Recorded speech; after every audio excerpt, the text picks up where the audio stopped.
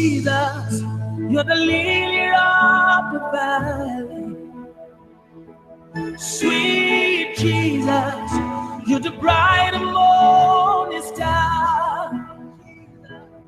Oh, Jesus, you're the mighty man in battle. I call you Jesus, the master of all. Oh, Jesus, you're the lily. I call you Jesus, the master of all. Oh, Jesus, you're the lily. I call you the master of all. Oh, Jesus, you're the lily.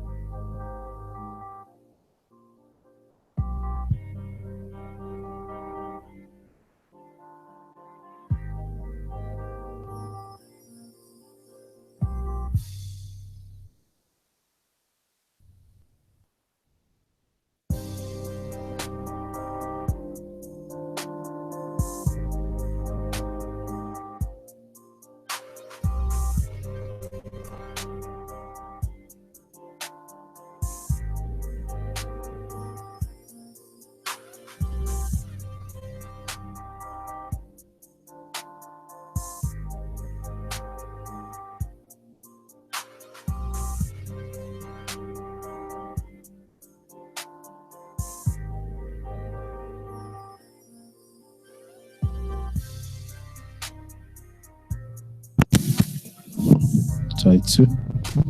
Hello, try two. Try two. This is mic on two.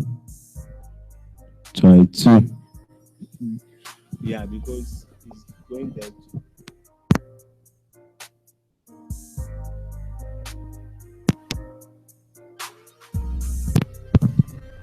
So they will only hear.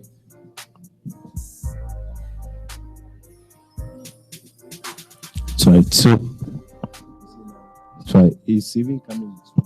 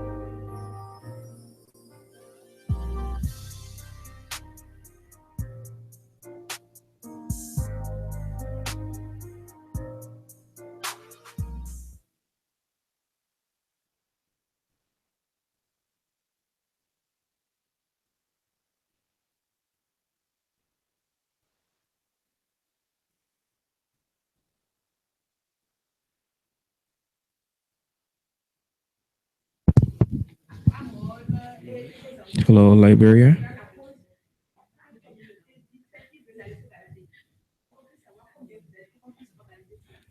Hello, Liberia. Can you hear me?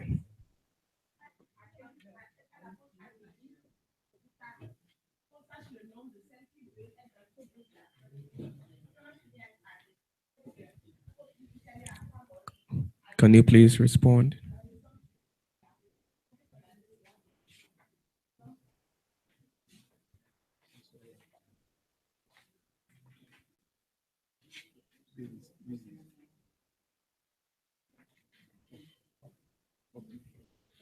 Can you hear us talk?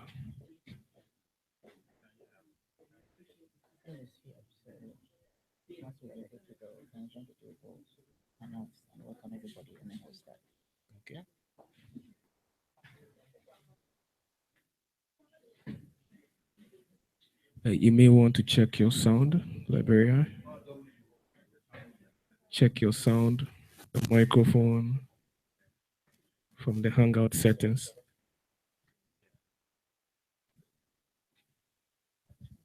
The Hangout settings, we can't hear you.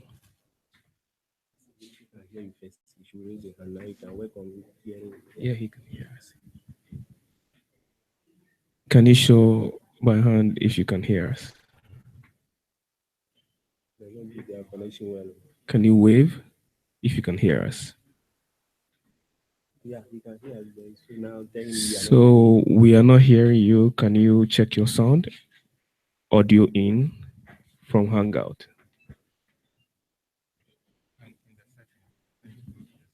The settings.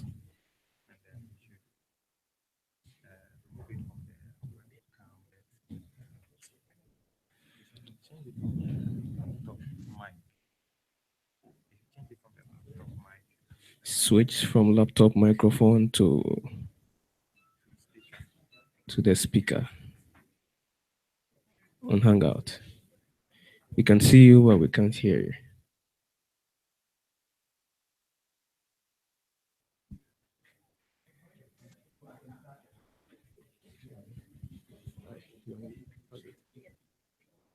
No, so we improvise. We have to do some switching. We didn't get it. The lady I couldn't reach and the phone is off. Is it just still?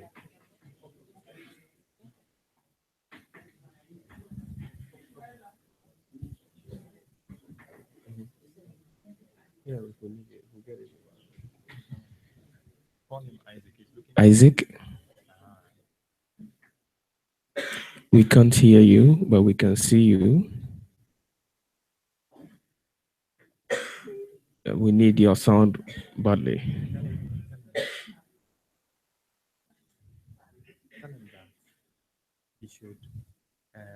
you should use the laptop mic for now, and let's see.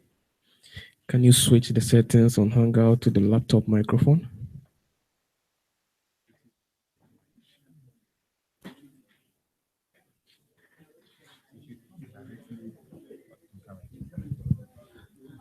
Hello, Isaac. Isaac, do you remember what we did yesterday? I could hear you. So now you're using a speaker. Go back to what we did yesterday and let's see if we can hear you with that one before you go back to the speaker, please.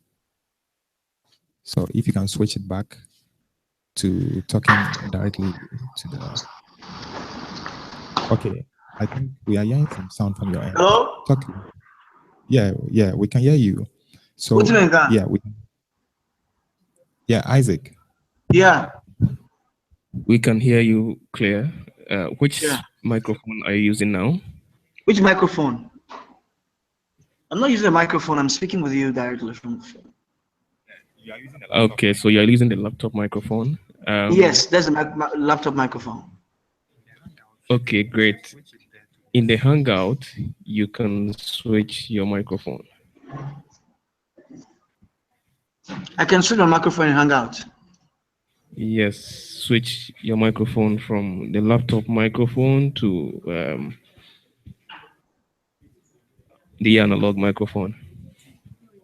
But what I have here is communications, and I have defaults. I have communications, and I have microphone, real talk, real tech, high definition audio. Okay, so Realtek high definition. Can you identify that on Hangout? Yeah, that's what I'm saying here on Hangout. Yeah, what I'm saying is, can you select the Realtek in Hangout audio settings? Yes. Okay, I selected it. Yeah.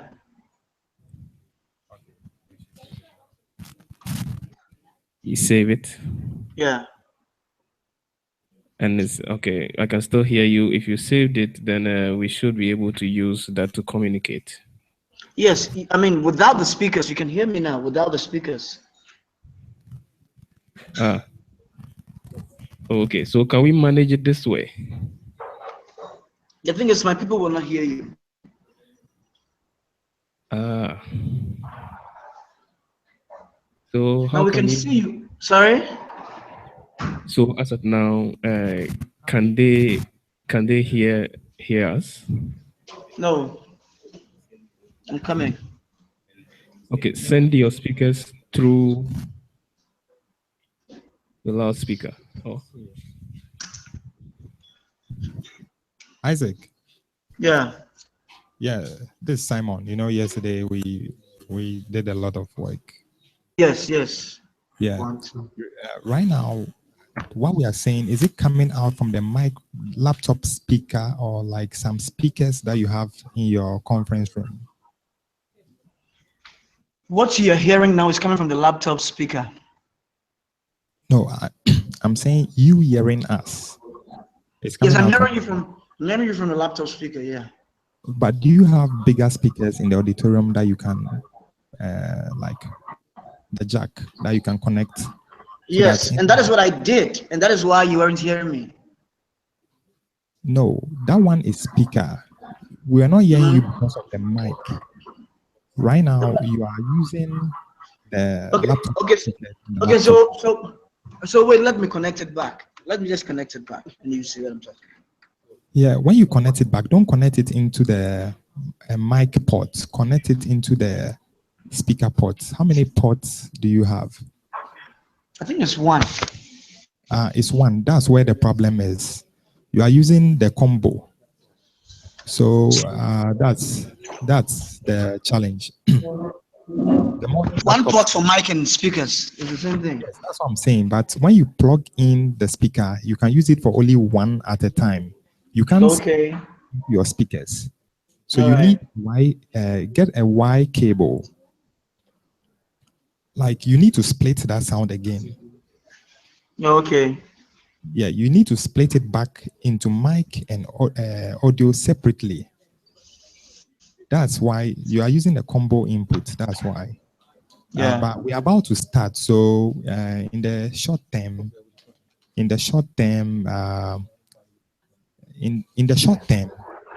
turn on the speakers, but don't connect it to the laptop. Just put it by the laptop. So when we talk, it can be louder over there. Is that okay? Okay. Yeah. Yeah. You put the microphone by the laptop. So when we are talking, it becomes louder over there. Okay. So in the short term. Okay. Thank you very much. All right. So the no problem we're having with those people right now. The laptop we're using, one folder for microphone and speakers. So I try to connect this speaker to it.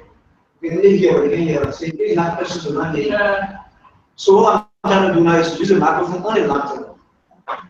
Then we speak together. Then we ask questions so we can hear you. You don't have to close it. Just speak louder here to hear you. Because the microphone, the laptop microphone that we're using. We're using a computer that has separate microphone area and speaker area, then it's easy.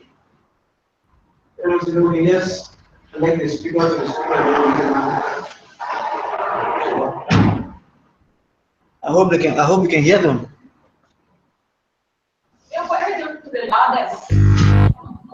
Yes, we could hear them. I think something like that. So, Simon, yeah, Isaac. can Can you hear from us here? Yeah, we could hear them, I think excited. They were excited. Yes. All right, so what's going to happen is I'm using the microphone on the laptop. Yes. We're about to start here. So All right. we'll continue later. Thank you. All right. Ok. Laissez les gens peuvent s'asseoir. On va commencer. Il est l'heure. On va commencer.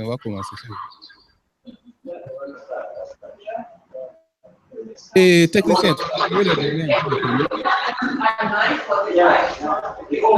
Yeah, West Africa is at 9:45. So just check until you have time. Yeah, we see it's 3 countries, Nigeria and Liberia. It's happening in Ghana. Yeah, the whole one. So you have a team at 9:45 when you're ready. So what will you do? Another movie.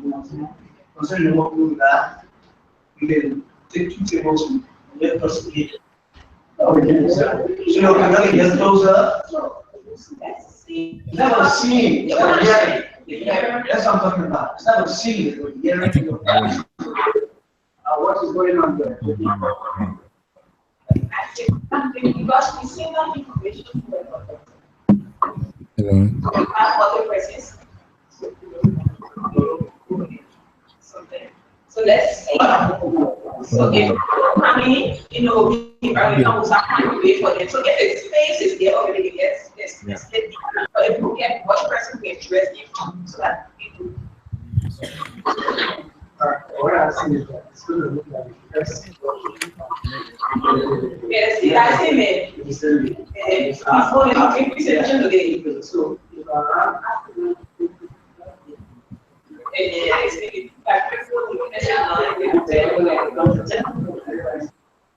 Allô? Oui, vous me recevez?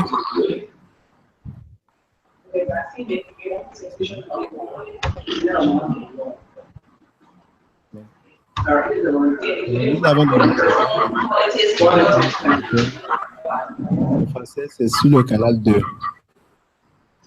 Donc vous tournez. Actuellement, j'ai déjà tout fait. Donc vous avez juste ça en temps. Vous me recevez.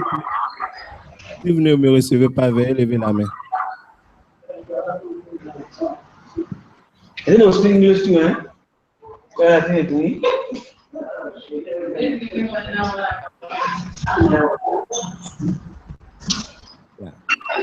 Si vous ne me recevez pas, veuillez lever la main. Vous me recevez en français? Ok. For the English channel. For Anglophone people, if you can hear me. If you can't hear me, just raise your hand. Can you hear me? One channel 1. Can you guys hear me, please? No, if you are speaking English, you can't hear me. You can hear me. Okay. So we are all set. So French is on channel 2 and English is on channel 1. Is that okay? Is that okay, please? Vous n'en avez pas.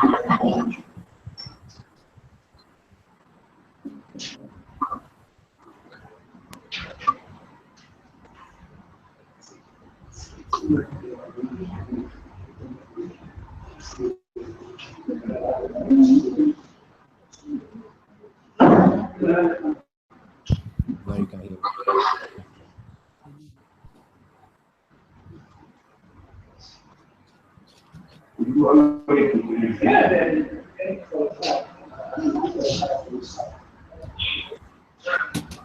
Yeah.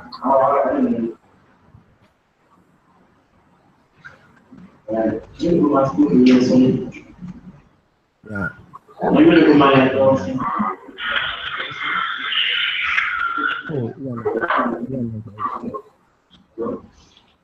yeah, can you hear me? You can hear me, right?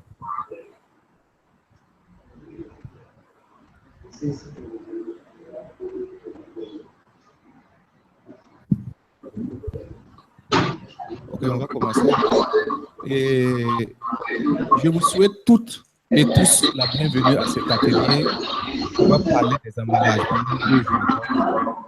Vous êtes la bienvenue à Accra, au Ghana, à Ibis Hotel pour les 2 jours de travaux.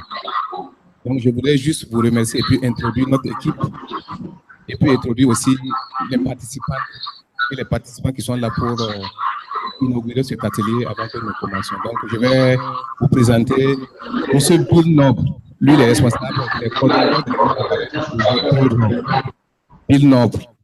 Donc, après Bill Noble, je vais vous présenter Madame Gift Ampoko. Gift Ampoko. Elle est la députée ministre for Women and Gender Affairs. Elle est venue pour vraiment vous encourager. Et je vous présente aussi Madame Gladys. Elle vient de la Chambre de commerce. Gladys, s'il vous plaît. Donc, sans plus tarder, je vais donner la parole à Bill Noble pour pouvoir donner son mot introductif. Et après, il y a Madame Gifty aussi va prendre la parole pour le mot d'ouverture de l'atelier. Donc, je passe sans tarder la parole à M. Bill Noble pour son mot.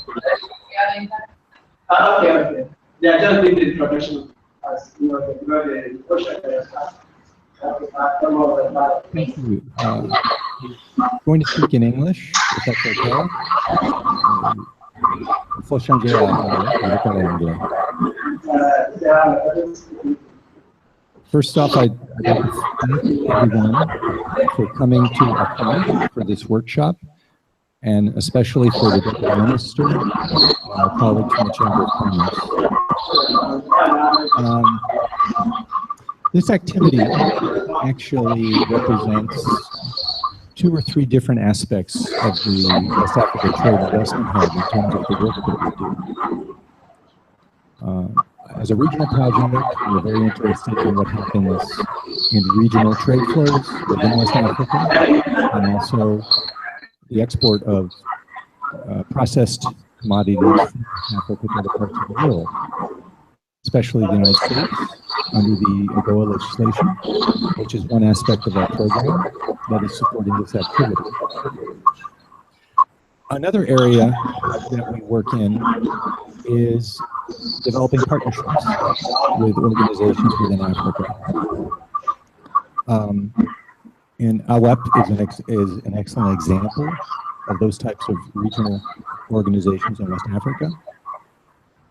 I remember about 6 years ago, I was working in the U.S. Embassy in Niger when the first cable came about the creation of that conversation. I read it and talked about it with the ambassador who I worked with at the time, and she thought this was a great initiative, and she wanted to get started on identifying partners within Niger about creating a program there under the Awep banner.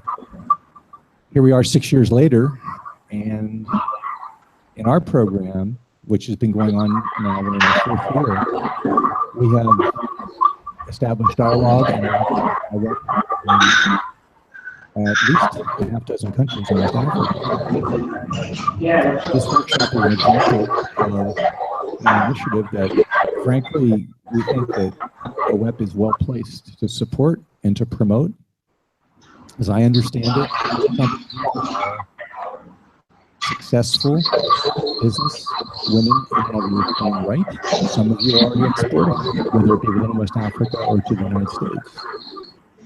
So, working with an organization like Awep and obviously organizations like the Chamber of Commerce is very much in line with the work that we do.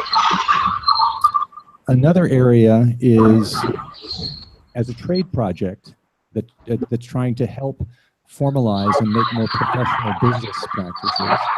Adhering to grades and standards is a big part of what we do. Now, when we talk about exporting to the United States, as my colleague Mohammed is going to be giving a presentation later on today for AGOA, packaging is a key standard. Some of you, I believe, have done some exporting to the United States. And if you've gone through that process, it's very, very strict as far as how you present what you are exporting, especially if it's anything linked to consumption, food items, there's a health issue. The United States is very strict, but it's not just the United States. Even in Ghana, there's strict protocols about food safety and packaging. I think our colleagues at Awep Ghana understand that. So grades and standards and packaging is an area that we work in throughout all the value chains, whether it be school, working with mango, other fresh fruits, and other products linked to shea and even cashew. So this workshop, in some senses, is a convergence of 3 or 4 disciplines we work in the West Africa Trade Hub. The fact that we've got representatives from 3 French-speaking countries working here in Ghana with their colleagues from Awep Ghana is, from my perspective, very exciting. We've got a lot of these types of activities in other value chains, where we bring in the Anglophones and the Francophones. It's important. I mean, this is all what regional trade is about. It's not easy. Different currencies, different languages, but the trade continues. We know that. What we want is to support a more professional and formalized trade where you have buyers and sellers that are winning every time they go and make a decision to do a transaction together. So, I spoke a little bit longer than I expected to, but I do want to welcome you to Accra if this is the first time you've been here, although I suspect for the Francophone colleagues they've been there before. We anticipate 2 days of a lot of debate. I know you're going to be visiting our lead trainer's facility tomorrow afternoon, and we will be there actually with a representative from USAID who wants to see the facility and look at the practical aspect of the program. So I hope you engage in dialogue.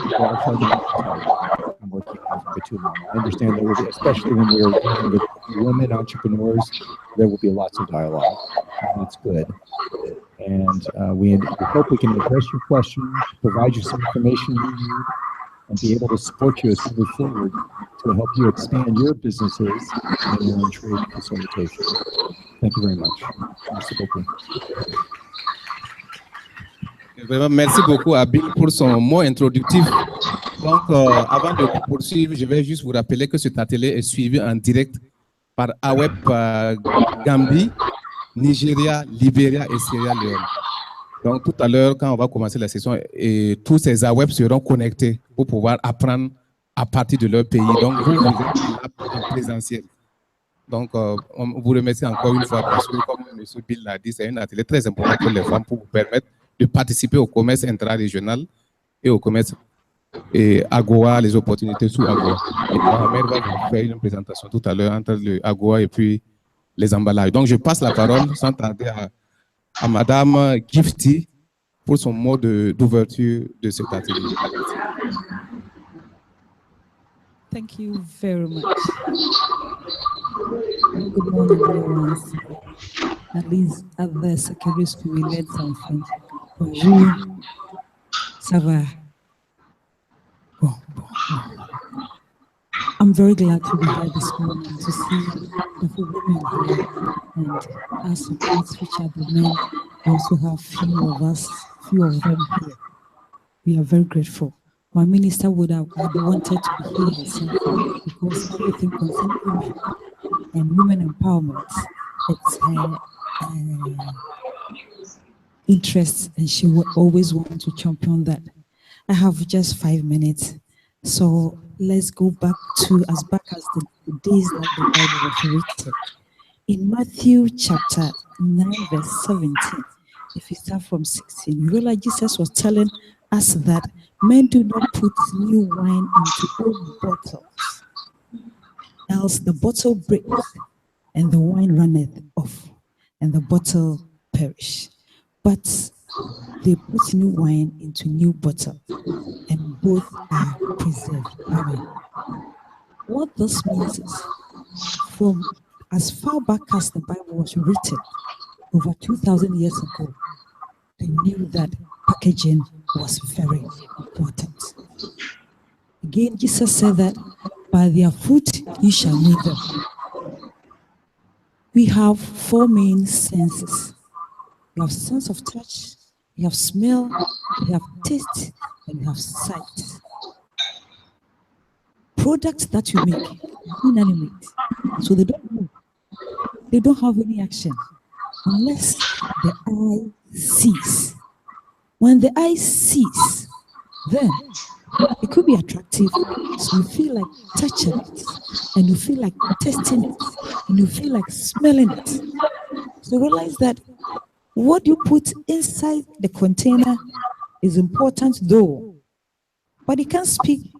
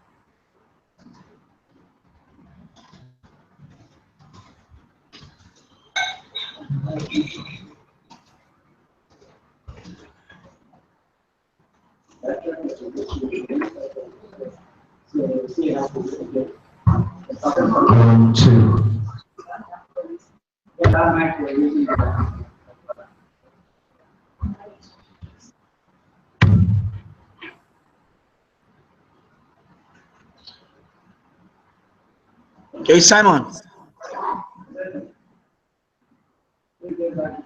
Hello?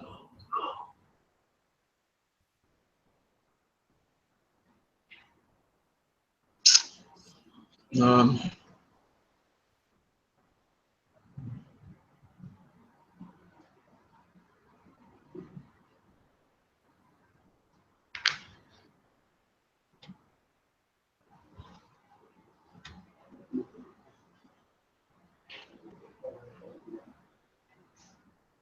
What's the man?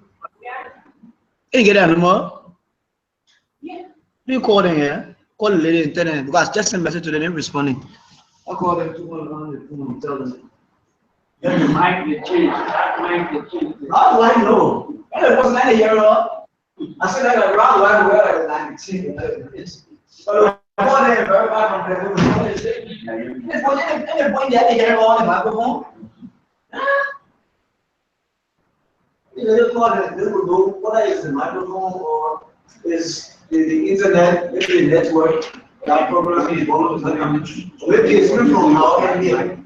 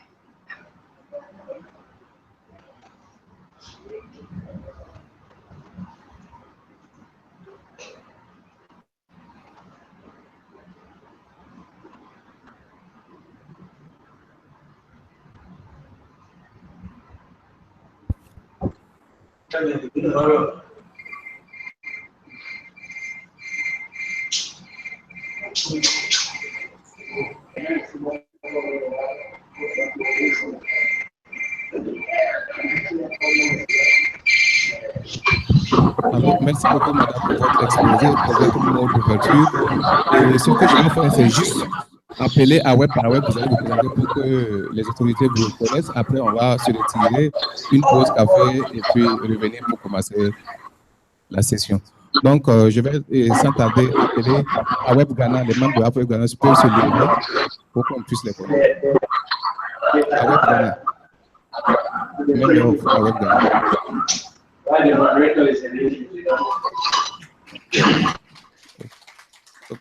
Thank you. Merci beaucoup. Thank you. Awep Burkina. Les membres de Awep Burkina.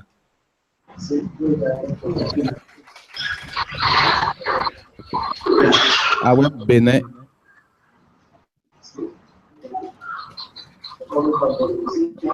Et Awep Togo.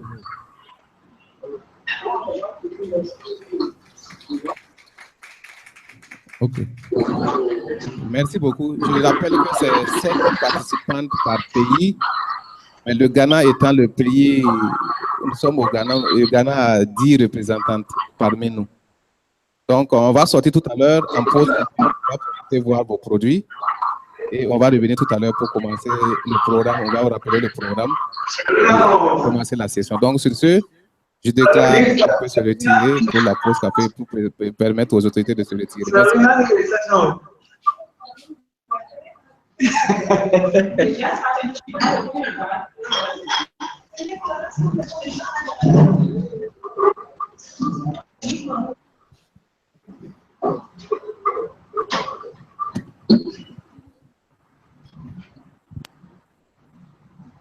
Like, bro, it's not involved with Awep was done. So like now we're trying to. When you're playing this thing, you decide La pause café, s'il vous plaît, c'est tout droit au niveau du restaurant. C'est juste pour 10 minutes, donc on n'a pas le temps. Vous pouvez sortir. The English, yeah. Then they follow the English country, really they choose like Ghana is an English country, they would have used like Ghana for Sierra Leone, Liberia, and Nigeria. Then they use maybe Ivory Coast or Togo for. Ghana is already far ahead. What I'm saying for this program, that's what I'm saying for this program, since you have Francophone and Anglophone countries, to ensure effective communication, effective results, English countries should focus on one. Like what we work with ETLS, now what they did. What I'm saying here, I have to from Mali, Togo, Benin, Benin. You should be that from the food. Two people are went together. That's why they go always. Yeah, these are the food. Now the English like Nigeria, Ghana, Nigeria, see that we are more in the English language, so they could not get everybody to go to Ghana. I agree. Yeah, maybe it's because the cost of sending people there. I agree. You want to have an impact on the food, so you should go through that. Everybody should go there. This is organization.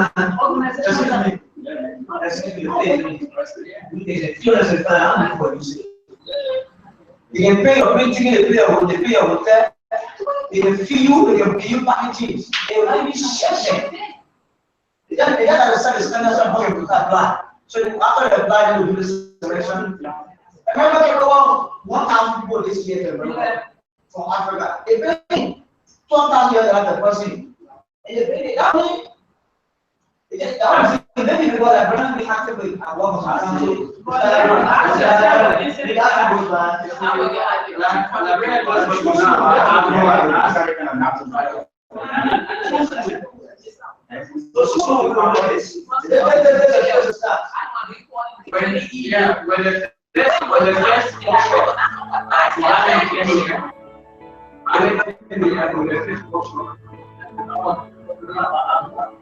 I agree, and I'm saying that. What you're saying, I see that saying it.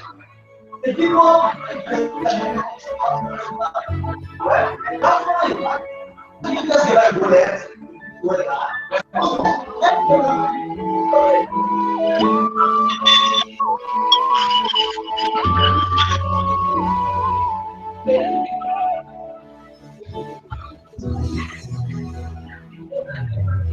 Oh, Jesus, you're the leader of the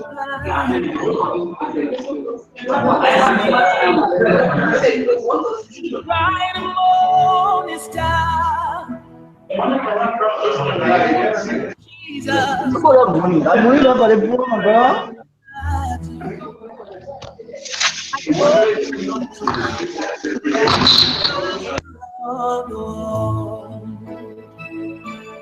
Oh, Jesus, you're the lily of the valley. Yes, you are. Sweet Jesus, you're the bright morning star. Morning star, yeah. Oh, Jesus, you're the mighty, mighty pastor. I call you Jesus, the master of all. Hallelujah. Hallelujah. Hallelujah. Hallelujah.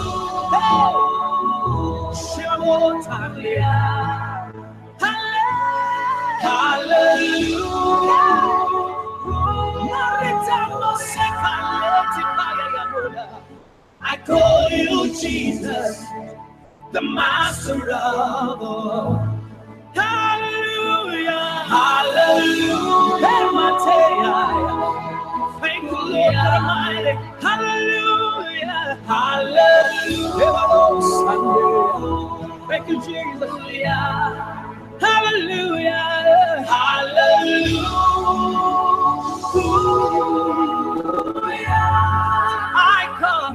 I call you Jesus, the master of all. I call you Jesus, the master of all. Oh, I call you Jesus, the master of all.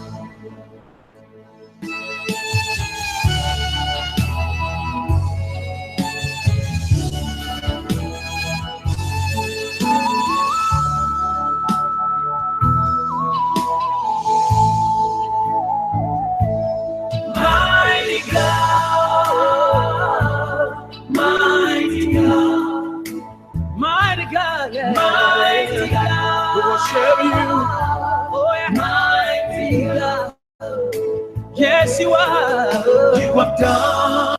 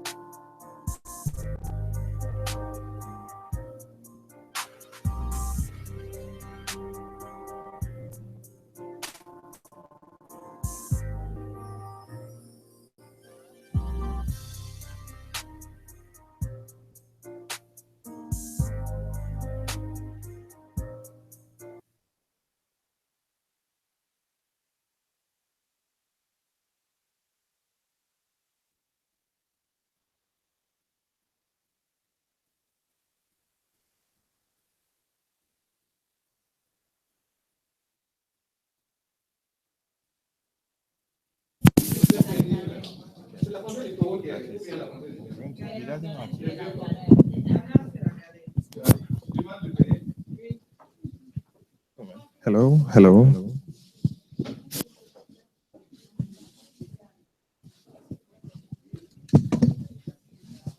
Hello, Isaac. Isaac, Liberia, can you hear me? They will write us. Hello, Isaac. They will write us. Yeah, hey, Simon. Yeah, you can hear me, right? Yes, I can hear you now. Yeah, great. Looks like our sound went off a bit, but we are back now. So how far have you gone with resolving the speaker? Well, I'm just using the microphone right now. Instead of, I mean, I tried to get a new laptop, but I couldn't get it. So I'm just using the microphone. And we can ask questions from here directly, that's all. Okay, so the other participants, how well can they hear us? Very well. Did you hear them? Yeah, I can hear them. All right. Okay, so in terms of day 2, that's tomorrow, try and get the Y cable, the splitter, the one that splits the combo back into mic and then audio. All right. Okay. All right. All right. Thank you very much. Okay. Okay.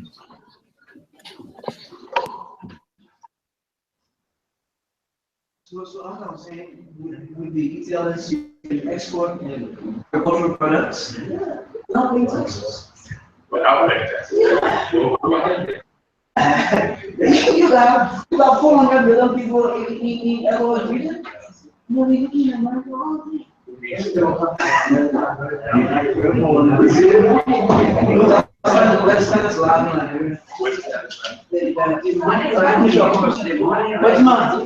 gonna slide where? It's in on the west administrator in the compound. What do they test? They have tried, they've been testing water. They have couple equipment, I think for the past, they've been checking water, instruments and other things. But one thing is they have not been accredited a year by the international body. So they are trying, they should be able to test certain number of artists before they can get accreditation. But the issue for them has been awareness.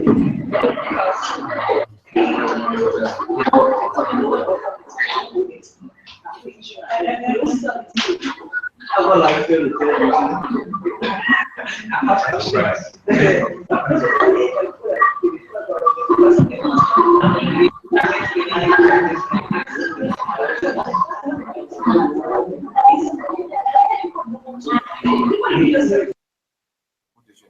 On n'a pas mis, mais c'est que non, quand tu regardes là, 11 heures là, on va donner pause café. No, let me collect what we give to them.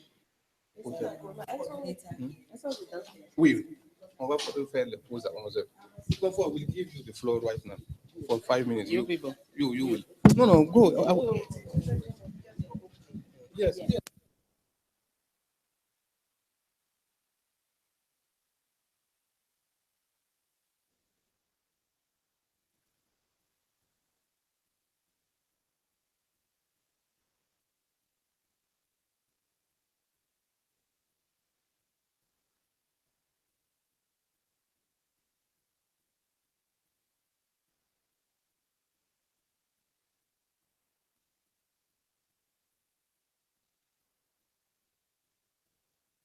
Ok, on va reprendre, s'il vous plaît. Donc, avant de continuer, je vais présenter M. Raymond Archer, qui est le formateur. Raymond Archer, can you stand, yes? M. Raymond qui va nous tenir 2 jours de formation et puis il va nous amener aussi pour visiter son entreprise d'emballage. Il est assisté par son assistant aussi qui est là. Donc. Et M. Mohamed, vous le connaissez bien, c'est notre spécialiste à Goa. Il travaille avec Kara Diallo qui était à Lomé avec vous et Mohamed aussi était à Lomé. Je pense que les Togolaises. Oui. Donc, je vais rapidement vous présenter le programme du jour. Après ça, on va désigner 2-3 rapporteurs pour prendre les notes et définir quelques règles qui vont régir nos deux jours de travaux. Et on va commencer la première présentation avec Mohamed Abou Iyana. Donc, le programme du jour prévoit tout à l'heure, Abou va vous présenter qualité, normes, conditionnement et étiquetage sous AGOA. Et après cette présentation, il y aura bien sûr des questions-réponses. Et ça, c'est entre 10h et 10h15. Donc, c'est juste un quart d'heure. Et après sa présentation, nous allons nous diviser rapidement en groupes pour parler un peu de vos attentes vis-à-vis de cette formation et qu'est-ce que vous entendez par emballage? Quels sont les critères d'un bon emballage, d'un emballage qui est attractif, tout ça. Donc, on va discuter ça en sous-groupe pour juste 10 minutes de discussion et 5 minutes de présentation. Et ça, c'est Abou et moi-même qui allons conduire les sessions en présence du consultant. Et après ces travaux de groupe, nous allons aller pour le thème 2 entre 11h15 et 13h. Mais avant 11h15, on se dit qu'on va prendre une petite pause de 15 minutes de 11h à 11h15. Et la présentation sur le thème 2 va concerner les objectifs des emballages. Quand on parle d'emballage, quels sont les objectifs que nous visons? Et après cette présentation, nous allons aller à considération relative à l'emballage et au symbole sur l'emballage. C'est toujours Raymond Archer, le consultant, qui va faire cette présentation. Et nous allons conclure notre journée entre 14h et 14h30 avec les enseignements que nous avons tirés. Je rappelle que ce sont les rapporteurs du jour qui vont animer. Nous allons animer, mais ce sont les rapporteurs du jour que nous allons identifier, qui vont nous parler quels sont les enseignements que nous avons tirés de cette journée. Donc, sur ce, je vais laisser Madame Confort donner son mot de bienvenue parce que Awep Ghana voudrait vous dire un mot avant que nous passions à la session proprement dit. Donc, je passe la parole à Confort pour son mot de bienvenue. Elle aimerait aussi vous dire un mot parce que elles ont vraiment lutté pour que cette formation se déroule, que se passe. Donc, je lui donne la parole.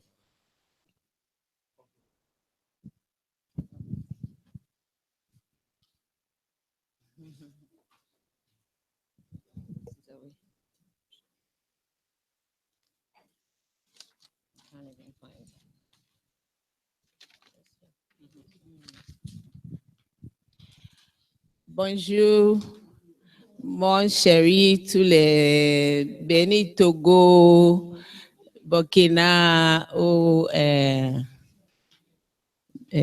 Bénin.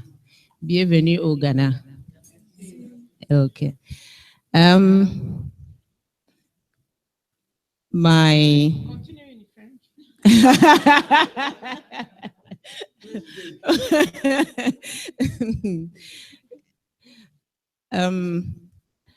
we just want to welcome you. I've cut off because where I'm supposed to start, I have cut it off. So I'll just start from the middle somewhere. And we want to express our special thanks to the West Africa Trade Hub for organizing this training program for us. We also want to thank our brother who is so much interested in women's success, Raymond Archer, who is an alumni, have the spirit of giving back to society. Raymond, thank you so much. We at the industry level understand the powerful impact of good packaging for demand and sale of our products. We have consequently made considerable investment in developing of packaging and labels to support the shelf life of our products, and most importantly, to attract patronage for our product. This task has become very challenging due to high costs of designing prototype packaging and producing the limited quantity required by small and medium business enterprises. We welcome this great opportunity to be part of this learning experience for effective packaging of our products. Our desire is that what we learn will guide us individually to improve our packaging so that we can contribute to showcasing excellent packaging for local and the international market.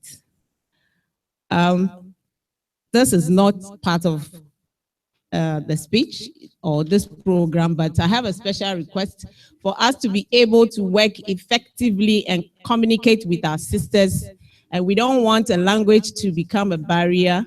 We are just putting this to the West Africa Trade Hub that they should organize a sponsored business French classes for us. Thank you very much.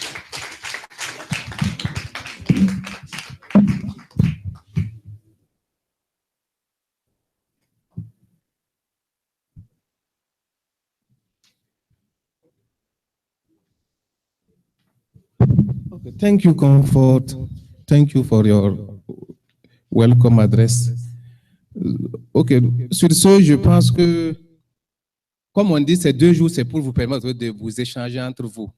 Vous êtes venus pour aussi vous connaître et puis faire des affaires entre vous. Donc, nous encourageons les femmes vraiment, après cet atelier, de rester ensemble, d'échanger beaucoup pour pouvoir se connaître mieux, parce qu'on ne peut pas faire la présentation individuellement. Ça va nous prendre beaucoup de temps, mais déjà, les noms déjà, et puis vous savez, vous connaissez déjà, je pense. Et puis, nous vous encourageons à vous travailler, à vous connaître davantage pour pouvoir faire les affaires ensemble. Donc, sans trop tarder, je vais passer la parole à Mohamed pour sa présentation. Mohamed Abou Iana. Good morning, everyone.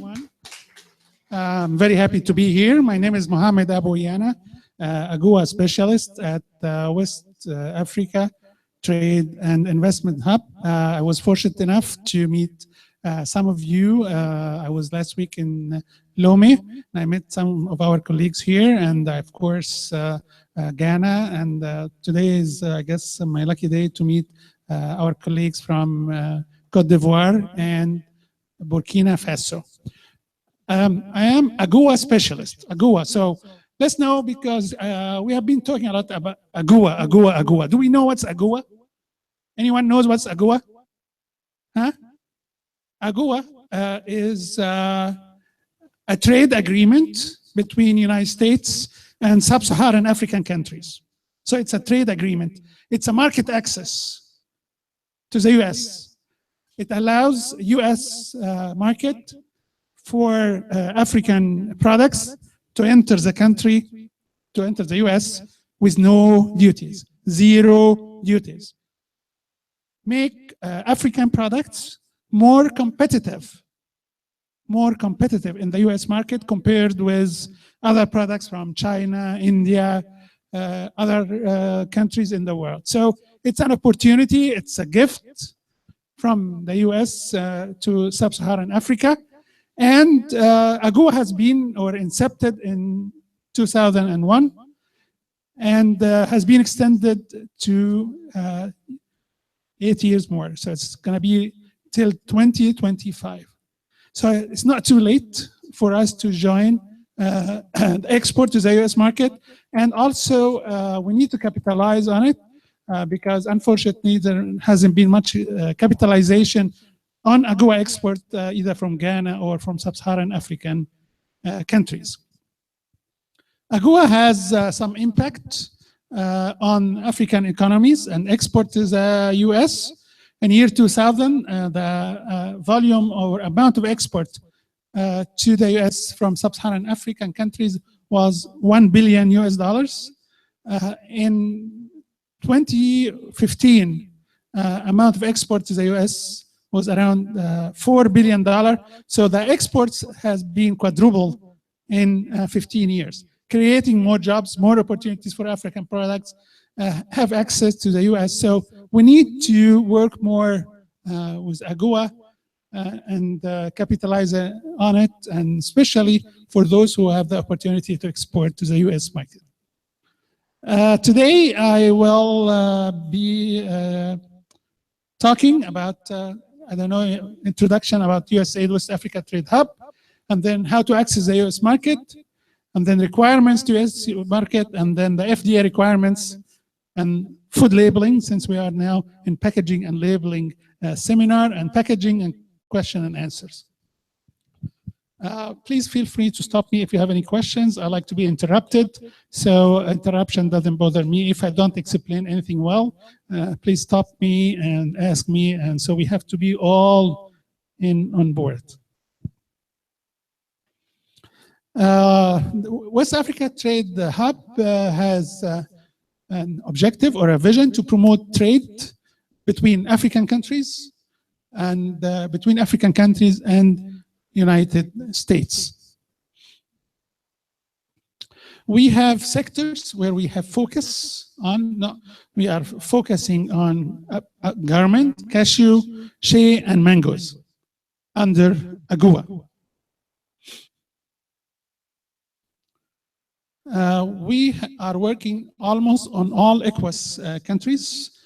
So we are working on 15 different countries.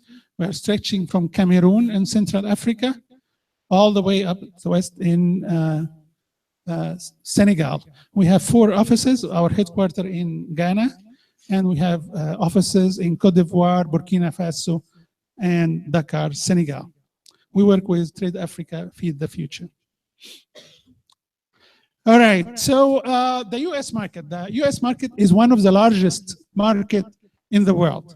It is actually create a lot of opportunity for many people to enter the US market. A lot of people in the world trying to enter the US market. Everyone wants to sell in the United States.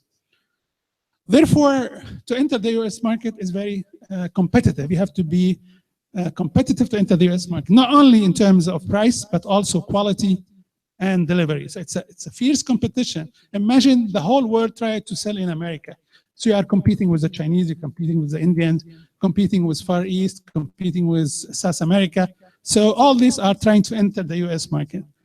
Not only that, the US market is very strictly regulated. Everything has strict regulation. So you have to meet the requirements, you have your product to be tested and meet the requirements set by the US government or by the US buyers. Also, you have to communicate well. The buyer, if you want to sell to the US market, the buyer expects you to read his or her email. You have to get back to the email within 24 hours. So communication is very important, or one of the main things we need to know and to do and to work on when we are dealing with the US market. Also, we have to deliver on time and follow up and address issues. If you have a complaint or claim by the buyer, we have to address his or her concern. And also, it's a very small world. So buyers talk to each other, buyers know each other. So if something bad came from a country in Africa, it's not that product, but the whole country. If someone from Ghana did something not good, that it's not only that company, it's the whole of the country. All right, so what we call tips for marketing. It's called ABC. Do you have a new product? Do we have new product to offer in the US market? I'm asking you guys, do you have new products? Yes, okay. Do we have quality products? So? Okay. Are these quality tested and certified by third-party independent organization? No? Yes, maybe? All right, good. Do we have cheap products? Can we be more competitive? Because AGUA, which give a cut on the duties, it gives you an advantage. Sometimes this advantage up to 30% advantage. So do we have cheap product? Yes, no. Do we have the right certifications? Like all these buyers need a certificate from third-party independent lab or testing facility. Do we have the right certifications? Yes, no, maybe, right? So let me ask you guys, since we are all here, how many here have a certified product from internationally recognized lab? Some maybe. So this is one of the things, because buyers in the US are very selective and very picky. And so many people trying to get into the US market. So we need to get ourselves ready from all these certifications. We need something to certify that our product has the quality requirement for the US market. Also, there is what we call social compliance now becoming an issue for us. How you treat your people. How is the working place? How is the setup of the workplace? Do we have enough lighting? Do we have enough bathroom in the workplace? Do you force your people to work overtime? Do you pay your salary on time? So this is called social compliance. So social compliance, like fair trade, is now not only all the requirements regarding your product, but also how you treat your people, your workers, number one. Number two, there's an increasing trend in the US for what we call organic products. Organic products, it's a huge market growing in the US. People try to be more healthy in life, so they don't want a pesticide or fertilizer used in their products. So there are more demand for organic products. Also, in the US, they want to transport by sea for many reasons. It's cheaper. It's the environment is less polluted, like planes. So there are so many requirements for the US market. It's not very hard to export under AGOA. Some people here, I'm sure, have done export to the US. And please, have you done, any of us here, any of one here exported to the US before? Has the opportunity to export to the US? Yes, so we have an example here, a life example too. So people have done it before. So I'm sure if one of us or two of us can do it, all of us can do it. The presentation will be emailed to you, so you don't need to worry about it. And right, so we'll send the email, the presentation via email to you. Any questions, please? Any concerns? Yes.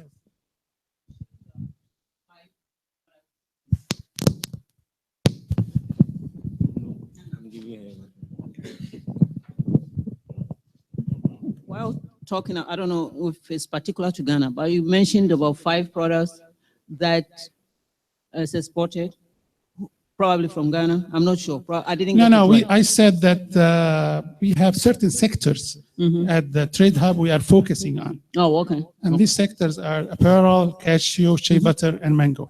And then you said, do anybody has a new product? How do you get a new product? How do I get a new product? How does a businesswoman introduce a new product? Well, I'm coming to that. You have to do your market research, what is in the market, and how can you fit a niche thing inside that competitive market by several ways. But I'm coming to that. Thank you. It was a good question. Any questions? Yeah?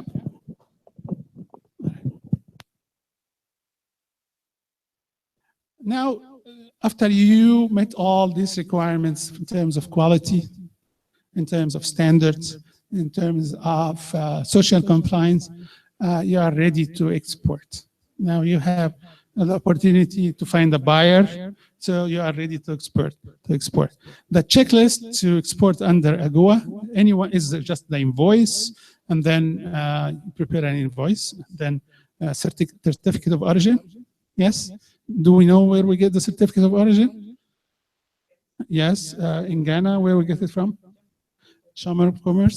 In Togo, maybe we get it from the ministry or the Chamber of Commerce. So either the Ministry of Commerce or Chamber of Commerce, you need a certificate of origin that your product is made and originated in the country. That's very important.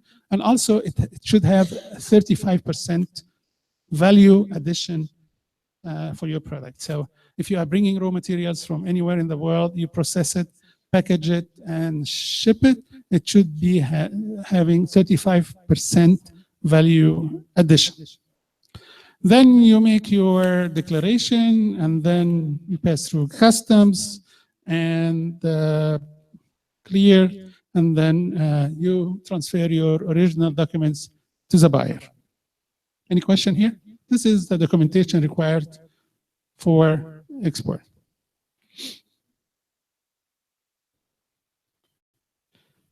All right, so now we're coming to AGOA. AGOA is what we said is an opportunity where you can sell to the US market without duties. So what we have here, what we call HTS, or Harmonized Tariff Schedule. Each product you have, whatever the product is, soap has HTS number, mango has HTS number. Any product, your pen has HTS number. So all the product has HTS numbers, code or type. And then in our example here, we have the description. The description. I don't know if you can see it or not. Here on column number 2, you have the description of your product. So it's in this case here, it's handbags. So you are trying to export handbag to the US. So you get your HTS for the handbags and then the description of your product. And then we have the duty rates. After that, we have 2 or 3 columns for duty rates. If it is regular duties, that means you are not part of any trade agreement with the US or not part of AGOA, you pay duties. In this case, around 5%. In this case, is around 5.3%. If you are special, or that means your country has a special trade agreement with the US, it's basically free. So you don't pay any duties. So that means in this case, you are 5% cheaper than your counterpart or the other exporter in other part of the world. Number two is a column where the US government trying to put barrier in trade with them, like they don't want to deal with this country or import a product from this country, so they have very high duty rates up to 35%. But here in sub-Saharan Africa, all products, AGOA has almost 6,400 products under AGOA to export. All the duties are eliminated. Some of the duties, like in textiles and apparel, up to 30%. So it's an opportunity for us to capitalize on it. Any question, any concern? I understand there is translation, so. No. So if you don't ask me, I'm going to ask you. So. All right, so now we're going to agribusiness. Agribusiness. Some of us working here on shea butter, some of them on cassava, some Gary, so some mango, pineapple, etc. So the US market had certain standards you have to meet, the product has to be met before sending to the US market. One of these standards called phytosanitary standards has to be met, and all the requirements for this standards are on the link. We have it here. So you have to meet certain standard. Also, you have to meet traceability, labeling, and worker treatments for agriculture products. Any questions?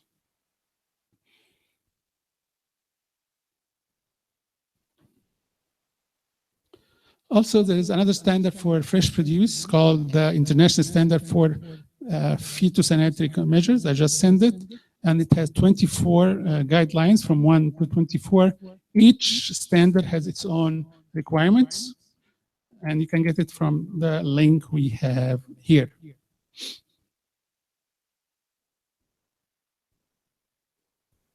One other standard required, this is more of, yes. Yeah. Bonjour. Voilà, en fait, on aimerait bien noter les liens. Donc, il y va trop rapidement pour les liens.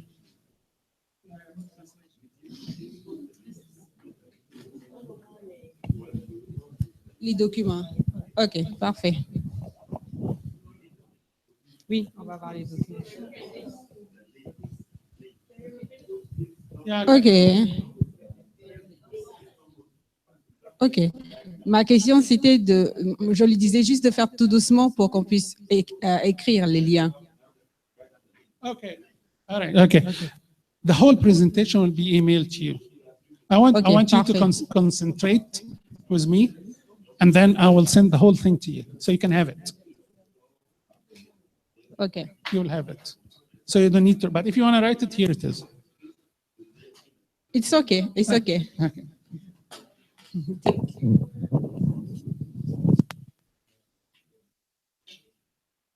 So you all left your emails in the sign-up sheet.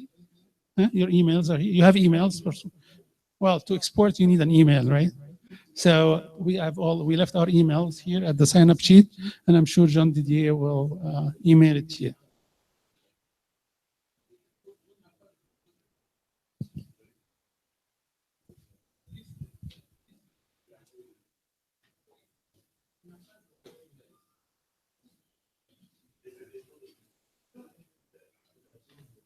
Oh, okay. You will have it. You will have it. I'm sure you will get it. All right. Any questions about the requirements? Okay. This one?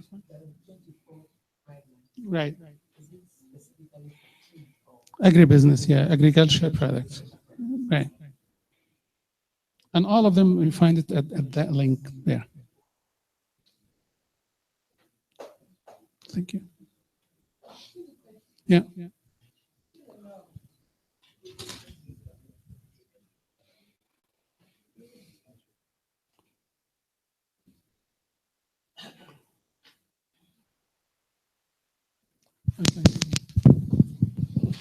Merci. Sur les normes, nous venons de voir qu'il nous faut atteindre des certifications, des qualités et des niveaux en général et selon nos produits. Ce qui nous intéresserait à savoir, est-ce que TradeHub a déjà fait un recensement des capacités nationales d'accompagnement pour ces certifications? Est-ce que vous avez déjà, ce n'est qu'une information, est-ce que vous avez une documentation pour nous, les pays que vous suivez, pour savoir si oui ou non, dans nos pays, nous avons les institutions, les outils nécessaires si nous voulons aller vers les normes et avoir les certifications pour les atteindre. Si c'est une charge importante par pays, c'est ce que j'ai cru comprendre en posant la question, est-ce qu'il y a au niveau régional des institutions déjà établies si nous sommes intéressés pour nous accompagner pour atteindre, déjà au niveau régional, Ouest Afrique, est-ce qu'il y a des institutions à même de nous accompagner pour atteindre les normes demandées ou est-ce qu'il va nous falloir nous adresser à des institutions internationales pour avoir les certifications? Merci. Thank you. That was very good questions. For instance, countries like, I talk about Ghana. And I want to export agriculture product from Ghana, for instance. Ghana has its own institutions and organization which you have to obtain their certificate before you export. Like in Ghana here, we have FDA, right? We have organization, number one. Number two, we have the standard board. And also we have the phytosanitary, the place where we can get phytosanitary certificate. So and each country has its own national organization that you have to get your certificate from the country before you export. So on the other hand, sometimes some of the buyers required a third-party certification. Either a third party because they want to make sure that your product meets the standards. So we know about SGS, right? SGS, I'm sure SGS here in Ghana. Intertech, have you heard about Intertech? Bureau Veritas. So some of the international recognized labs are available in the region. I know some in Ghana. Maybe if the buyer wants to get certificate from them that your product will be tested at these organizations. Okay, thank you.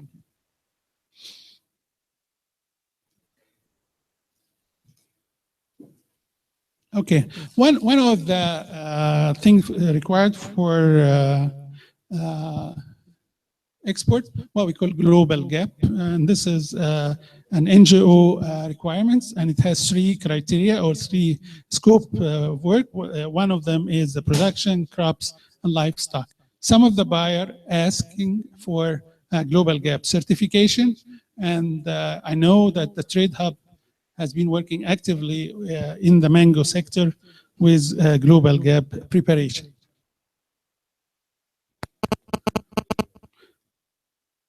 For pesticide, we have also all the requirement for pesticide with the EPA website.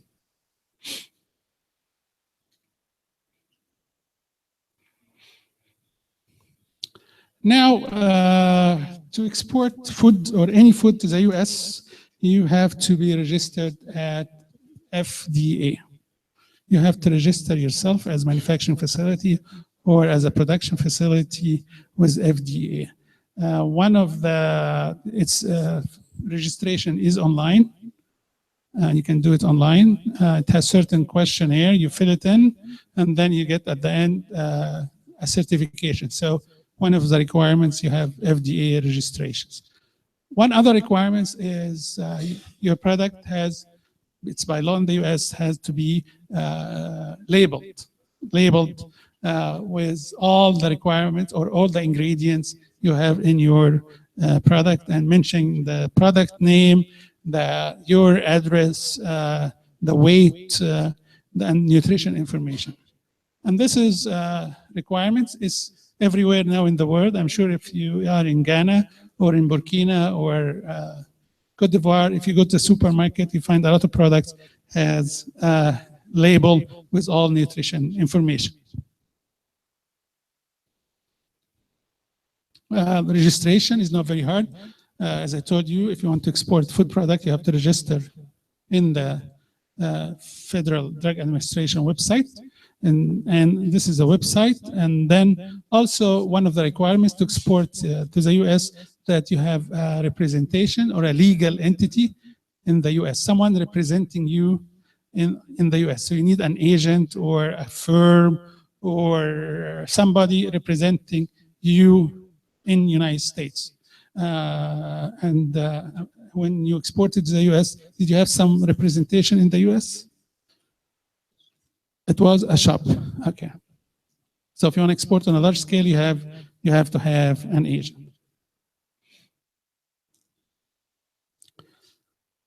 Questions? Yeah.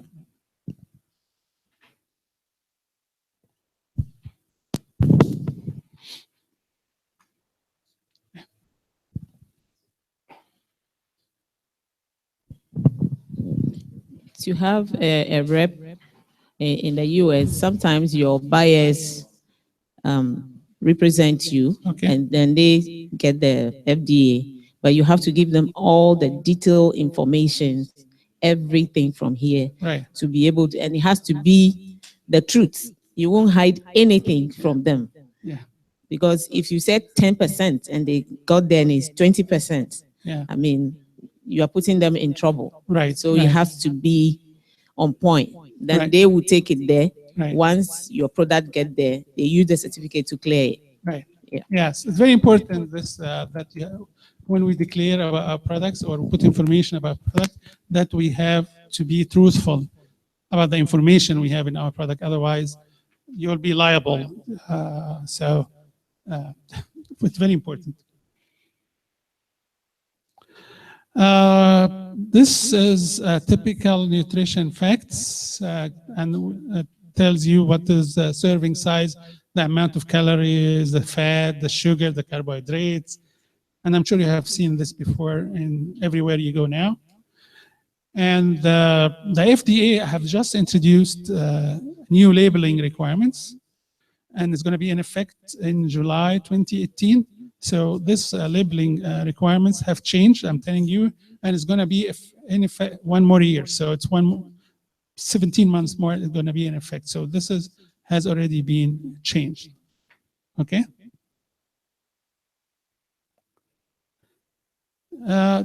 Why we have a food labeling guide? Because the US buyer or consumer wants to know what he or she eats, how much sugar in the product, how many fats in the product, how many calories. So the food guide or the labeling requirements tells the consumer in the United States what's in the product and what he is eating or what she is eating. So it's very important. And now it's everywhere in Ghana, in our countries, we have these labeling requirements as well. The basic food labeling requirements here, it's a law, by the way, you have to put it in certain way. So it should be large enough to accommodate all the mandatory labeling information. I'm sure Mr. Raymond will talk about it. And it has to be certain design, easy to see. You don't obscure any information from the buyer. So there's certain requirements where you put the principal display. And also about the information panel, where to put it, what kind of information to put in the information panel. Any questions? Yes. Est-ce qu'il y a un standard et un niveau d'exigence commune à toute l'Afrique de l'Ouest par rapport au packaging, par rapport aux normes qui existent actuellement? Est-ce que actuellement ECOWAS a travaillé sur des choses qui sont communes à toute l'Afrique de l'Ouest ou pas? Est-ce qu'il y a des choses dans les normes, packaging, information, analyse, certification, qui déjà ont été déjà formalisés ou pas? Thank you. Very good question. To be honest, I don't know. I don't know. I think it's up to each country now. But I don't know if there is regional labeling requirements under ECOWAS. But from wherever you go now, you find labeling requirements. But if you want to sell your product, you should meet in the US. You should meet the US standards.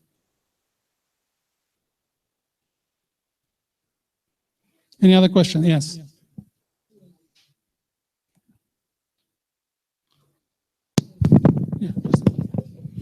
Merci. Moi, je suis Madame Bintou Palm de Burkina Faso. Et je pense que nous avons plusieurs institutions qui sont là pour le contrôle de nos produits à l'exportation. Et moi, mon souhait est que par rapport aux exportations vers les États-Unis, on ait une institution de contrôle final. Parce que je sais que nous avons vécu des cas, mais pas avec les États-Unis, avec d'autres pays où les produits sont partis et qui ont été rejetés. Et là, ça nous engage des coûts. Il faut payer le transport retour. Et pour éviter toutes ces difficultés, moi, je pense qu'avec AGOA, avec le système américain, il faut quand même qu'on ait un service de dernier contrôle qui peut donner son visa avant l'exportation. Merci. Thank you very much. That was a very good question. Okay. AGOA is a trade agreement. It's a market access, so it has nothing to do with the standards, has nothing to do with the regulations, has nothing to do with testing, has nothing to do with cross-examination. So AGOA is a preferential trade agreement between United States and sub-Saharan African countries. So to have, I think your idea is a very good idea, is to have an entity in the region or in the country to make sure that all the requirements are met. But I know in Ghana there is institutions and organizations, and I'm sure in Côte d'Ivoire there are institutions and organizations. And Burkina has institutions and organizations which can verify that the product is according to international requirement. So from what I get from you, that you are questioning the credibility of these institutions and organizations. You think they are not credible enough, or they are not accurate in their testing, or what? I didn't get what. You need an organization over them to oversee their activities?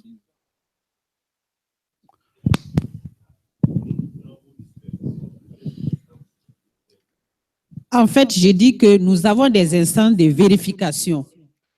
Après avoir rempli toutes ces instances, le système américain peut donner un dernier contrôle, un dernier visa.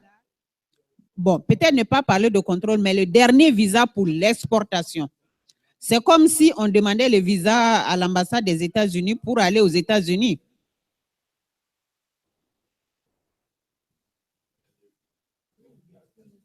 Well, you have the FDA requirements. You have the FDA requirements. The US FDA requirements, that's number one. Number two, the buyer, sometimes the buyer tells you where you have your product tested and certified. Tells you where to go to, so to SGS, Intertech, or other, you get certification from these places. Yeah. That's good, okay. Any other questions, please?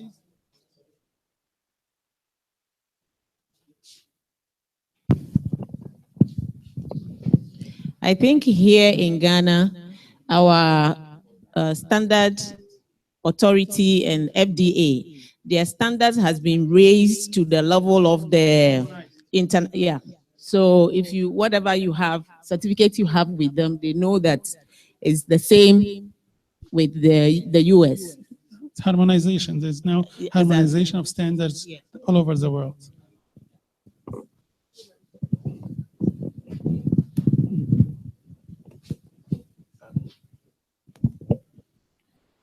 Je crois que ce que je voulais dire, il y a déjà eu des petites réponses à ça, mais j'ai compris pendant ma formation pour les échanges Awep, qu'il y a une grande différence dans le textile entre l'étiquetage des États-Unis et de l'Europe. C'est complètement différent.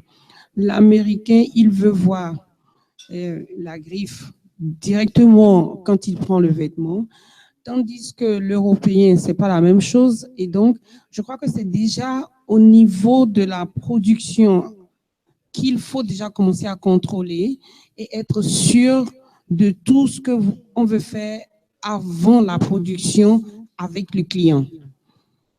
Et là, ça évite tout, parce que si même il faut faire un dernier contrôle, avoir un visa avant d'envoyer, on a déjà perdu beaucoup de temps et beaucoup d'argent. Donc, le contrôle doit être déjà avant la production ou déjà à l'échantillonnage avec le client. C'est ce que je comprends. Quite right. You're right. I agree.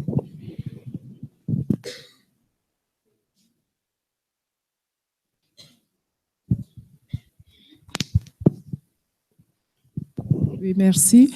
Est-ce qu'on peut être, Okay.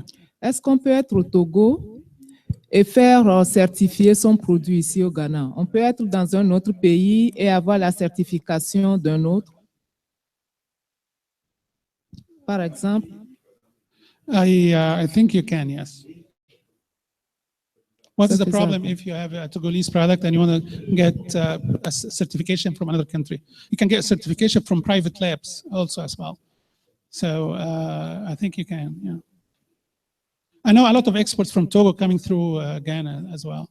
You know, a lot of exports originated at Togo and exported through Ghana as well. There's something, I don't know if AGOA, you know about this AGOA, this called the rule of accumulation of rules of origin. That mean you can get any products from AGOA eligible country processed and exported from a different country as long as the two countries are AGOA eligible. So like you can bring orange juice from Mali, package it, label it, and sell it to the US market from Ghana because Mali is AGOA eligible country and Ghana is AGOA eligible country. Yeah, accumulation of rules of origin. Yes. Okay.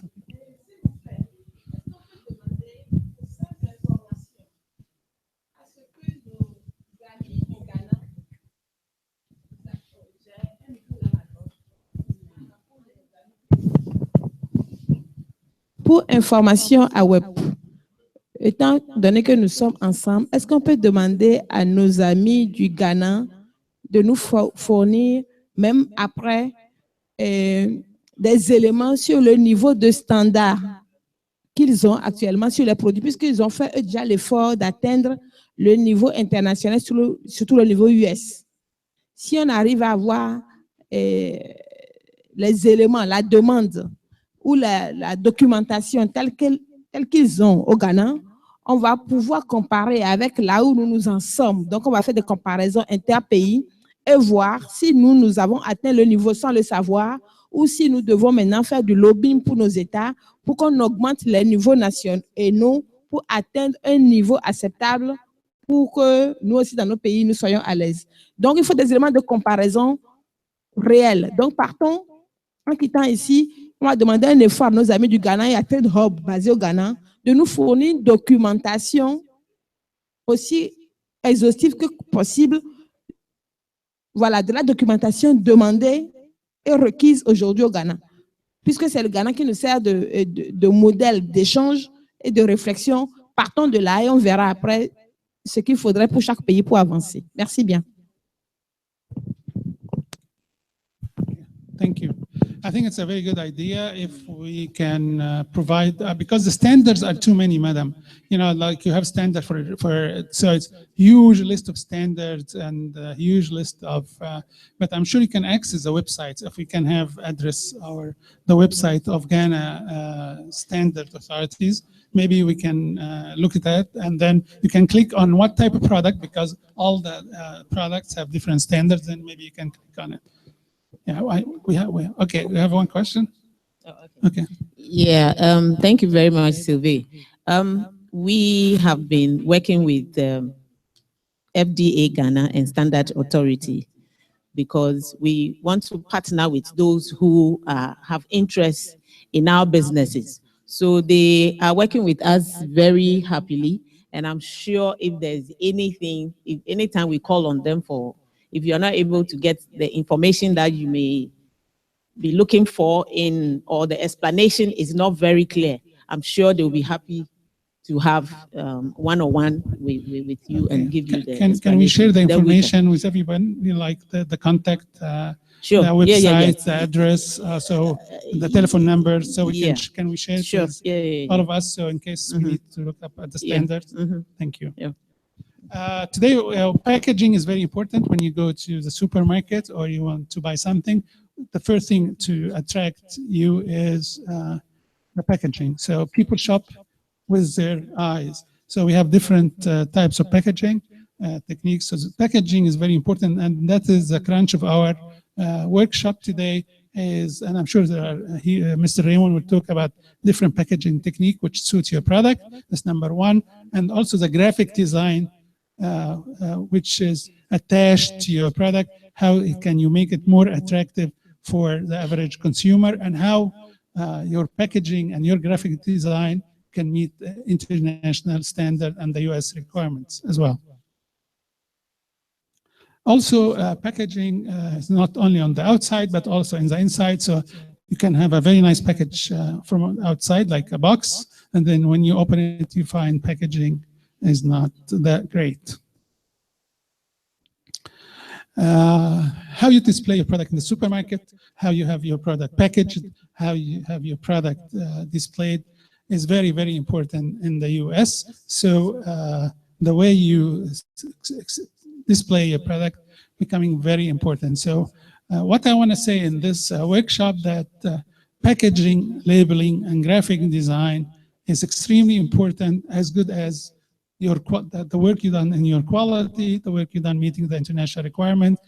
The emballage or the presentation of your product is very important. And thank you. If you have any questions. Any questions? Thank you. Okay. Hello. Okay. Merci beaucoup à Mohamed pour son brillant exposé. Je vais demander une fois de plus de l'applaudir. C'était très enrichissant.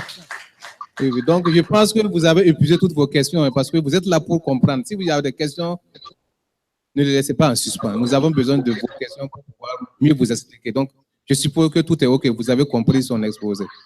Et toutes les questions en suspens sont levées. Donc, merci beaucoup. Donc, nous sommes un peu en retard. Donc, on va aller à la deuxième session qui consiste à faire des travaux de groupe. Donc, pour ça, on va aller vite. On va compter 1, 2, 3. On va faire 3 groupes de 10.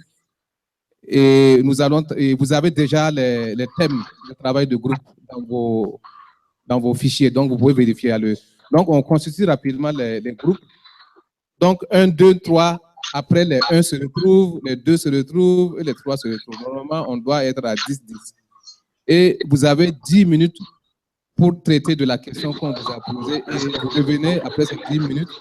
Et chaque groupe a 5 minutes pour nous faire sa restitution. Okay. Donc, je commence par là. Et one. Okay. Vous faites le tour et puis après les 1 se retrouvent, les 2 se retrouvent et les 3 se retrouvent. Donc, 1, 2, 3, 1. OK.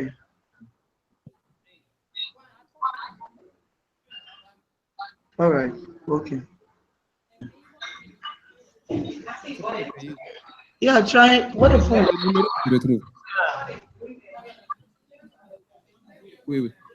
that questions from here? Hello. One of my colleagues was just telling me that ECOWAS has put in place a harmonized standard.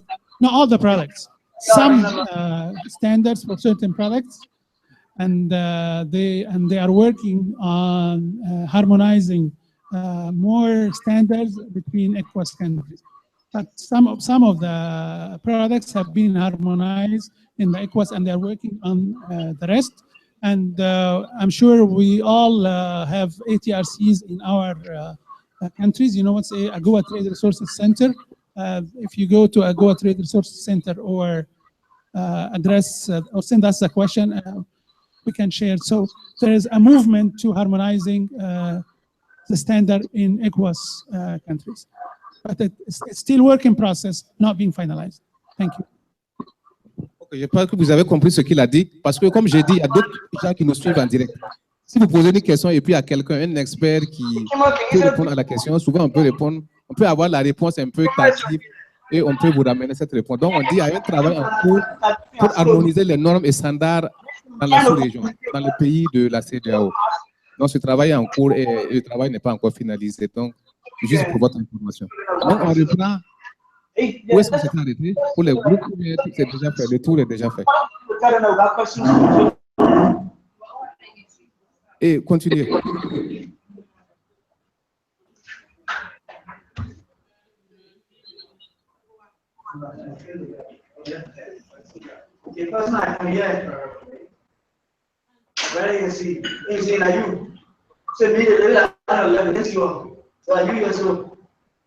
Yes. They can see you. Oh, yeah, they can see you. Okay. I know we're in there. Okay. So you see? Okay, that's good. So now I'm saying, okay, resolve it. Ask your questions too. Okay, nice. 2, 3.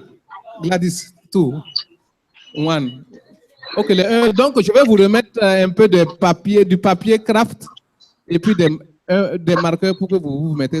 C'est 10 minutes de travail, pas plus. 10 minutes. On revient pour la restitution, s'il vous plaît. Donc, merci. Je vous donne tout de suite les documents.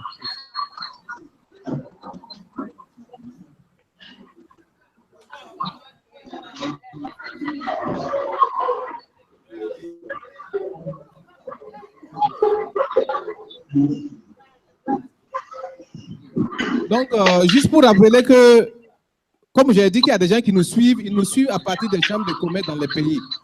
Si vous repartez dans vos pays, vous pouvez repartir dans vos chambres de commerce et vous pouvez avoir beaucoup d'informations concernant certaines questions. Merci.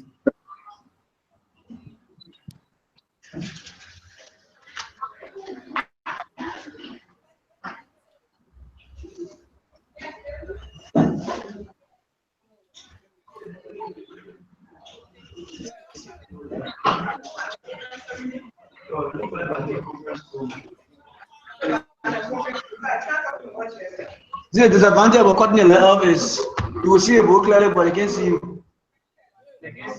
The disadvantage of cutting the lights off. Okay, put the lights on. We put the light on, they will see you, but then they will not be clear. You understand what I'm saying? The screen will not be clear. Like right now. Yeah. But we're making call? Yes, you can take it. Okay. You're ready to her? Okay.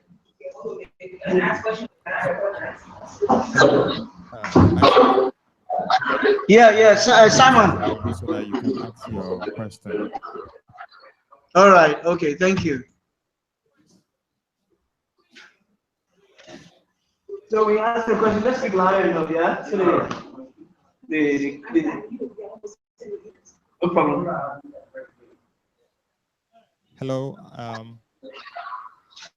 Yeah, so Isaac, hold on. Yeah. Yes, Simon. Yeah. A question. Yeah, I want to ask you a question. Need to unmute.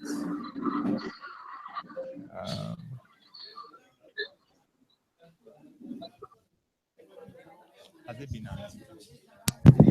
Hello. Okay, il y a le travail en anglais, en français dans chaque. C'est écrit dans les feuilles. Vous allez voir. Hello, Isaac. Ok, vous pouvez, je vous donne les feuilles. Vous voulez des feuilles blanches A4 ou bien vous voulez des grandes feuilles? Ça dépend de vous. Simon, hello? Hello?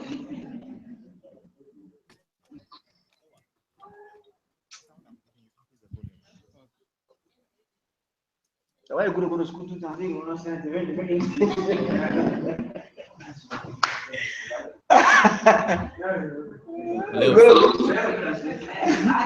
Hello, Simon. Yes, you can ask your question, please. All right, so please introduce yourself so we can hear.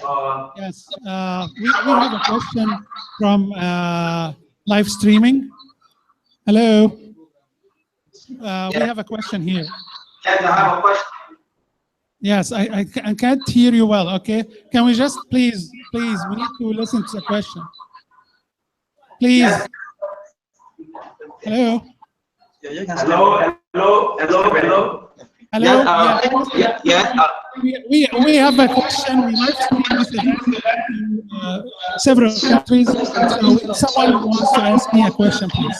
Can we just quiet, please? Quiet, please. Quiet, please. All right, thank you. Yes, go ahead, please. Okay, as we understand that Please in can you business, introduce yourself and when you talk about yeah, we understand that in business, the buyer has the final word. You must be satisfied when he receives the goods. All right. In a case where after your goods are passed all the requirements from your country and then their good went for exporting, but it did not get to the final destination, who is the buyer? So in that case, I want to know who takes the blame. Okay, so your product has met all the requirements in terms of quality and also in terms of the delivery time, and it was sent to the buyer in the US, and he did not accept your product? No, not accept. I mean, it does not reach him. So who takes the blame? Oh, so it doesn't reach him because of a problem in transportation? Why did not reach him? Yes, Like yes. logistics issues, logistics? Yes. Okay, I think the blame on the logistics side. They take the blame for not delivering on time as you contracted with them to deliver the product after certain time in transportation. So they are the one who are taking the blame. So if I understand the that question means, correctly.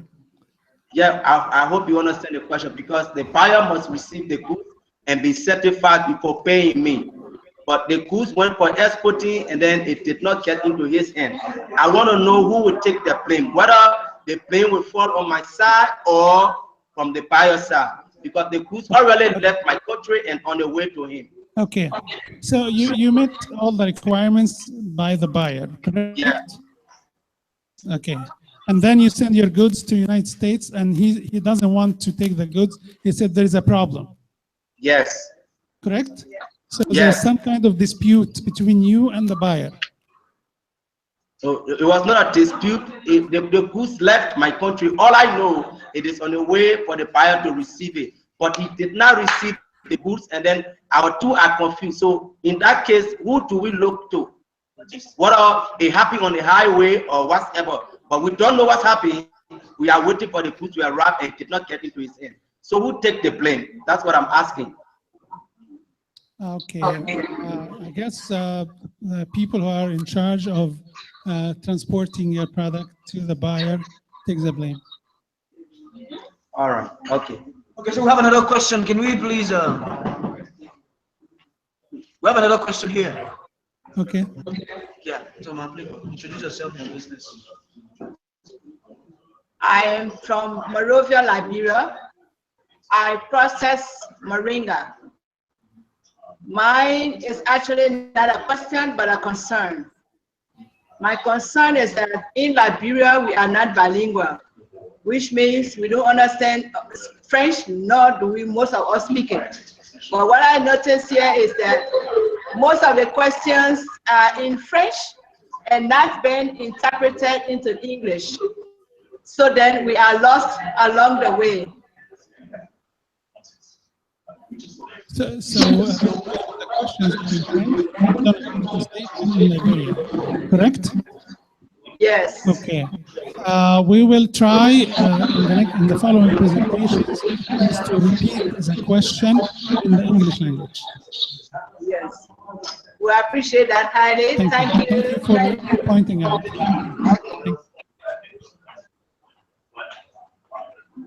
Anyone else? All right. Okay, so thank you very much. That is all for now. Okay, thank you. All right. Yeah. Thanks. Okay, thank you.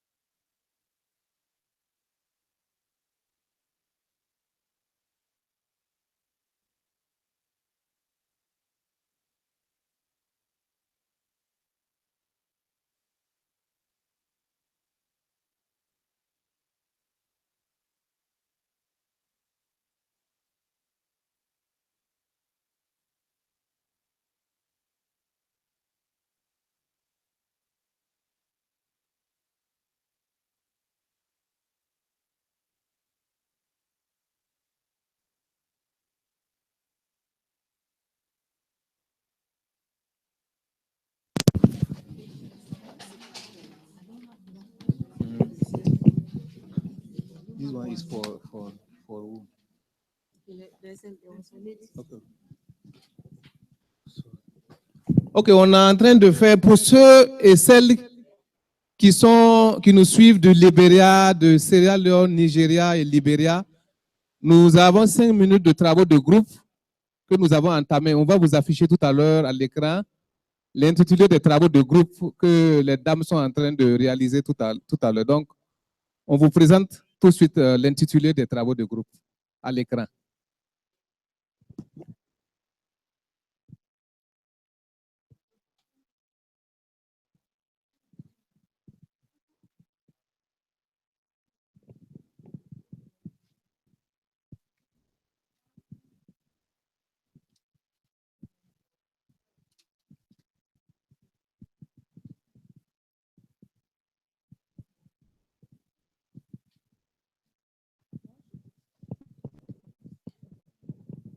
Je pense qu'il faudrait être juste 2 minutes, 2 minutes.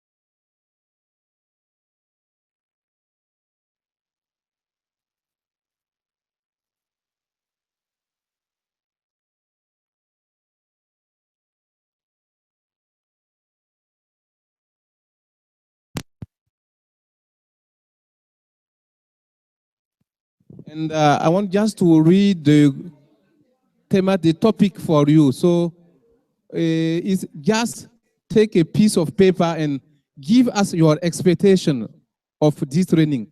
What are your expectations when you are participating to this training? Why? And what are your expectations? And if you can give us your ideas about the criteria, what comes to mind about the characteristics of a good packaging? What makes a packaging more attractive and that can make your products competitive in the market? So you briefly discuss about the criteria, the characteristics of a good packaging, and you will come back for a brief restitution. Hope that you are on board. Those who are from Liberia, Nigeria, Sierra Leone, and the Gambia.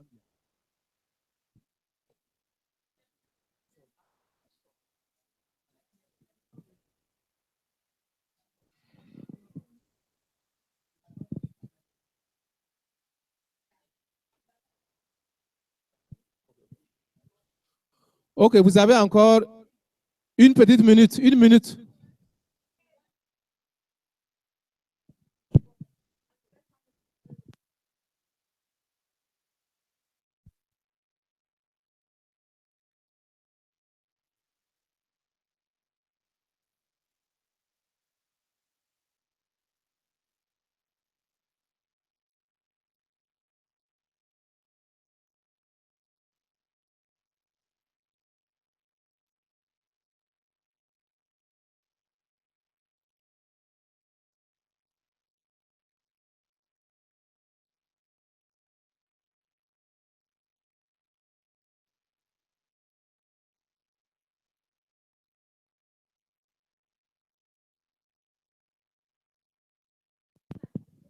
Je pense qu'on est un peu en retard et on va arrêter. Ou bien, vous avez besoin de combien de minutes? 1 minute ou 2 minutes? Et le groupe 1, vous avez fini? Groupe 1, groupe 2, groupe 3. Comfort, are you ready for the presentations?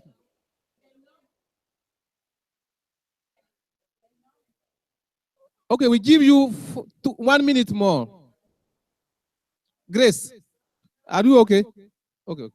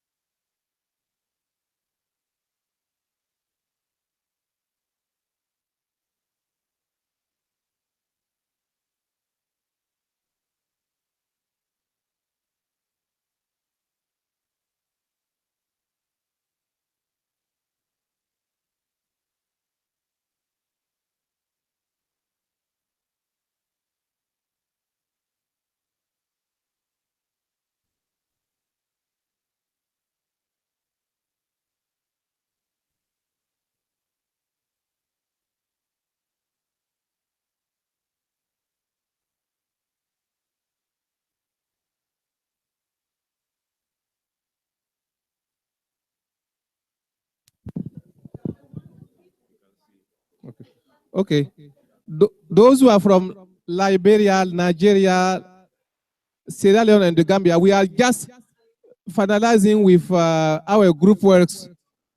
And the participants now are into 3 groups. And they are working on their expectation from this training. They are giving us the criteria.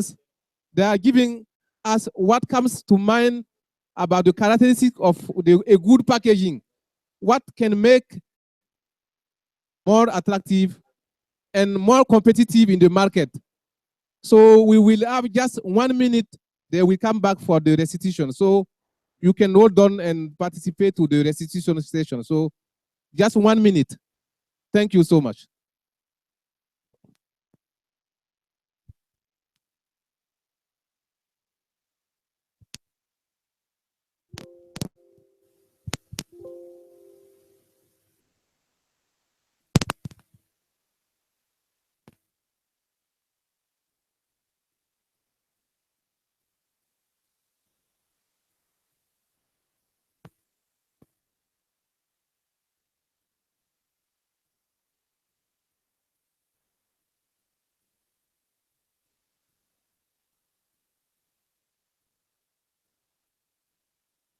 S'il vous plaît, on va reprendre, il est l'heure, s'il vous plaît, on est en retard, donc on va reprendre, s'il vous plaît. Groupe 2, groupe 2. Il est l'heure. Princess, il s'en il est l'heure. On reprend, s'il vous plaît.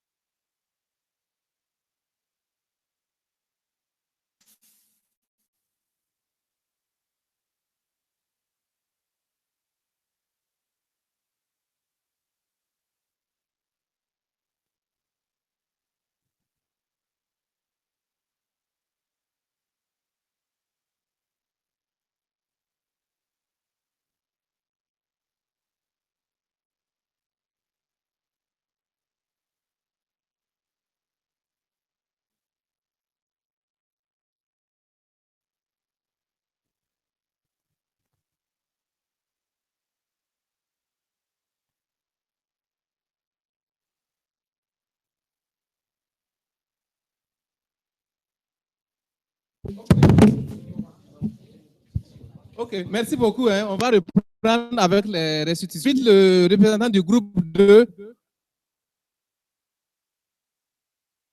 le travail de son groupe. Groupe 2, s'il vous plaît.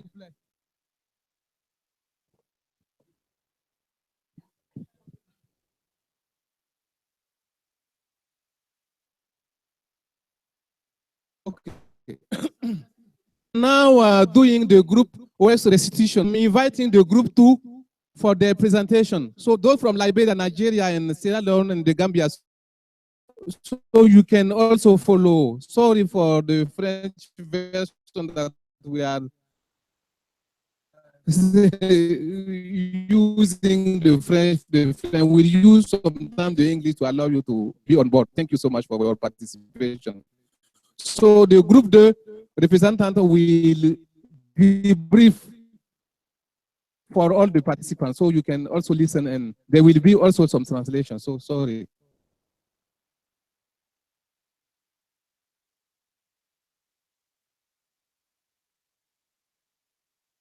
Groupe 2. Inquiétude vis-à-vis vis-à-vis de cette formation, c'est qu'à la sortie de cette formation, nous puissions avoir concernant les tâches et les emballages. Savoir pour chaque domaine quel emballage utiliser.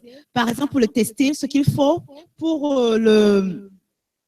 ce qu'il faut et pour tous les domaines dans lesquels les femmes Awep sont, on peut savoir les informations adéquates afin que quand on sort, on puisse savoir où aller, dans quel pays ou bien dans quelle institution où aller pour avoir les emballages adéquats et puis les étiquettes adéquates. Le deuxième point, c'est comment Agora peut aider les Awep à exporter vers les USA. Donc, par exemple, c'est vrai qu'il y a les USA, mais il y a qui ne savent pas où mettre les pieds pour exporter. Donc, comment est-ce que Agora, le rôle d'Agora, le rôle de Trade Hub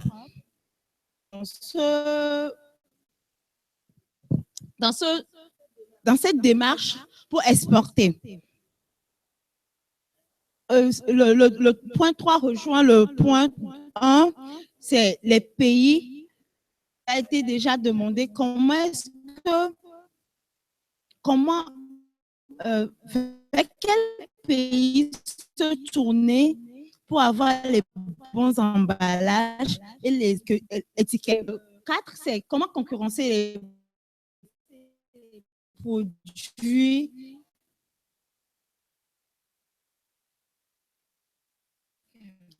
par exemple, dans le domaine de la qualité, on peut arriver à présenter nos produits, que ce soit quantitativement, qualitativement.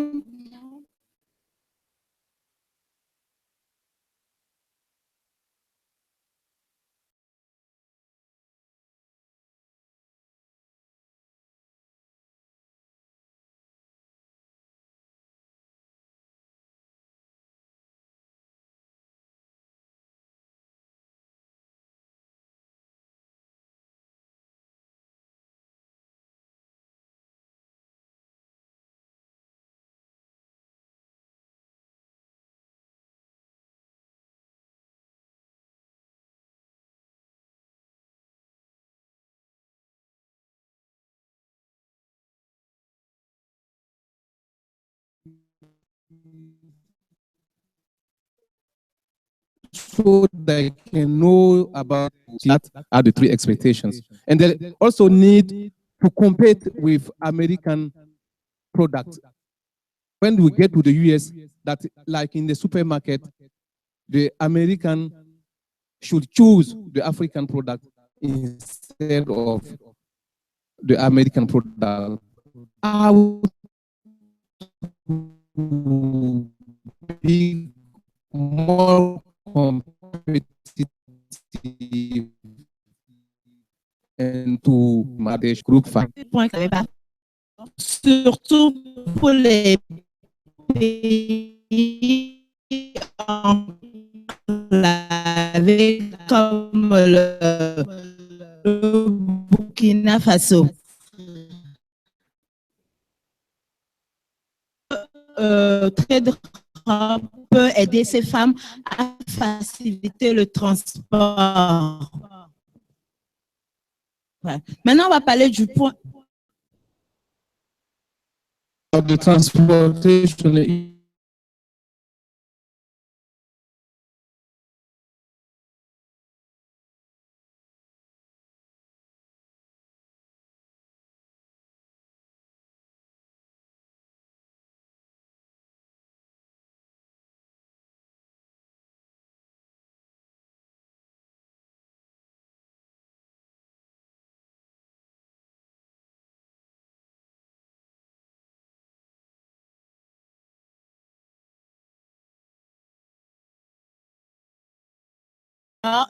les couleurs sont encombrées dans les choix du logo et tout. Il faut savoir choisir les couleurs et quelles couleurs il faut pour les domaines, comme l'a dit, pour les emballages, quelles couleurs il faut pour les domaines de textile, de la cosmétique, tous les domaines dans lesquels les femmes à Awep sont. Merci. Thank you. Merci beaucoup. Okay, she's talking for the second point about the criteria. One of it, you have a packaging which is very simple. Don't make it simple as possible, and make it attractive. And also, you have to choose the colors. Don't confuse the consumer. So you will confuse the consumer, so they don't. Which product they may not choose your product because of the color. So you have also to the colors when you are choosing those colors. Thank you, compris en français. Okay. Donc le groupe 2, est-ce qu'il y a un apport? I don't know if somebody from the group 2 had another idea or is that all? I don't. Is it okay? C'est bon? Questions from other groups? Questions? I think the color question is rather a question, not a suggestion. But how can they know the colors to use?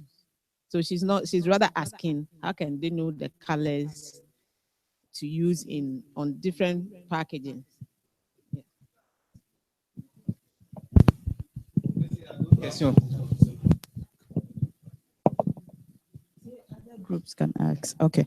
So as a contribution, I think that already the Trade Hub has created this platform for us as different groups to come together. I want to emphasize that we shouldn't take it for granted. We should make good use of this network, and we can fall on each other. Some are very experienced. Some of us are still learning. And you can't start and just be up there and start exporting. You can start in a very small way. Like me, most often I don't go through the customs and all of that because I have people who come to my home and buy and they export. So that's a beginning stage for me. So, I mean, there are so many things we can learn from those who are up there already. Thank you. Ok, merci beaucoup. Je pense qu'on a fini avec le groupe 2. Je propose qu'on parte à la rapide pause café et qu'on revienne pour les deux autres groupes. Qu'est-ce que vous en pensez? Oui, oui. Donc, on finit? Oui, we should finish. The two other groups. Ok, donc j'invite le groupe suivant qui sera le groupe 3 pour sa présentation.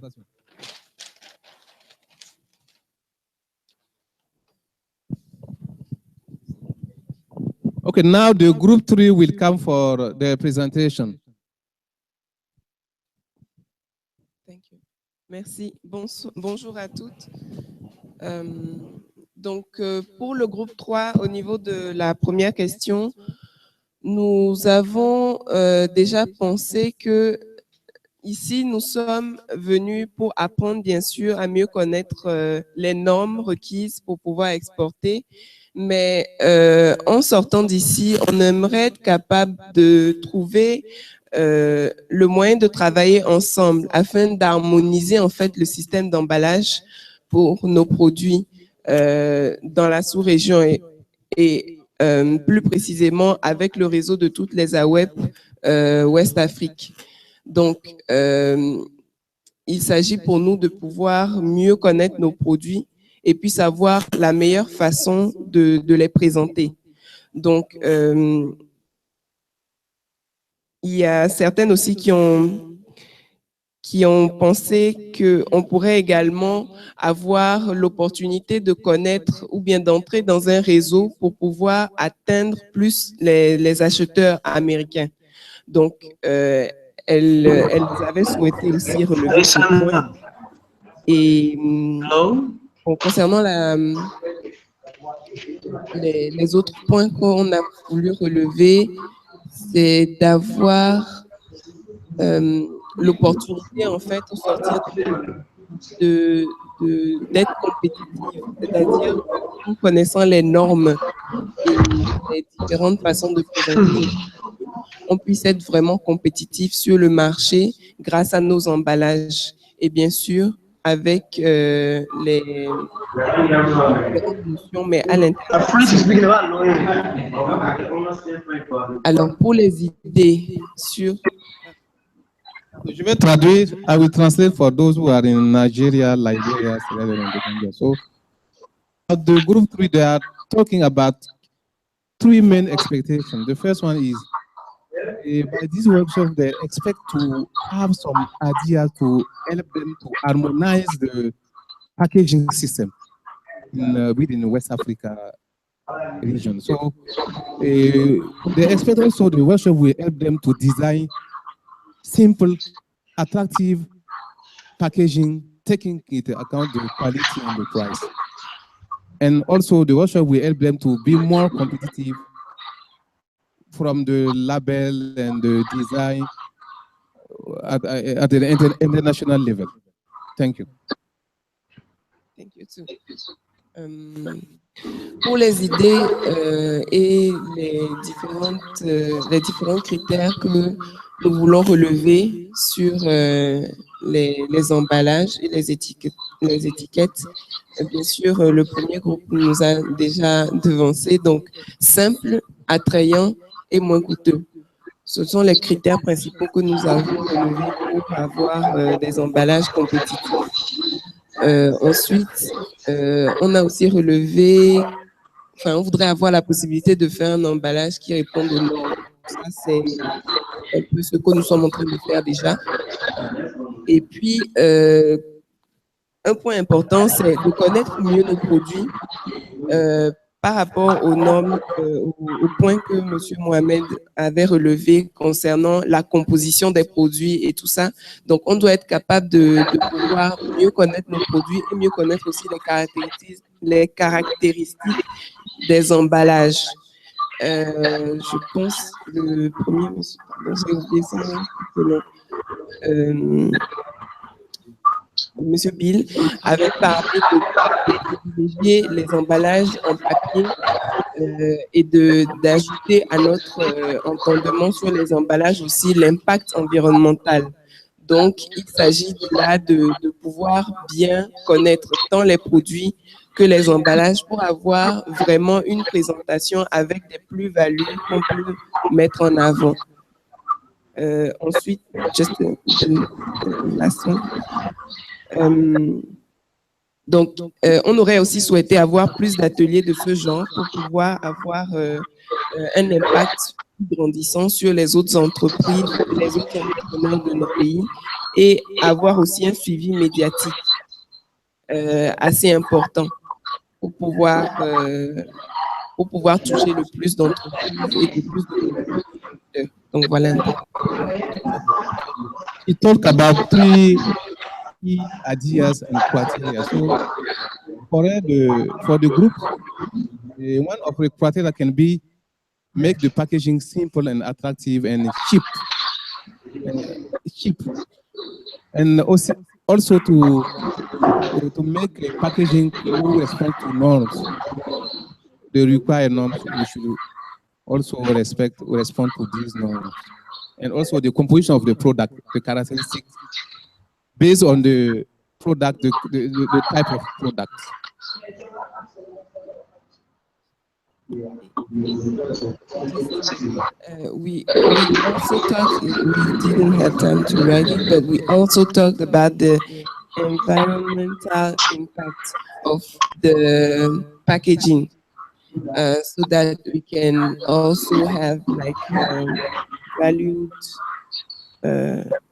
terms. And we also talked about knowing better our products with the nutrition facts, the little symbols on the packaging about throw your packaging on the dustbin or whatever. That's it. Thank you so much. Merci beaucoup. Groupe 3. Est-ce que quelqu'un a quelque chose à ajouter? Une question. Je veux juste ajouter quelque chose qui est très important parce que je pense que Awep est un réseau important aujourd'hui. Et donc, dans nos activités de Awep, nous devons apprendre à restituer nos formations.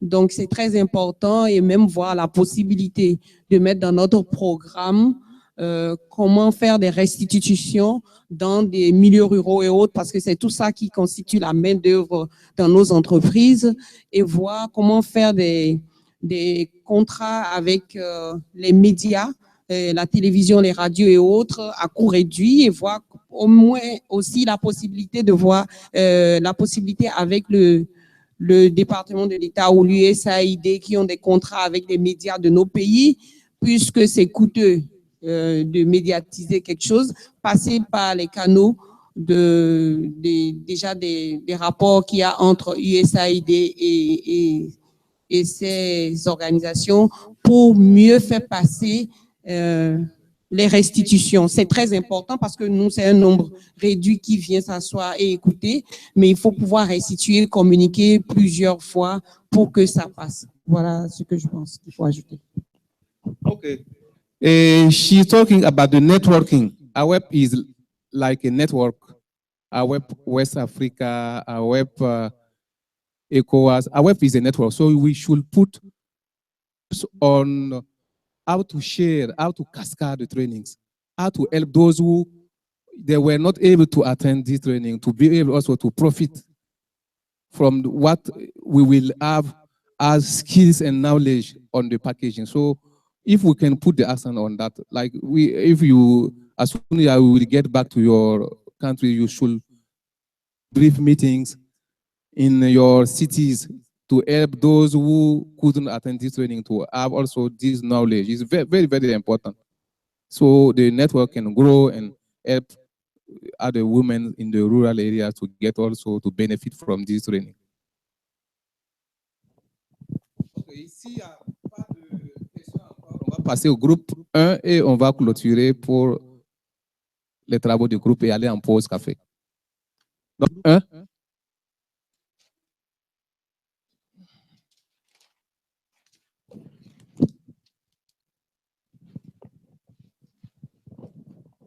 Merci. Il nous a été demandé d'énumérer les attentes et puis les caractéristiques de l'emballage que nous voudrions avoir. Donc, parlant des attentes de cette formation, nous voudrions avoir une vision claire des normes internationales sur l'emballage et sur le marché national, des outils pour être compétitifs. Voilà ce que nos attentes du groupe 1. Okay. The first expectation is the group 1 is talking about have a clear vision on international norms on packaging at the national market and also tools to be more competitive. So that is a main expectation from the group 1. Having a clear vision on international norms on packaging to get the national market and to get also tools to be more competitive. OK. Pour les caractéristiques de l'emballage que nous voudrions avoir, on aimerait un bon emballage qui protège et garantit la qualité aussi, à moindre coût. Et toutes les informations utiles y sont, par exemple, la composition du produit, les informations utiles, le poids du produit, toutes les informations qui sont utiles et un très beau produit attractif et qui est bien visible. Parlant de visibilité, il y a les couleurs, comment agencer les couleurs, comment écrire la police qu'il faut utiliser sur les étiquettes et tout et tout. Merci. Merci beaucoup.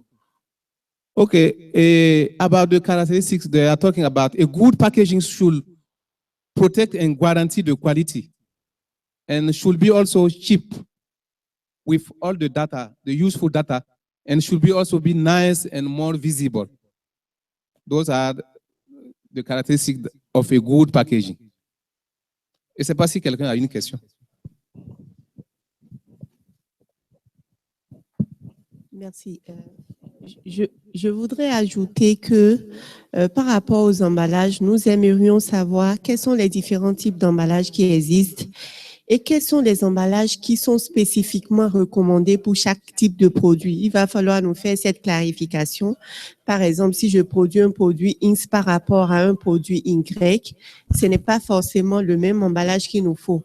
Donc, en général, on voudrait savoir les types d'emballages qui existent de façon générale et les types d'emballages qui sont bons pour chaque type de produit que nous faisons. Et aussi, nous aimerions savoir si l'USAID ou bien les experts qui sont venus nous entretenir sur les types d'emballages ont des adresses où on pourrait trouver ces emballages, qu'ils puissent bien les partager avec nous afin que nous puissions prendre contact avec ces fournisseurs-là et ensemble harmoniser comment nous pouvons aller vers ces fournisseurs pour pouvoir demander ces types d'emballages-là. Merci.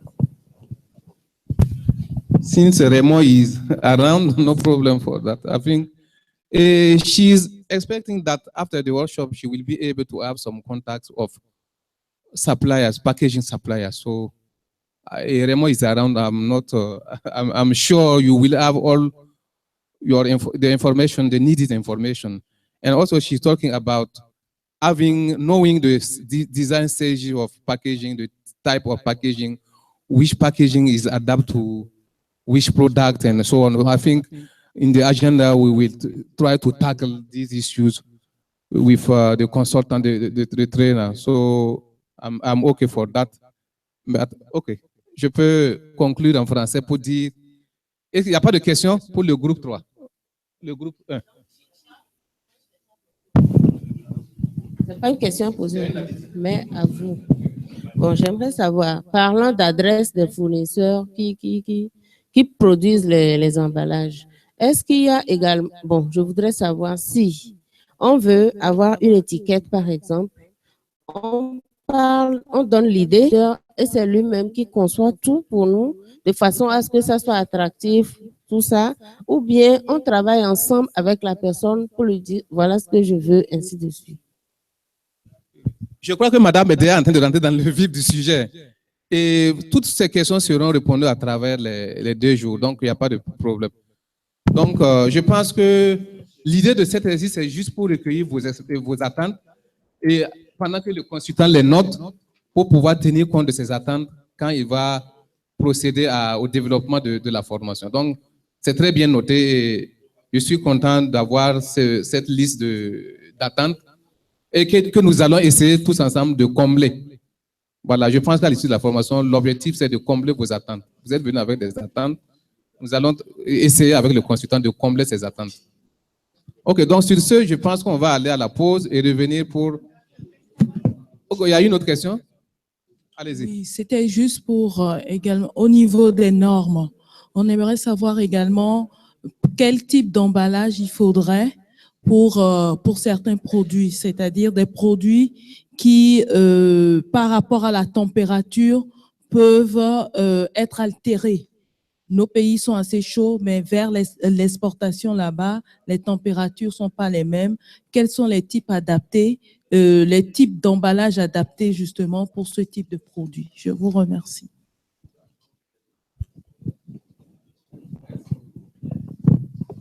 Ok, normalement, on devrait choisir quelqu'un pour gérer le temps, mais nous allons le faire nous-mêmes. Parce que la pause, on est en retard, donc on va prendre juste 5 minutes de pause café.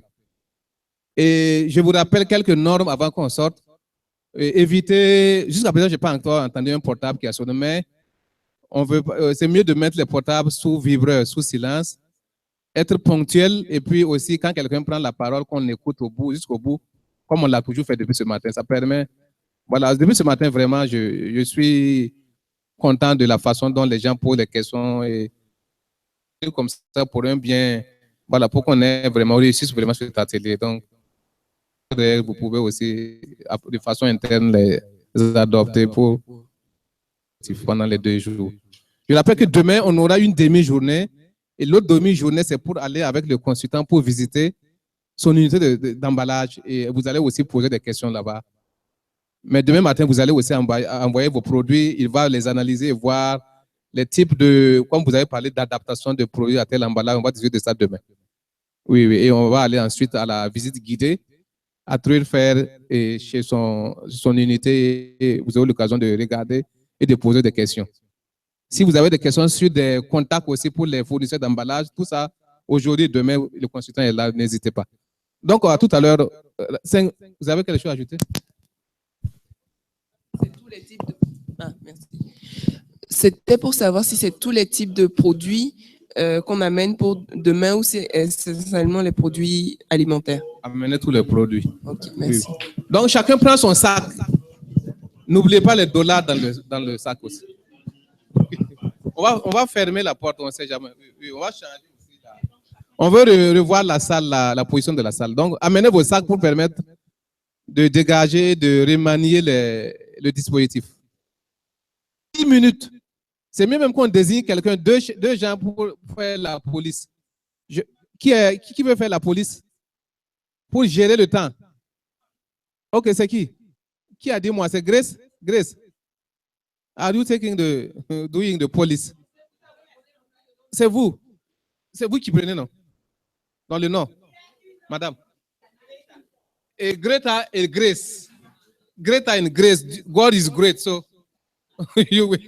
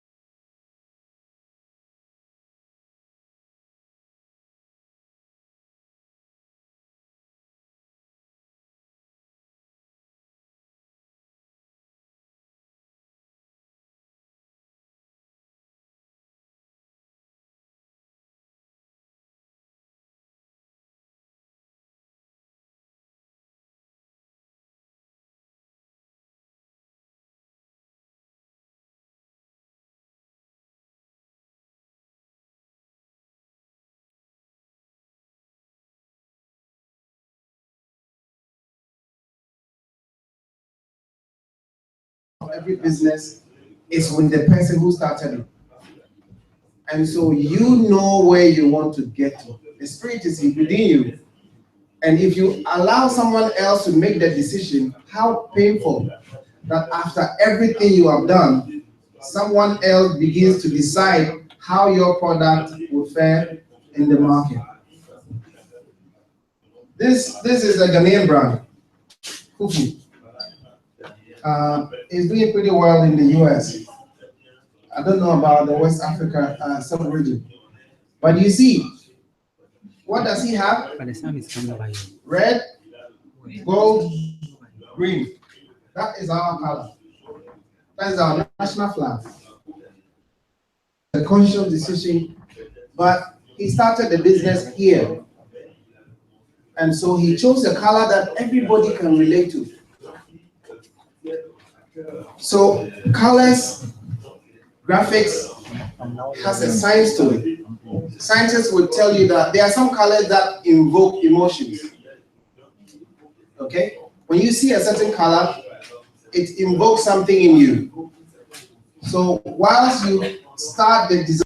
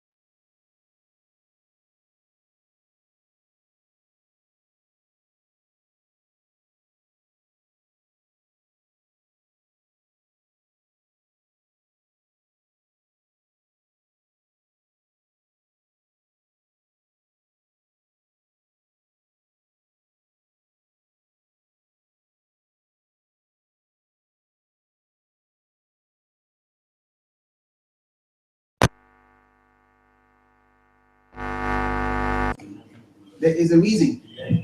As the business grows, if your colors are a lot, you will pay a lot. McDonald's, one of the biggest food brands in the world. How many colors? 2. So they have yellow. And if you're lucky and you have a yellow paper, you pay for 1. Or the idea is buy red paper, print yellow, 1 color. But usually McDonald's has 2 colors. See, this company, they manufacture this. This is Bonaqua, water. If I ask you whether you've seen this Lageron, I'm sure a lot of you have not even heard about it. When we did a test in the office, this print has 7 colors. 7 colors. So here, 4 colors. And so the number of colors you choose does not decide how successful you will become. It is the thinking and the science that goes into what you decide to do. So if you look at the successful brands, they are paying less for their packaging. If you look at the smaller companies, they are paying more. Compare this company to this. This is a beer brand I've never even heard of. I'm not an alcohol person, but I have never heard of it. I know about Heineken. Heineken has 5 colors. The beverage and food industry are the most guilty when it comes to colors. They use so many colors. But you see, you have to be careful in your industry. Excuse my language, when I'm drunk, I can decide to buy more. I get home and my money is finished. Well, it's finished. What happened? I was drunk yesterday. I ended up buying 10 bottles. There are some products that don't care. And they don't care because they know their market. When people drink 1 bottle of beer, their eye begins to turn around a little bit. Give me another one. At that time, they are not making rational decisions. When you are involved in a consumer product that requires rational decisions, you have to make rational choices. And if I'm not drunk whilst I'm buying Coca-Cola, I care how much I spend on Coca-Cola. I drink it, my wife drinks it, my children drink it. So if Coca-Cola is costing me $1, and I have 5 children, it's $5. Yes, buy this, $5. Yeah. So you have to care. And then you finish with all this analysis, the science part. Deciding, I always see packaging as your wedding day. You've chased this girl for so long. You've relished this man for many years. Now you have him. And on the day of your wedding, you show up naked. No one does that. Think why human beings put so much effort in their weddings. Because they want to present themselves in the best possible way. It does not matter whether her dress costs 10 million pounds. As far as they are concerned, they want to present themselves on that day in their best possible way. The clothes has to be white, the jacket has to be properly ironed, and you think about your packaging in those terms.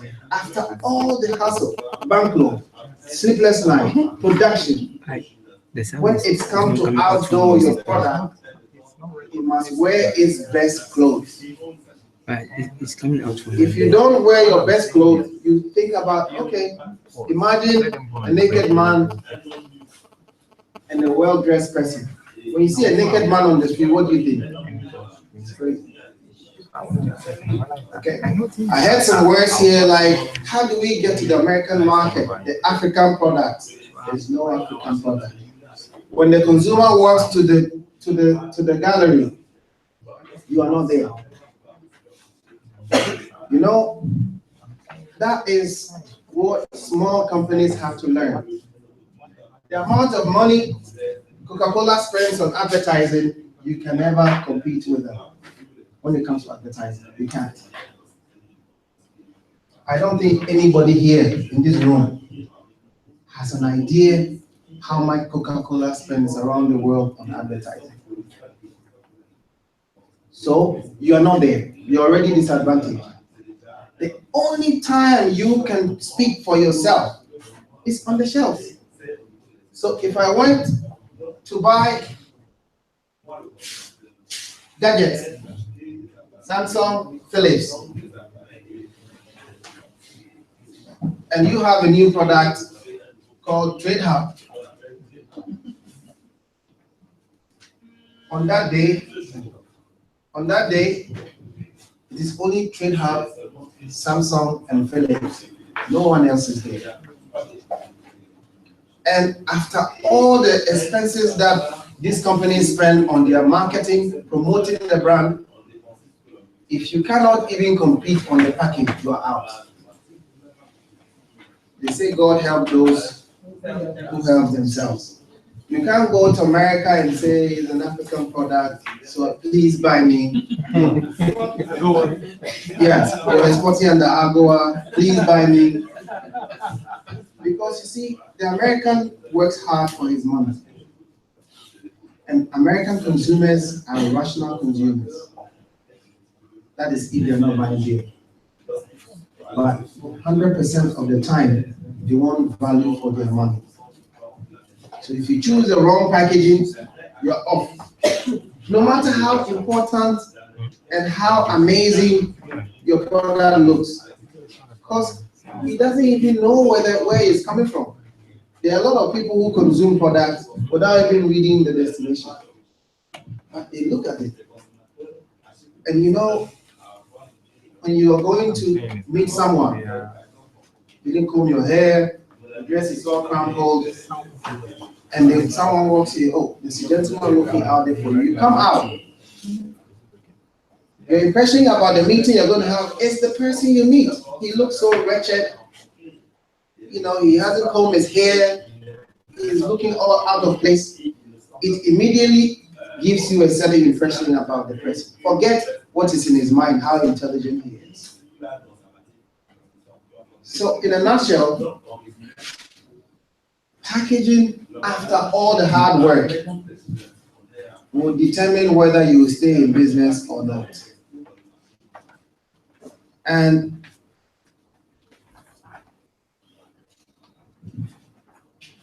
that takes us to the processes. What goes into our mind when we are designing our packaging? I've already said quite a bit about it.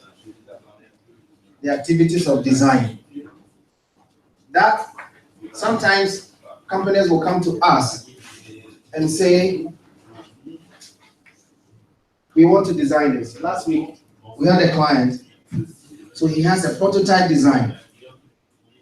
And this is someone who really cares about his brand. He has a prototype design and he said, this is my prototype, at least it tells you what I want to do. Can you perfect it into a final design? Then we can go on to production. Or if you work with established brands, they will come with their color guidelines. Okay, these are our colors. Even the font. There are some fonts that if you print, you need spectacle to read it. These are our fonts. Even these are the sizes of our fonts. The big companies have everything figured out. But what we see products, we see images, and that images get imprinted in our head forever. It's because a lot of work has gone on. So why is the Coca-Cola bottle not square? Why? So you open your Coca-Cola, you're drinking. Sometimes, just when you open it, you see some of it come out and go around. You see when they say what goes around comes around. So the moment you raise it, it will all come back to the point where the mouth is. So it's round. It's easier to handle. Well, it doesn't get locked up in all sorts of corners. So it's a design. It looks friendly to the eye. Coca-Cola bottle, round, nice looking. So you design, that's the art part of packaging. You're thinking about your product. Now you have the color. How, and the product is hidden inside. That's what you have to understand. No matter good, no matter how exciting it is, the product is inside. So nobody technically sees the inside of your product. Your ambassador is your package.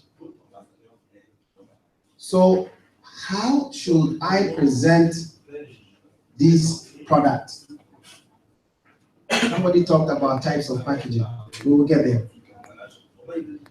So spend a lot of time working on the design. There are times when we work with designs with clients, sometimes 2 months, 3 months. But this is what I see with a lot of small scale new companies, startups. When they start the project, they are concerned about where the factory will be, where to get loan, hire workers, start production, then now they want packaging. So they rush to the next graphic designer, okay, do something for me, this is my product. Then they give him the raw product, say, it's going to go inside this. So the graphic designer, even if he understands your vision, has very short time to work. Why would you spend so much time, sometimes 1 year, thinking about the product, and on your wedding day, you chose to spend only a small time doing the packaging? I say, the day you start thinking about your business, think about your packaging. I'm going to raise money. I'm going to produce soap. What size of soap? Write it down. How many packs of soap do I want to sell? And that's one thing that is amazing. I brought, you know, there are some people who just sell more because they decide to package their thing in a very compelling way. So you have 3 products, almost similar, and you want to sell all in the market. Green tea. So I brought today one of the most popular tea brands. This person technically is selling tea. Okay? This one he calls Earl Grey black tea. This he calls blue green tea. This he calls pomegranate cherry ruby tea. And this he calls cranberry blood orange. But you know, in order to sell all of it, maybe if you ask someone to buy a black tea, you buy maybe 2, 3 of this. What this company does, they put two of this in a package. So instead of selling 2, it's encouraging you to buy 4. And he's achieving that by beautiful colors and good packaging. So I asked myself, Bentley's is one of premium tea. How many colors? White. 3 colors. 3 colors, maybe because of where you are. There's some small black here in the white. Okay? The overall and yellow. 3 colors. He's trying to save himself 1 more color. one more color, so he doesn't have to pay for all the full 4 colors.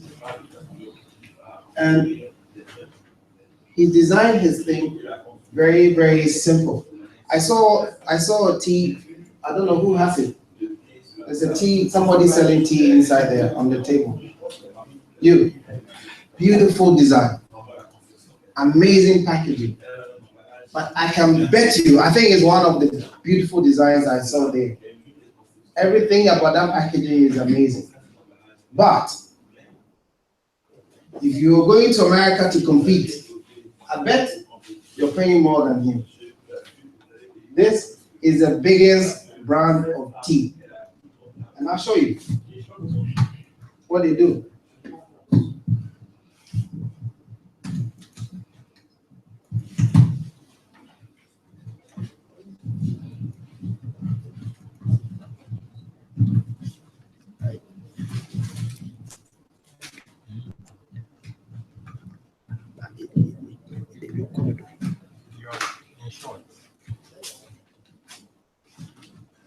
So this is his packaging. Finish.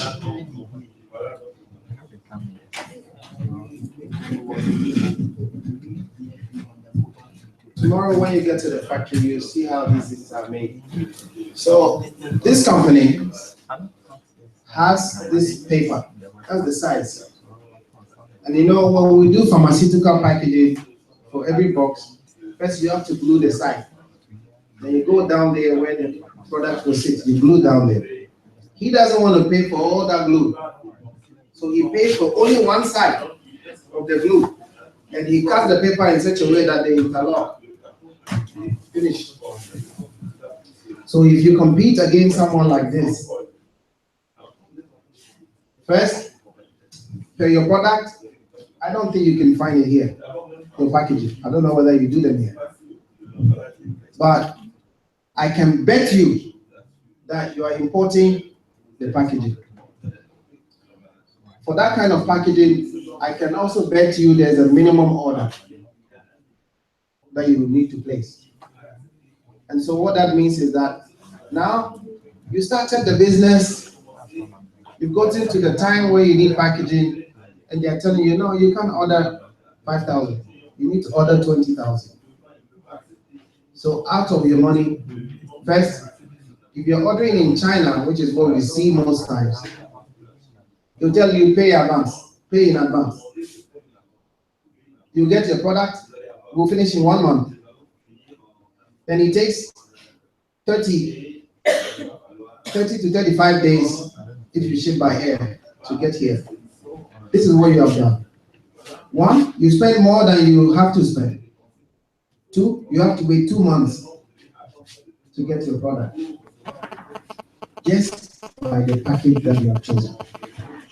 And that is, if you were working with a bank loan, you have already lost 2 months or 3 months already. Your interest has already come. So if you add that to the cost of your package, interest, you're paying way more.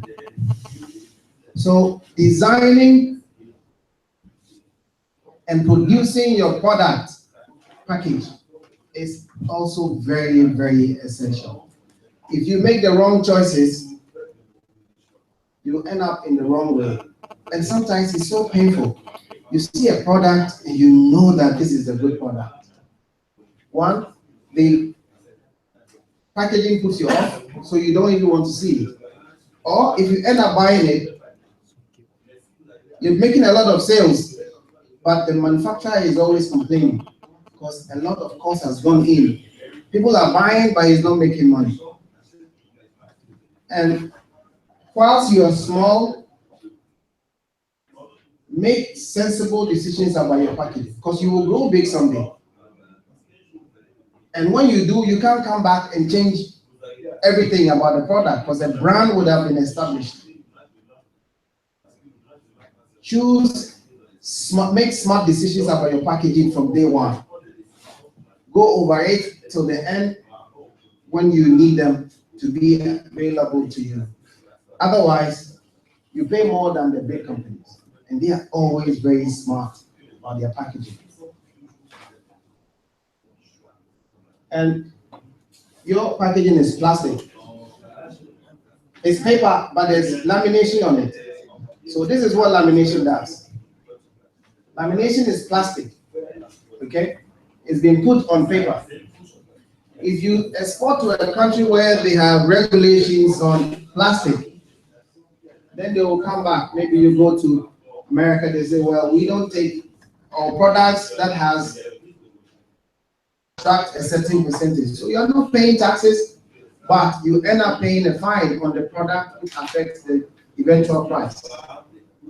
So you know your market, you know your color, you know your design, and spend time on those. We'll go to types of packaging. So if you look at these, I'll simply explain to you, there are three types. There's the primary packaging, there's the secondary packaging, there's a tertiary packaging. Some call it the transport packaging.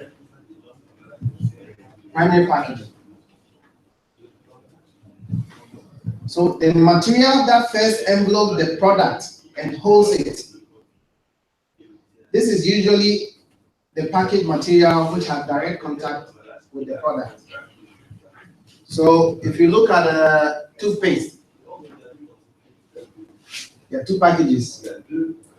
One is the one in which the liquid is the one you press and the liquid comes out. That is the primary package. Then you get into the secondary package. You know, the tube is always put in a beautiful box, Colgate, written nicely on it. That is your secondary package. Then, if you have to move the product from one place to another, when you're transporting it from your factory to the warehouse or your factory to this client, if Game is taking your product, if the shopping mall is taking your product, you can't take the thing directly and hand it over to them. So first, it has to be arranged. And once again, this is what we see. So companies have finished everything. All their packaging, primary, secondary is done. They forget tertiary packaging. Now they have to transport the product to Game, the shopping mall. The shopping mall has ordered 50,000, 100,000 pieces. It is at that time that they are looking for corrugated boxes to arrange them in. And usually, they don't have one that fits. So they go into the market, they look at, okay, or sometimes you see them, they even carry a quantity of the product and they go to the market, and when you show them the box, they start putting it in to see if it will fit. Sometimes it needs a lot of space. But you see, what you don't realize is that if your product doesn't fit and you leave a lot of space, that space is covered by paper. You have paid for it. Because production is covered by the square area that they calculate the space. How much is the size? What is the size of this box? So every space that you leave in there, you have to pay for it. And it doesn't cost that much to decide, okay, I have my primary package. This is what it's going to be. My secondary package. My tertiary package has to be of this size. And for every box, I need 50 inside. So you go out there and you look for one that can take 50. You don't wait till the last minute and you start running around taking oversized boxes. And sometimes if you're carrying breakable items, it's even worse. When there's so much space, things are moving around. It's what we call vibration in transport. You see that you're getting bottles cracking on delivery because the box is not the actual size of the product. So you need to be sure. When you say package, every time I see a lot of companies, they only concentrating on this or maybe that. They forget that they have to cover all the three areas because eventually they will all be required.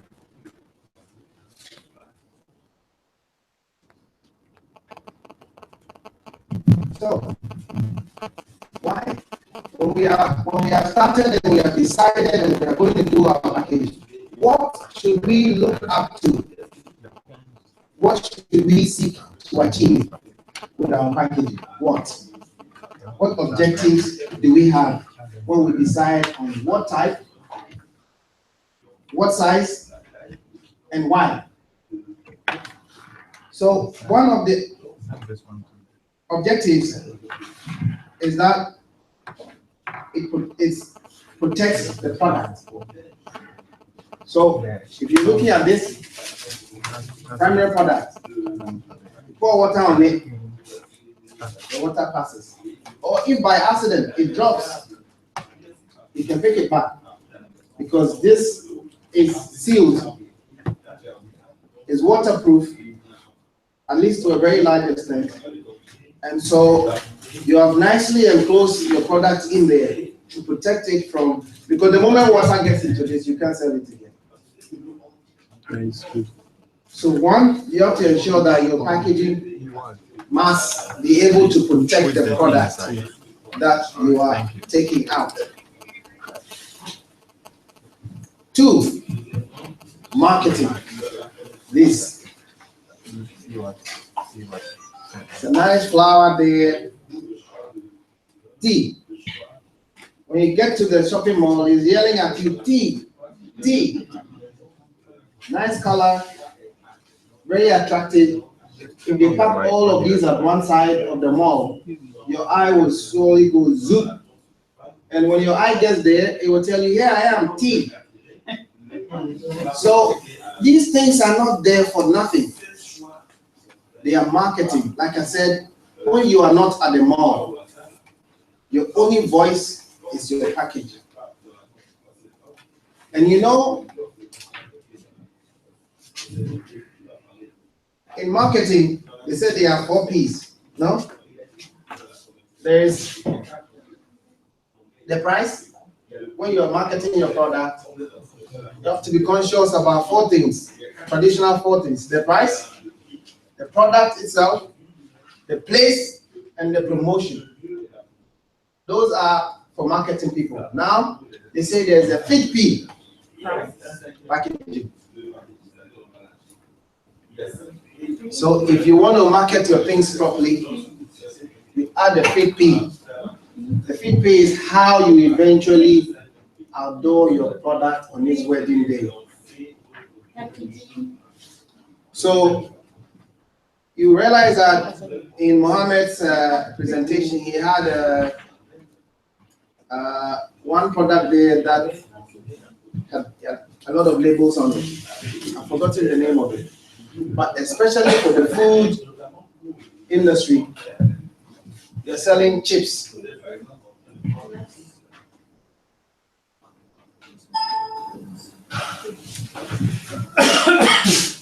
You're selling chips. You can see there, it's there. Everybody who has eaten chips before will immediately notice that's chips. Okay? So at the end, you're marketing with your packaging.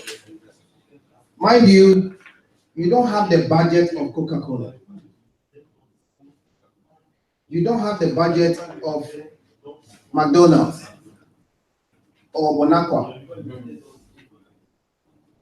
So your budget should be able to take care of at least your packaging so that when the person is in the store, it will give them equal opportunity. On that day, you are equal. They say we were all born equal. Some are richer than others. Some are taller than others. Some are smarter than others. But they say on the judgment day, we will all be judged equal. The judgment day is the day that the consumer enters the shop and sees all the products competing against each other. If you don't shout loud enough, tea, and you put your head down. By the time you realize, he'll pick something else and he's gone. And when he picks it and he enjoys it, you have been shot forever. If you don't succeed in getting the consumer to pick your product on the shelf, and he takes one and he enjoys it, it becomes a brand in his mind. When he's going, sometimes they even forget because you don't promote your product, they don't really know what it is, but you go to the shop and call his daughter. Felicia, can you go to the kitchen and look inside the cupboard? There's some tea there. Can you tell me what the brand name is?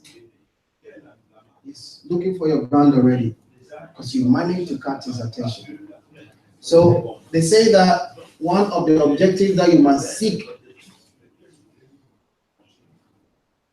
when you're considering your packaging marketing.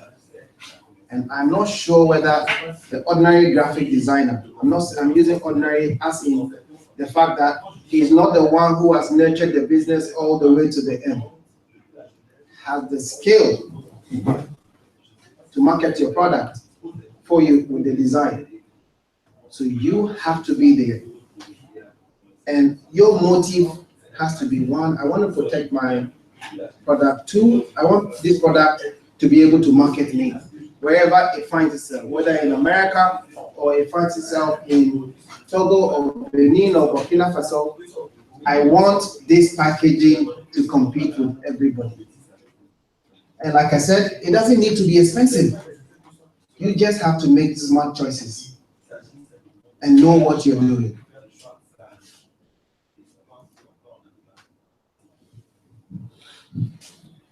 Security.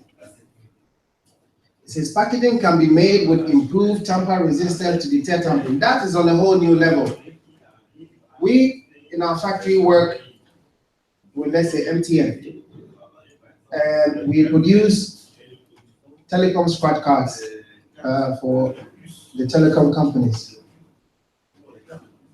So first, you can imagine if MTN gives you, usually the initial order for pins is, let's say, 50 million minimum. So you're producing 50 million scratch cards. And let me tell you the data on every scratch card. Expiry date, serial number, pin numbers, barcode, and you have a machine that is running at 175 feet per minute. And it has to get every pin, every data on that product right. And guess what will happen if you don't get it right? So when you buy your scratch card and you load, it says this scratch card has already been loaded. Your first point of call is the call center. I bought this card and they say it's already used. So this is what might have happened. It's either somebody stole the card in the warehouse or somebody stole it at the factory. So we have very strict security protocols for those who work inside that division. First, you access with biometric. You can only enter by your fingerprint. We have a login that will tell us who and who is on the floor at any point of production. So if you exit and something happens on the floor, once I look through the list, I will know you were not there. We have cameras in there 24 hours that we have to keep to ensure that when the client has a problem, we can give him the video footage for him to see it didn't happen at our place. But if you work in other markets where people are counterfeiting your products, now they don't care. You're going through the difficult time all by yourself. But when you become a successful brand, people will try to produce a fake version of your original. So what has happened in many times is that business owners use packaging to contain counterfeiting, for example. So the way we do it sometimes is with ink. So we have different types. We can have what we call a hologram, which is something that you put on the product that is difficult to counterfeit. Even if it is possible, anyone who would think about acquiring that equipment to counterfeit your product will realize it's not worth it. He must as well invest that money in doing proper business. So you're using ink, you're using paper. We have paper that when I show it to you, your naked eye, you realize, okay, it's paper. When I put a security light on it, you see that there's a whole design in there. I'm sure you've seen some with your currencies. There's what you see on your cash, and there's what you don't see. When you put a UV light on, let's say, the US dollar, for example, there are a lot of features there that the naked eye will not see. And the idea is to make it very difficult for someone to copy. And sometimes you can achieve that just by ink, just by the ink that you choose. Especially in the pharmaceutical industry, counterfeiting is worth billions. There are times when the counterfeiters earn more than the company itself. And so you use packaging to try to isolate your products and make it safer and easy to detect if there's a counterfeit. Convenience. Like I said, if I take this, I just open it slowly. I take the product out, I'm done. Easy. The packaging must make the product easy to use. Okay? So I'm going to distribute your product. I'm transferring it from one place to the other. But here you are, you put your product in some rubber bag, plastic. When the car turns, it moves a little bit, it turns here, it moves a little. By the time you get to your destination, the rubber bag is split and the whole product is on the floor. So you realize your packaging hasn't helped, especially your tertiary packaging hasn't helped. And there are some stores that will not take the package because they will say it is contaminated. There are some stores that will insist that even on your tertiary packaging, you have to put tamper evident tapes. The moment you remove that tape, it shows there that the box is open. So you have all your instructions on how your product was packaged. If the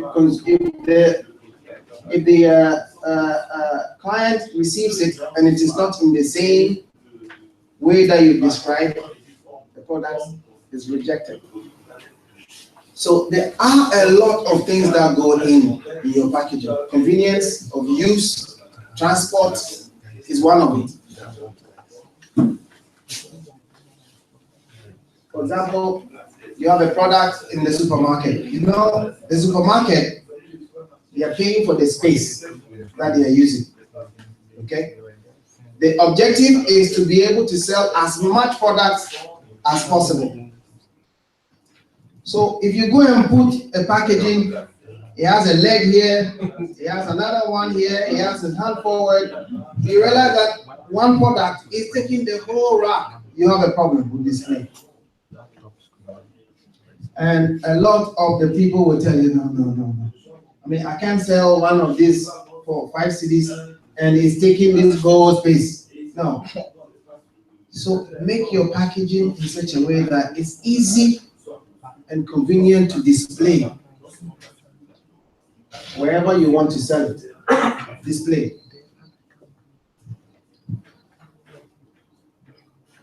So other objectives come in mind. This is what we call the nature of product. So let's say that you're making you're designing your product package. What are the other objectives you seek? Like you said, there are different products that require different packaging. You cannot put fruit juice in this box. That's for sure. There are some products that maybe it's just for single use. Some people like their tea very deep, so they like to have 2 inside. Some want to have only 1.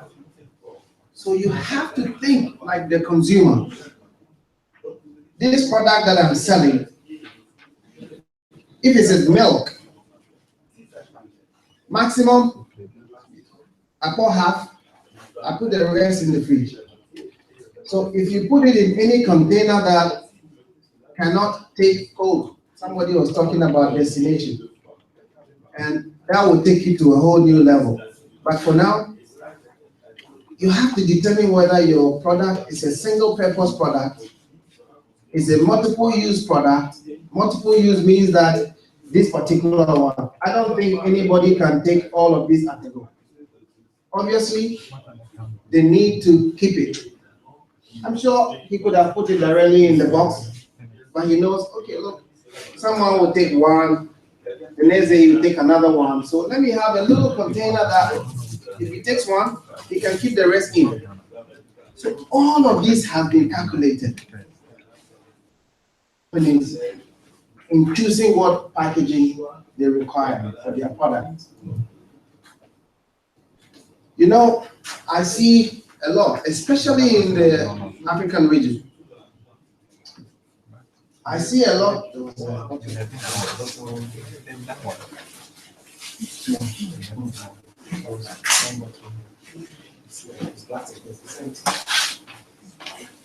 You know, you are in Africa. We all know our weather is warm, yeah? But we also know that because our weather is warm, everybody has a fridge. Okay? So therefore, if you look at the packaging decisions you have to make, once again, the nature of the product. Am I going to put the rest, for those who drink wine, they take half, they leave the half in the fridge. The companies decide after that half has been put in the fridge, when it comes out, how should it look? When it comes out of the fridge for the second time, how should the product look? Should it look nasty because actually he drank the first half, so the paper can look nasty? No. So they choose a paper we call wet strength. So wet strength paper is what the beer companies use. You see that the paper is in fridge is sweating, but the paper is still sticky. So it's able to take the cold and the wet and still will stick and look beautiful. It is not an ordinary paper. I see a lot, and I saw some there. I brought one actually. I don't know. It must be mixed up there. Labels. People are putting labels on a product that has to be put in the fridge, and they put the wrong one. So by the time he goes back to take the product from the fridge, the packaging is already off. And if he traveled a little bit and he came back, people were wondering, what's the expiry date on this product? Where is the label? It's gone. Going to throw it away. So you have to know the product that you are packaging. How it will end up. Is it going to end up in a deep freezer on the sea for 30 days to the United States? Is it going to move from the shelf to the fridge?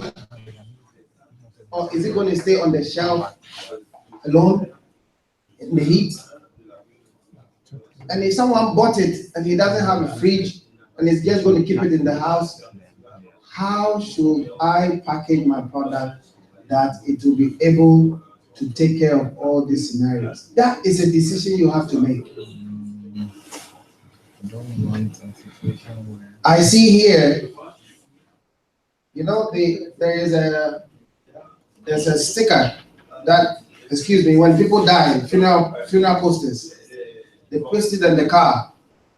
It's very easy to, I see that, and they use large formats to print it. That is what most companies in Ghana and the West Africa region use as their labels. So it's plastic. It is pretty strong, which is good, but it is no label paper. There are a lot of countries where you go there, they will tell you off. especially when it comes to food packaging, pharmaceutical packaging, food, beauty, cosmetics. They are very, very strong on their requirements. And those who succeed are those who are able to understand.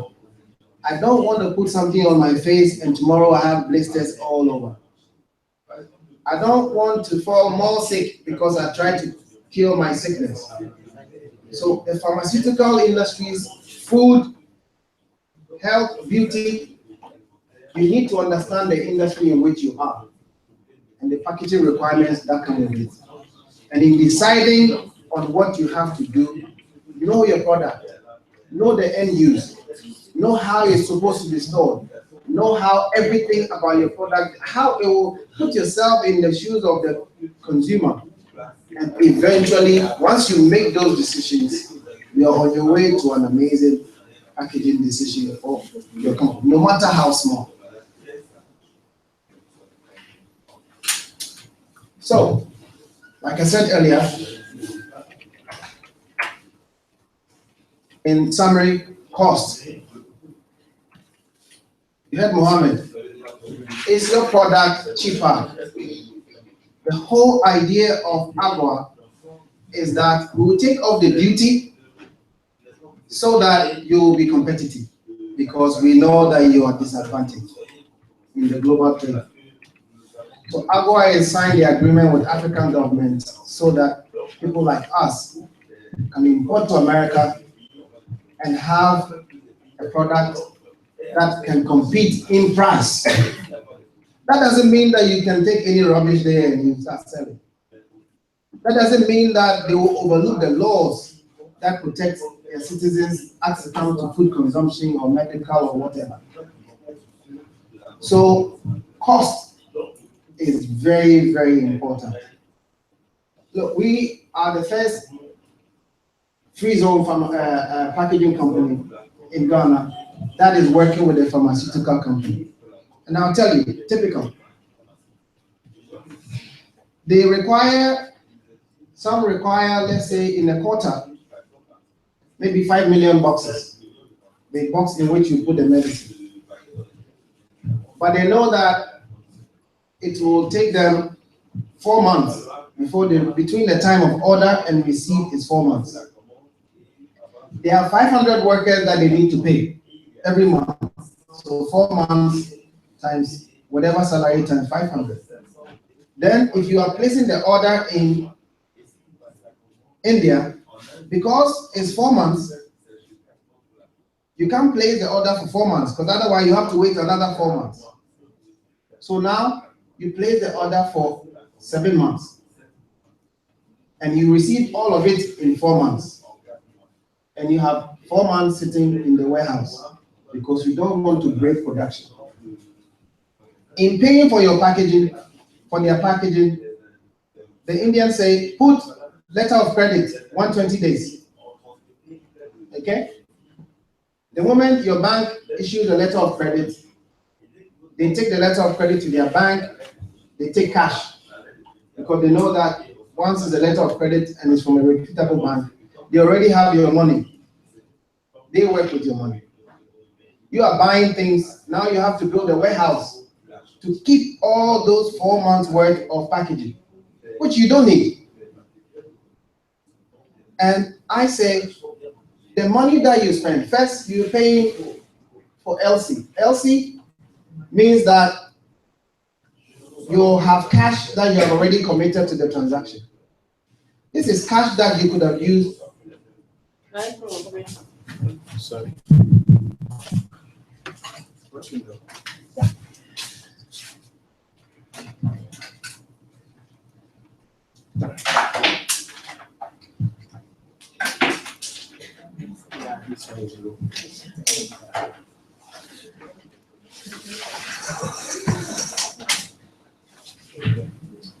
This is money that you could have turned around for 4 months.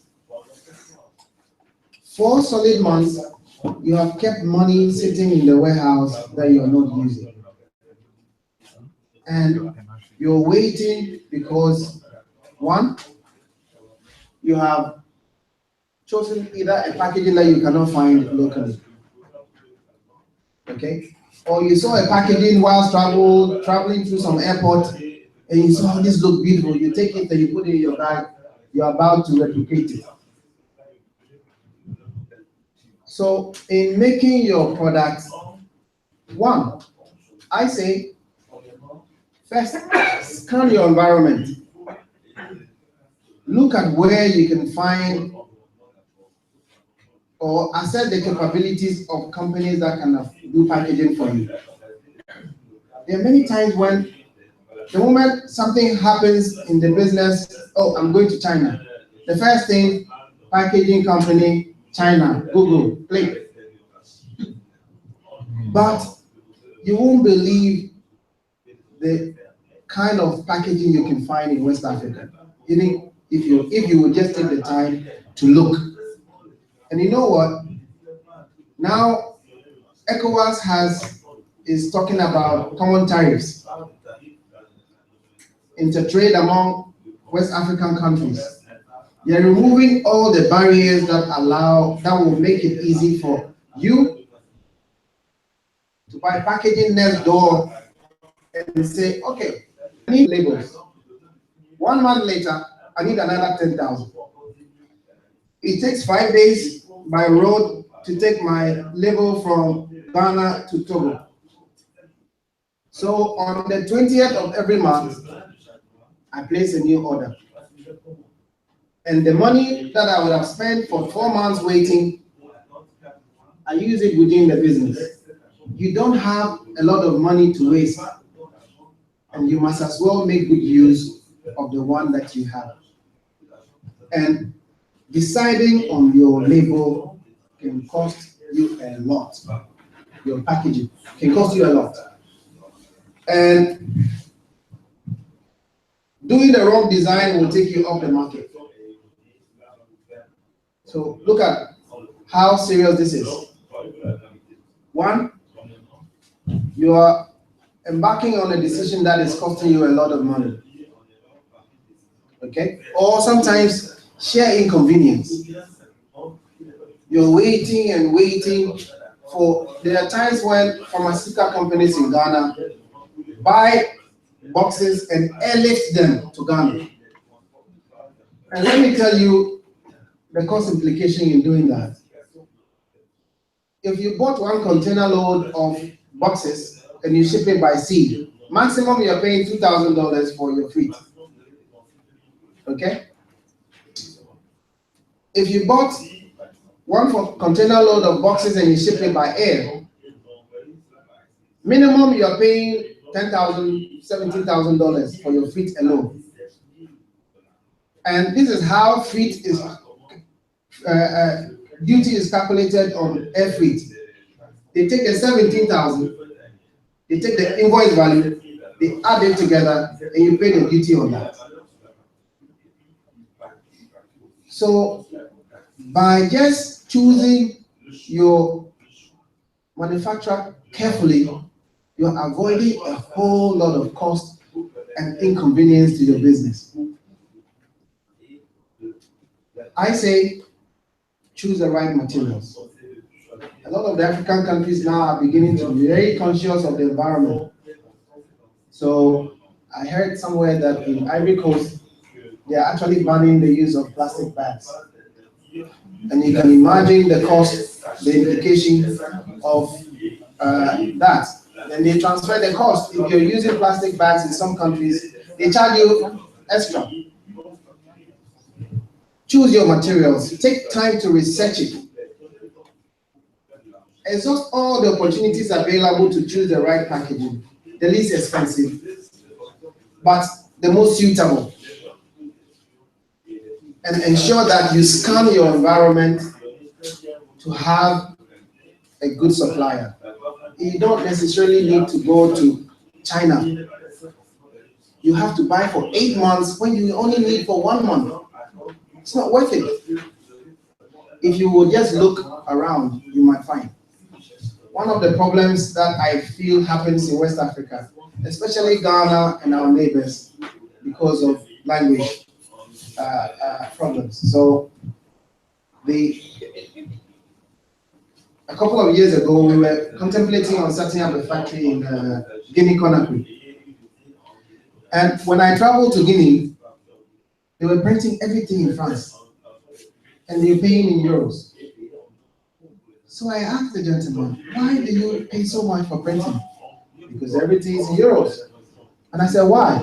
Because when we go on the internet to look for suppliers, it's easier to look at France because we speak the same language and it's easier. So they all go to France to buy print products. Something they could have gotten in Ghana, Nigeria, or somewhere else. And so it's become easy for us to look outside. But the more you look outside, the more you lose sight of available opportunities. I think, as you're doing now, you must begin to trade among yourselves. My sister has an amazing showroom. I don't know why we can't have other products in his showroom and your product and her products in your showroom, because then it makes it easy for you. If you don't try to trade among yourselves, it will be difficult to trade abroad. Let's be gained by trading among yourselves. That eventually will impact you when you begin to trade abroad. So look into that. Look at opportunities available in the region and begin to work on that. So, packaging. Why are we not taking the bride out on his wedding day naked? Why? What are the good reasons why we always want to make sure that the bride and the groom are all well dressed? Why? It adds value. You might not know the bride from anywhere, but you see her in an immaculately dressed, white outfit, good presentation. There's a way you see married people on that day, at least. And the way they say, oh, they are an amazing couple, because they presented themselves in that way. And your impression about them is positive. At that time, the man has not cheated on his wife. He has not beaten his wife. The presentation that day is that of love, care, presentation, and everybody comes out of a wedding having good thoughts about, oh, they look good together. Oh, they look amazing. It's because they presented themselves that way. That's the day you get to kiss your wife. It's show of affection, right? Yeah. So you're not slapping your wife on her wedding day in front of everyone. So everything you do on that day is positive. And that's why people walk away with good impressions about married couples, at least on that day. It adds value. So if I walk to the shop and I see your product and it's looking like you don't care about the product, there's no reason why I should care about the product if I'm a consumer. If the outside looks bad, don't worry about the inside. No matter how good your product is, if the outside looks bad, your chances of getting the consumer is lost. Packaging adds value. People are now a lot, you can see it across Africa. People are a lot more health conscious. They want to eat well, they want to exercise, they want to spend their money well. A lot of countries are now getting to middle income. So they have money and they have choices. So don't put up rubbish on the stand and think that they will buy it. Because now they can afford to buy cornflakes from America. So if you do wheat, I saw some rice product on the table there. It's in some nice container. I bet that that container contains something else in his previous life. And after his life expired, he found his way to now contain rice. And then you have going to be on the market with companies from China, Thailand, Vietnam, 5 kilos. Nice bag, good writing, nice photo on it. And you have your born again rice container sitting side by side. There are people who consumers always make a judgment on your product before they consume it. And that judgment is made because of what they see. They say, what you don't see will not hurt you. Okay? If you are insulting me and I haven't heard or I haven't seen you, that's why in law, you can't testify to something you haven't seen. You can only testify to what you have seen. I have seen this package. I am convinced it's rubbish. If the package is rubbish, then only God knows the content. People are making rational decisions like that.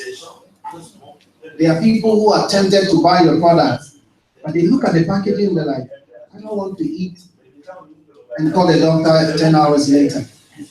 For all you know, it's the best product. And so, add value to your product. Even if it's rubbish, let the client buy it and take it home before he realizes that it's rubbish.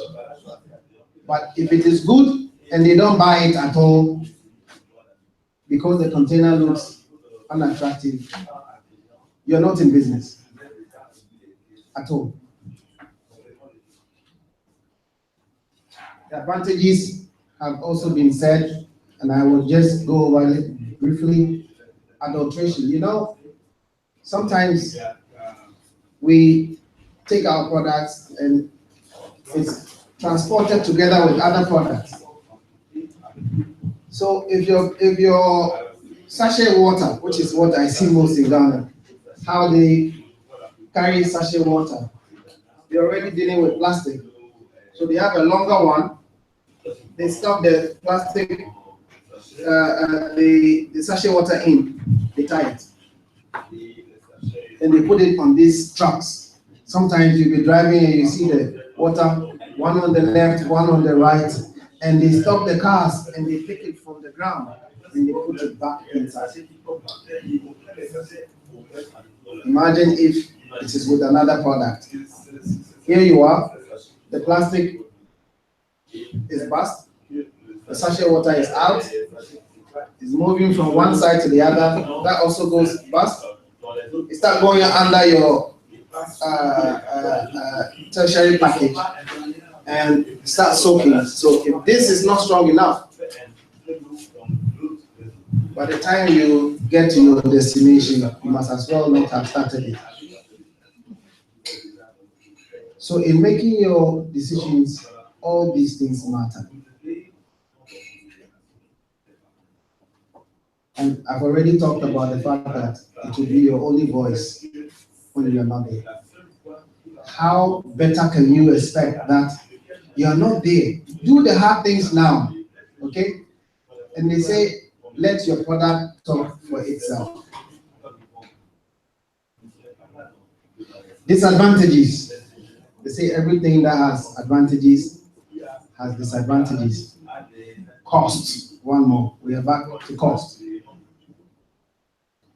They say while packaging can do a lot to get customer attention and may even add value to a product, it also adds cost to the eventual retail price. So, like we said from the beginning, choose your colors wisely. Don't add plenty colors there. You see, this is how we work. You can decide to add 20 colors and it looks like 4 colors. So every picture you see has minimum 4 colors. So the moment you use image, you already know you are in the 4 color zone. If you go and add another color that does not form part of the primary colors, you are in the fake color zone. And you are paying for every color. So if, let's say, every color we are charging you 2 cents. When you change, you use 5 colors, you're paying times 5. So use your colors well. It does not have to be, or when we are doing printing, production, first, every job that you have brought, we put it in the machine and we separate all the colors. So some clients will come, oh, this is just a 4-color web. Okay. We take it through separation. 1, 2, 3, 4, 5, 6. Oh no. Okay, look, can you make it 4 colors? At that time, when you are about to produce your packaging, you are now asking for 2 colors to be taken off. So know that packaging will come at a cost. Look at where to buy your raw materials for packaging. Look at where to outsource your packaging. Look, research it properly, just like the way you research your business. And ensure that eventually you will have a package that does not add too much cost to your product. Because otherwise, no matter how much tax is exempted, you will still not be competitive. Some say that sometimes if you don't know, you don't do all the things we have said, the packaging cost will add as much as 40%. And I say, think like Coca-Cola, act like Philips. Because at the end, if you think like Coca-Cola and you act like Philips, 2 colors, nicely done, maximum 4 colors, you're done. There's some packaging that you need to show a photo. And if you look at what I was talking about, the chili, you know every chili is red, okay? So they use red for the background. Then the logo, they use some image to depict the pepper. They're done. No complication. And you know, the more colors, the more wiser you choose colors, the better it comes out. When we get to labeling, I will show you how it's important. So you see what I was saying about Samsung. So the paper board is white. They are printing blue. You start putting things on the blue, and you begin to realize that it's going through the machine. By the time you realize the printing is not coming out properly, it's because you are using a solid, you are having small font on it. Let things be clear. Simple choices gives you good packaging. 40%. In the US today, I read that the US government has imposed 24% taxes, import taxes on Canadian lumber. 24%. So if your packaging is coming to 40%, no matter how much they give you, you are in big trouble. No matter how much taxes are waived from your exports, you are still not competitive.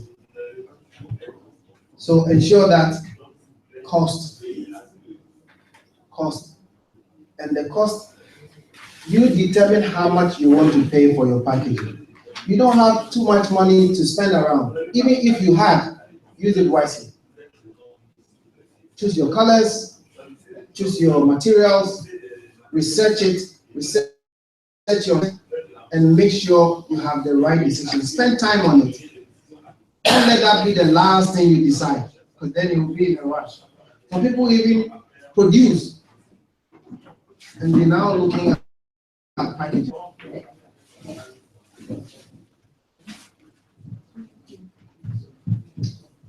Packaging, disadvantages. So you see, of everything that happens, Coca-Cola bottles.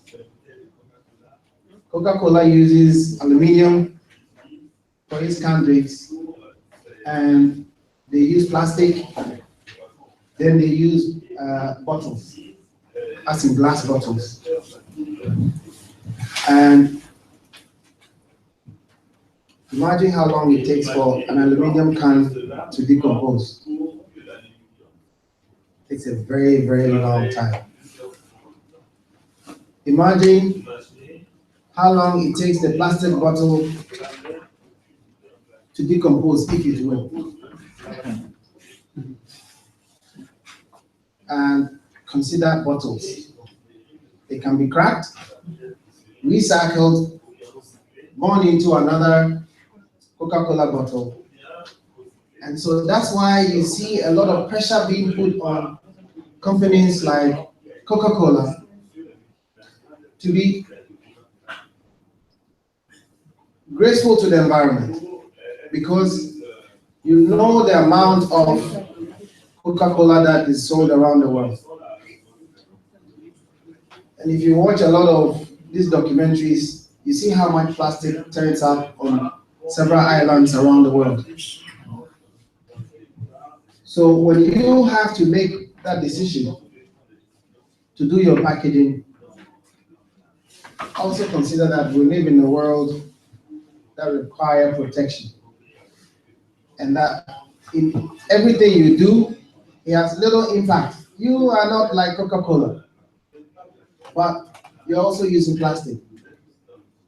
If God blesses you and you become a quarter of Coca-Cola, and we all become quarter of Coca-Cola, we are bigger than Coca-Cola.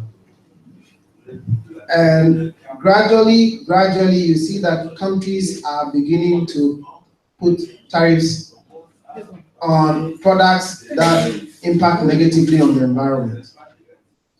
So once again, you might have the right packaging, everything is going well, but because your packaging impacts the environment, you'll be slapped with a fine. So as you begin the journey, think about it.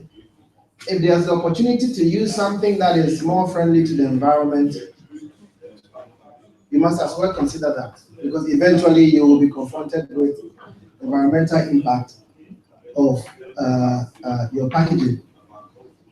And I was looking at there's an Ashland Food Cooperative is saying that packaging is responsible for about 1/3 of the municipal waste in the United States. 1/3. All waste in the US put together. Packaging alone is 1/3. So when the US government begins to clamp down on companies that generate waste, you can understand why. If you are bringing things from Africa that adds up to that waste, you bet they will take notice. If you can do it differently, consider it. Because eventually we'll all be held responsible. There are a lot of symbols, and I urge you to take time to research it. I can't put it all here. So you've made all the right decisions, your packaging looks perfect, price is on point, you're ready to export, you have your supplier in America, and you have your box, tertiary box, everything nice. And then you have no symbols. You don't know them, it will cost you a fortune. This symbol, we all know how the wine bottle looks like. So your packaging is bottled, maybe bottled wine or whatever. You put it inside a box. The guys at the airport, you put a forklift under it, they turn it, and by the time you realize your bottles start cracking from Ivory Coast, Burkina, before you even get to the port. I was listening to our friend from Liberia, and he said that his goods seem to have been missing in transit. But if you are shipping something that is fragile and is all broken at the port, it takes a lot of processes. One, trying to locate the origin. It's a lot of processes before you even hear from them. So your bottle must have been broken and put somewhere at the port, and your supplier will be sitting down looking for it. It comes at a huge cost to you. If you would just put fragile, everybody who sees that package knows I have to handle it with care. You have the green layer, this one. So there are some products, sometimes plastic, whatever it is, that it is mandatory on manufacturers to put them on their package. That after you have used the bottle, whatever it is, at least dispose them well. Don't throw it onto the street. So you could export all the way to the US and they will come asking you about why is that not there? It can be really irritating. So we did a scratch card for a company in Zimbabwe, Tactile. And after they did about 20 million scratch cards, then they called us after it was delivered to ask whether we can now put this on it after the whole product has been completed. It was just impossible because the Zimbabwe government was saying that that was a requirement. When people scratch their cards, they can't leave it on the streets because everybody is using cards. So it has to be disposed properly.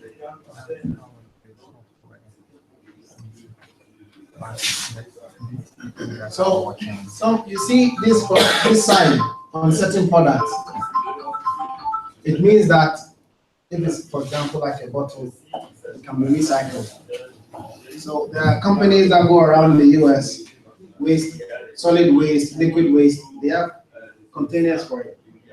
So you could make, for example, the plastic that they use in the US, you realize it's softer. The water bottle here is much, much harder. In the US, it's very soft. You know why? Because when you finish drinking, you press it, then you lock it while it's pressed. It becomes very small.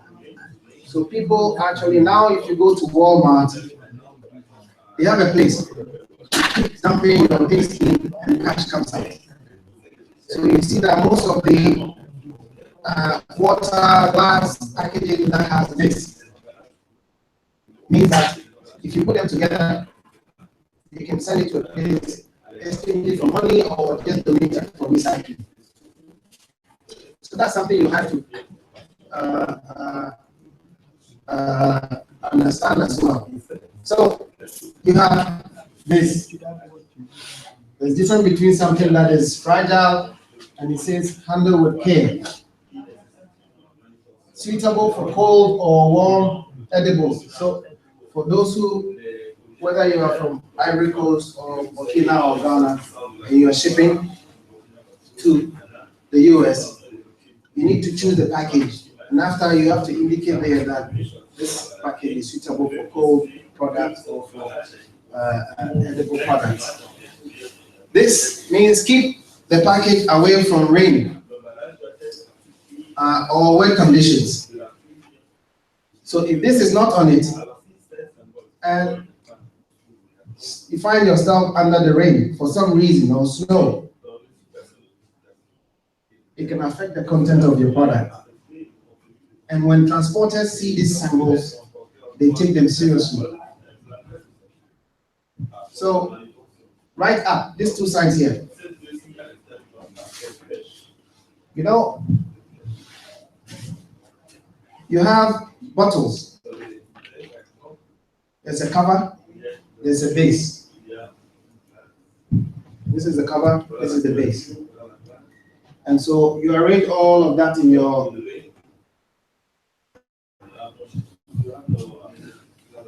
you seal it. The down is sealed, the top is sealed.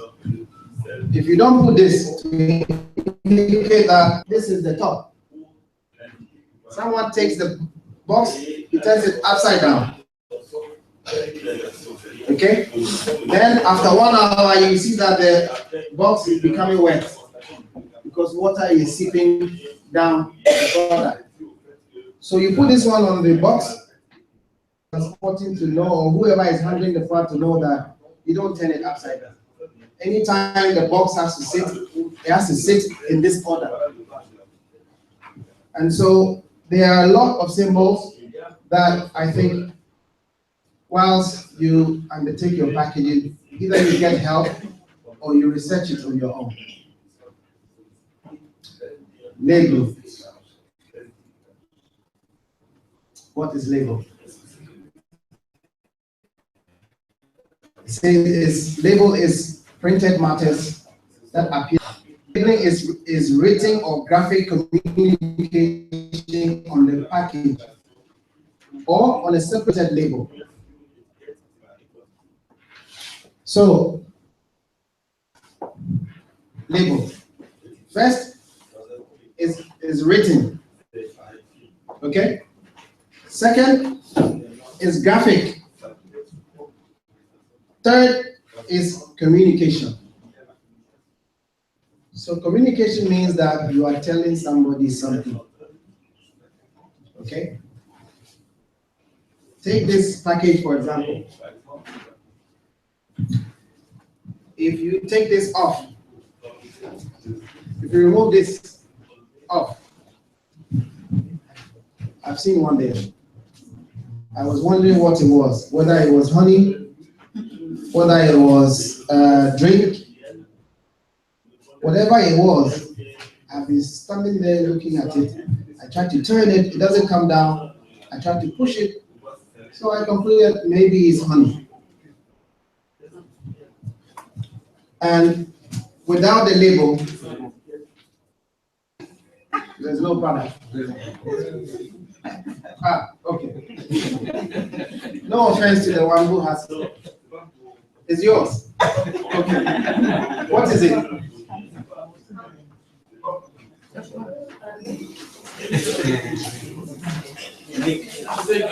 C'est du miel. En fait, c'est du miel que j'ai apporté du Burkina. Et puis, vous allez voir autre chose aussi, c'est du beurre de qualité. Je n'ai pas mis de label pour voir ce que ça va donner et la proposition qui va se faire. Je l'ai fait expressement pour voir ce qui ça va donner.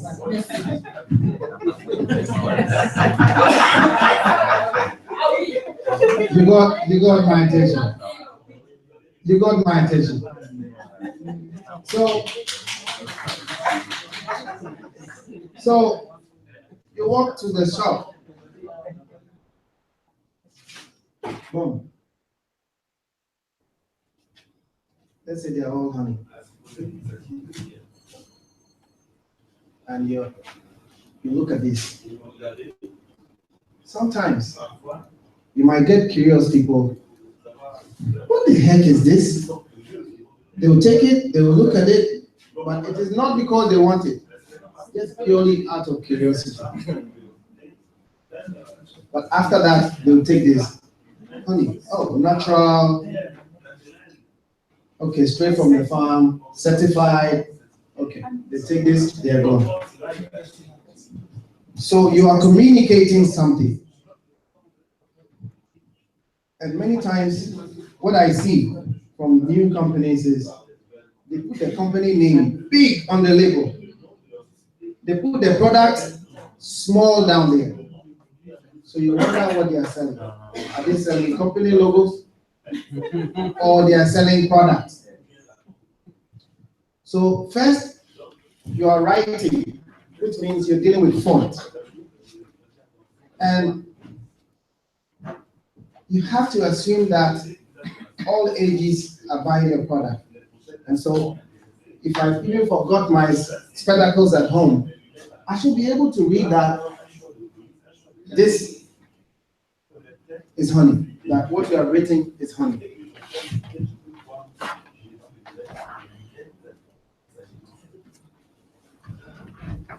And it has to be graphic, which means it has to be properly designed. So you see this, tea. Everybody knows tea comes from leaves, right? So there's that semblance of leaf there, and it says tea.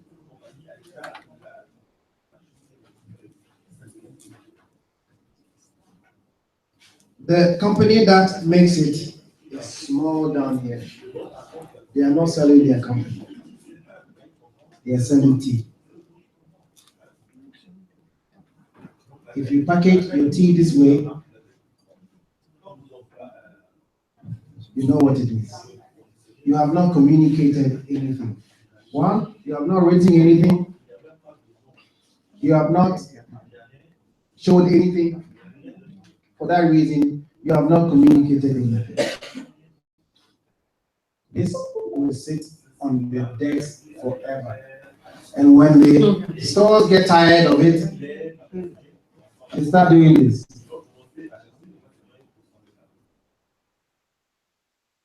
After a while, if it's still not doing well, they start putting it here and putting this one in front. They are there to make money. The product has to move. If the product is not moving, one day you go and your honey is here, the next time it's under the seat. You're off the shelf. So when you're putting your label, it is not just anything. You're communicating with someone, the buyer. Say something.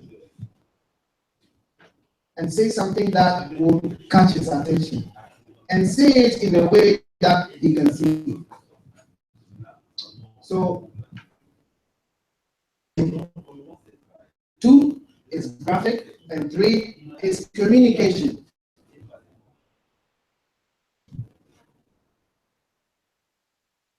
And we all know sometimes that label always come as this. Okay? But sometimes labels also come on the product itself. You can see this is not a label pasted on it. It's actually on it. This has a label that is attached to it. And all these decisions have to be made. Am I printing? If you look at Coca-Cola bottles, they don't come in another box. It comes already on the top bottle.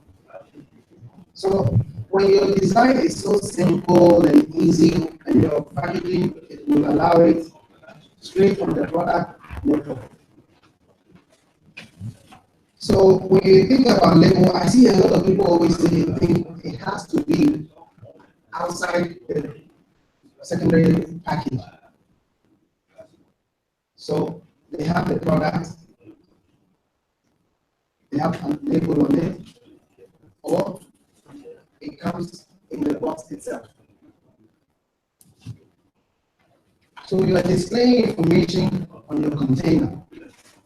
And maybe we should see what do we seek to achieve when we are considering labeling. So the processes of applying the written communication, the graphic is what we call labeling. Brand identification. When you see that white background with T on it, you know the brand is. You see that, I think, if you ask me, this company only succeeded in this market because of their packaging. At the time we had Baltic. Baltic controlled the water market. You know, they had their design, it was fine. Everybody was used to it. And then the Belacqua came. Red, very attractive from a distance. Easy, not many colors. This is a special edition, I think, for the Ghana 60 celebration. But the normal Belafra packaging is here. Okay? Red, boom, in your face. And he began to get a lot of traction in the market. And whoever owns this company is very smart. If you come to my house now, this is 500 milligrams. Okay? Now he has half of this, which is what I use, because I hated not able to drink all the bottle at a go and leaving it in the house. You see, this one has drunk half out of the fridge, or you go into the fridge and everybody has drunk half, and it's packed in there. So this is someone who said, what is my product? What volume of water are ordinary people or majority people consuming at a time? You remember when we discussed one time? So he chose a one-time off packaging for water, and he's selling more. Just because of the packaging, he's selling more. Someone might not really know this brand, but he will be so concerned about water that is wasted in the house. You take the water, you drink half, you leave it. This one takes half, you waste of money. Sometimes later in the fridge. So if I have that problem and I saw this on the shelf, half package solves the problem. And now he's selling more of this. So know your product. Think about the end user. Think about the end use and design your package for that. If it's one-off, one-off. I drink it, I finish, I drop it. And talking about symbols, I think all of you have. If you look down here, you see that the garbage thing is there. If you look here, okay, the disposal symbol I just showed you is here. Okay, so you have to use your labeling as your brand identification. When I see it from 2 miles, I know this product belongs to this company. So it's nicely designed. Yes. Take your microphone. Okay, thank you. So you're using label as your brand. You're communicating effectively. And the other important point you have to understand is your label must provide information. At least if you're communicating with someone and you're doing, nobody hears you. No? If I'm talking to you and I start doing, I'm not dumb, you're not dumb, you don't get what I'm saying. So there has to be information that you're communicating in your label. One of the information that you are communicating about your product, first you're describing the content. What is in it? So I walk into the shop like this. This thing attracts me. I pick it. When I pick it, I am now looking for that communication. T, okay. To preserve quality, store in cool and dry place, okay. Ingredients, Chinese green tea, blueberry flavor, okay. Produced in America, okay. For a perfect tea, this is the temperature, okay. So you have to give information on your label. After he's seen the box, the design, and he likes it, he holds it. Because if he picks it and says poison, he put it down. Okay? If he picks it and he says green tea, some people use words like virgin water, virgin oil, and already everybody begins to get excited. Virgin oil. I saw coconut oil. Who brought the coconut oil? You know, I went to an exhibition that Madam Comfort attended just in front of my factory about 2 years ago. And I bought one bottle of coconut oil. I've never eaten it before. And so I ate it and I loved it. Unfortunately, by the time it got finished, the label was off. So I couldn't find the person to call her again. So I kept telling my cook that I want coconut oil. And he was like, coconut oil. So we went for the bottle, the label wasn't there. So we traveled to the water region. On our way, I saw these ladies. They have big, big gallons. And they have coconut written on a board, planted by a lot of bottles, coconut oil. So I bought one. And I'm still enjoying it. So I said to my wife, I said, you know something?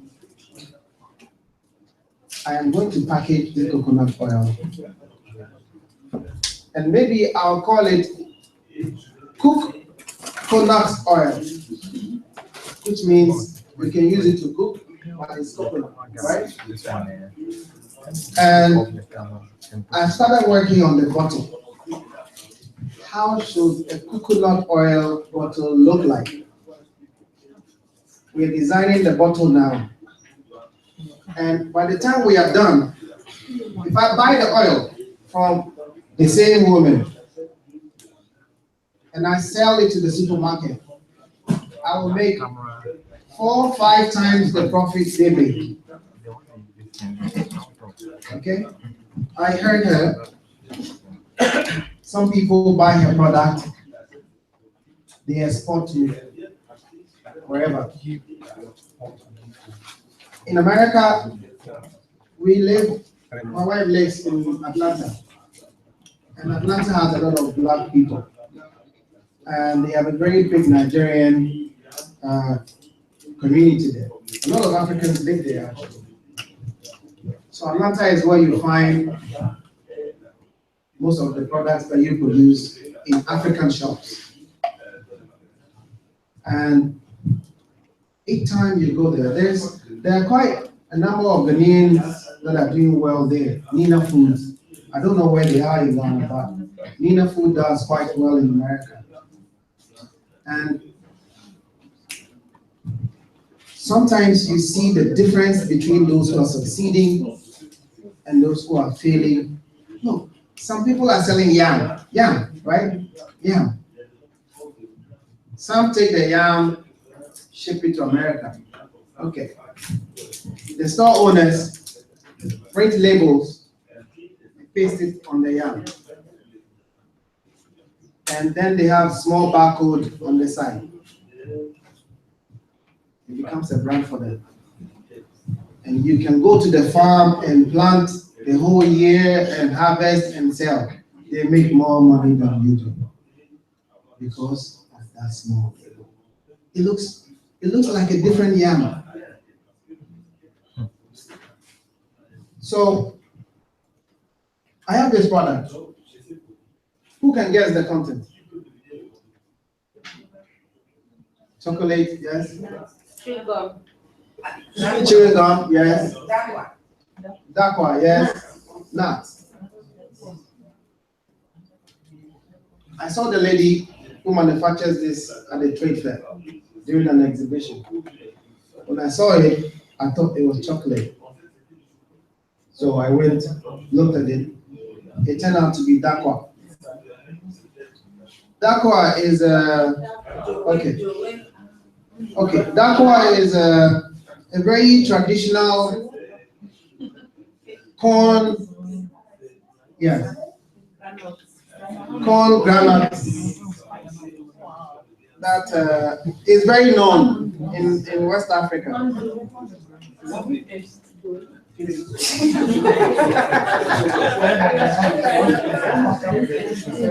can.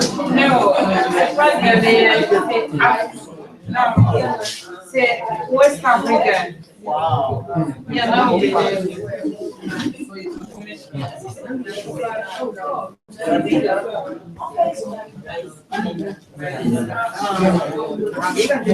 Just small pieces so you can go around.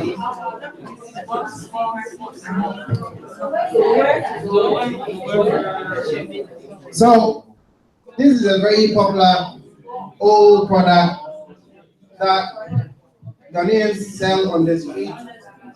Round, usually made round. So, this lady took that product, same product, and this is what she did with it. And just because of the effort, the two of us agreed to just help her because she seems to get it. And we have offered to help her because we think she can go far the way she thinks. So she took this product and packaged it this way. Okay? This is a product that everybody knows about, but everybody knows it is sold in a certain way.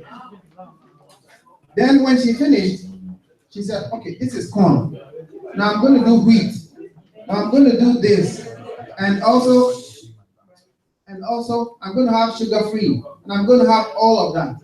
So usually when you see it, she sells it in a pack like this. Sugar free, corn, wheat, millet, all put together. And whichever way you fall, whether you don't take sugar, or whether you take sugar, whether you like millet or you like wheat, you can have one. And you know, she's just gotten to the big malls, the big shopping malls. Now, that's where she is now. She's taking a normal product that everybody knows about and turned it into something amazing with just the packaging. So you will go and see the girl selling around, no label, nothing. And even for those who buy it, the mind is, oh, this is something they put in their hand and maybe it's not clean. Yes. But if I went to the shop and I saw this, and I saw the lady on the street selling the same, I will buy this one. Okay? Somebody was asking, so what kind of business do you do that will qualify you for AGWA? Don't think AGWA now. Okay? Think about the business that you will do, present to your own people. If you are not respected in your own country, you will not be respected anywhere else. So, s'il vous plaît, suivez, sous-groupe, on a dit de déshériter. So, c'est une amende en dollars, vous allez payer $100 par. C'est une amende, on a dit que c'est des règles. Après, ils volent des sables pour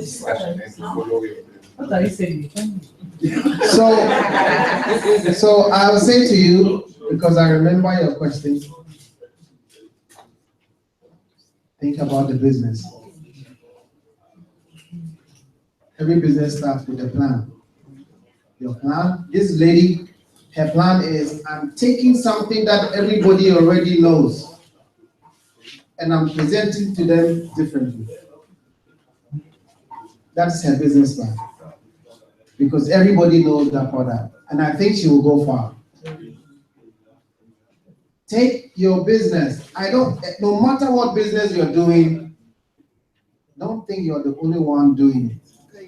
There are a lot of people doing the same. But when the client walks to the shop, be the one to catch his attention. Then you're in business. I see that a lot of people are looking for, I'm the first to do it. Maybe you are. But you're the last to make money. Okay? You're so attached to your product you're attached to the product, its content, its packaging, you're unwilling to stop and look at another way of doing it. That is a problem.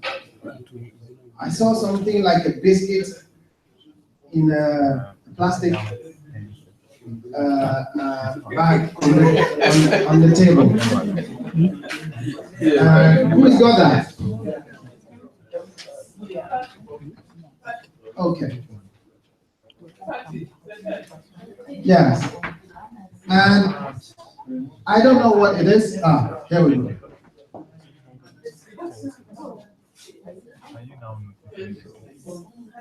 From what I read on the table, it looks like it's edible. It looks like something you can eat. But if you look at this product, forget how it tastes, forget how it looks. Put yourself in the shoes of the client and say to yourself, if I was a client who was presented with this and that, if they were the same product, which one would I choose? And which one in your mind would appear to be quality? For all you know, this is better.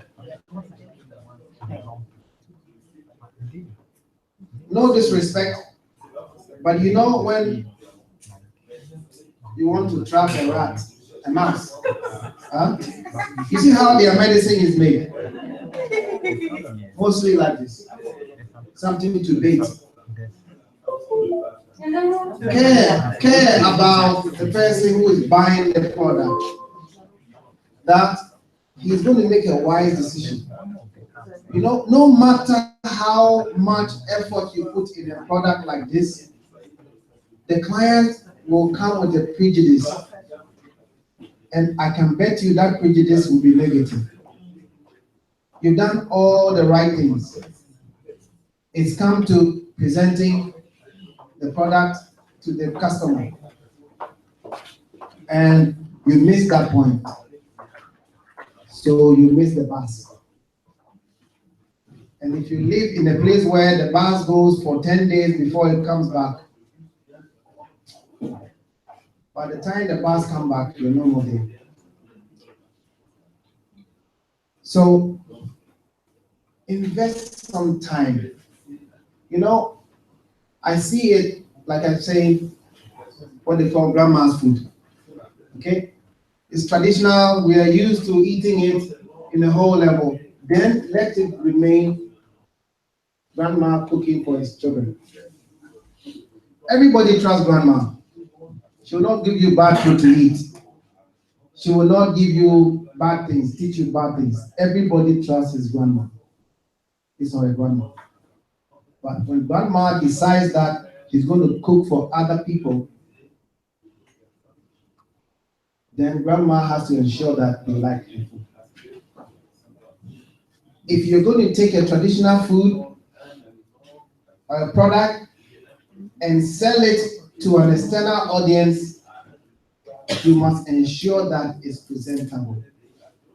You know, Mohammed said something.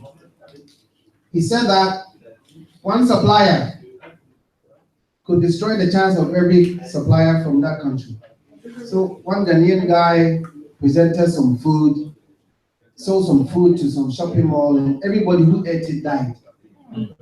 Immediately, all the companies that are conscious of their brand begin to slowly withdraw all the Ghanaian products from their shelves.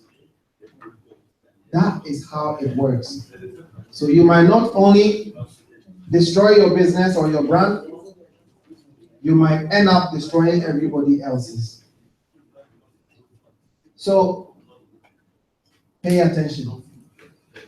You know, this, I'll taste it afterwards. It's good. Once you know what it is, right? Yes. Okay. Now, but before I try it, I need to know what it is. I think she wants to say something.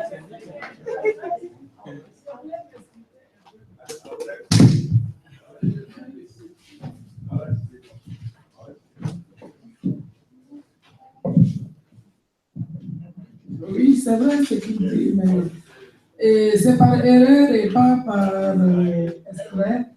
Le lendemain que je devais prendre avant-hier la route, ma machine a brûlé quand elle voulait coller ça à la machine. Donc, la machine est brûlée.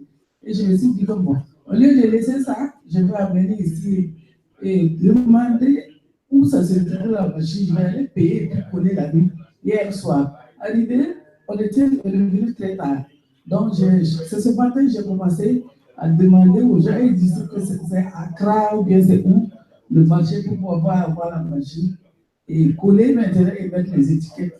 Parce que je tenais aussi à amener une exception ici. Sinon, d'habitude, même si l'étiquette n'est pas présentable, c'est pas comme ça. Merci.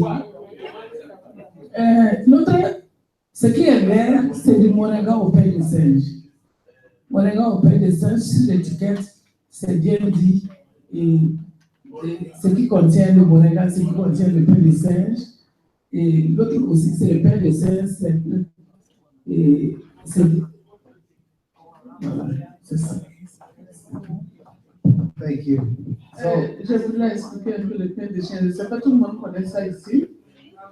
Il n'y a pas de problème. Voilà, c'est la poudre des graines de baobab. We'll come to the questions and contributions in some few minutes. Yeah, yes. So, Mama, this is not supposed to be a personal attack on the product, but like you said, on this day, for everybody here who has not seen this product before, they don't care that the machine burnt. They don't want to know. The consumer is very selfish. And he feels like he's worked hard for his money. They don't care that you can't find the label that you need in your country. They don't care how much it costs. They just want it. And they want it in a way that makes them feel happy. For us today, we are not buying. So we are here to learn, so we can pardon that. But it's a bigger issue of companies saying, well, in Togo, we can't find this kind of packaging, so we are making do with what we have. Okay, so stay in Togo. And stay in Togo to only those who care about that. There are a lot of people who care about products and I have the money to pay for a good product. If you cannot make them happy, then you cannot be in business. That is the bottom line. You know, in Ghana, they say we are lower middle income now, which means the ordinary Ghanaian has disposable income. So if he wants to buy something, he will do what we all do, rational buying, value for money. Nobody, if there's no gun to your head, pick this product, buy it. Every consumer will buy it thinking very rational. And the only person you need to please is him. If there are 10 people in the queue and you manage to get each one of them happy, you are in business. And I also saw here on the table, Madam Comfort's packaging. I think because she is next to my factory, she has gotten some of the weight. But she is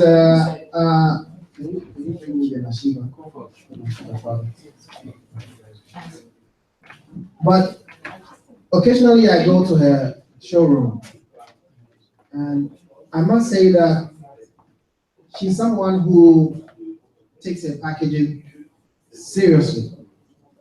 And one time I just got to her place by accident. My wife was pregnant then, and she was in America. But the two of us went there once. So she sells this shea butter oil. in this silver sort of container. And when I looked at it, I looked at her and I was like, wow, this one is very serious. So I bought one. And then when I took it home, my wife used it, she liked it. And she, where did you get this? And I said, trade fair. So the two of us went back. We bought one. Then we bought 20 pieces. Then the next time we were going to Atlanta, we gave one, because during winter, people, our skin becomes a little white. So you need a lot of good oil that will stay. So I gave two to my father and my brother who, my sister-in-law's husband, she's Nigerian. Then she gave one to someone. And by the time we realized we needed 20, so we called her and we needed 20 pieces. And every time we're going to Atlanta now, they're all looking forward to us coming and giving them at least one. I only picked that product because it looked good. And then when I asked her, she said, oh, press it. So I pressed it, it worked. So I just smelled it. It has some nice mint to it. That is how consumers behave. The package attracts. You get opportunity to on judgment on the content. Once the content is good, you are in business. And from time to time, I go there, and you look at things like this. Okay, brown, a little gold, fine. And you can see it all throughout the packaging. Like blue. So the colors are not off.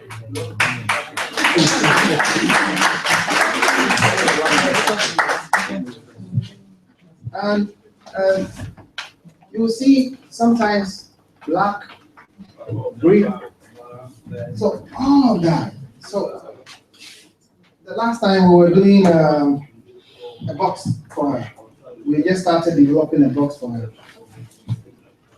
And I said to her that, I mean, this will probably cost her a lot, okay? But you can sell this for a premium price. One color, two colors. That's the label.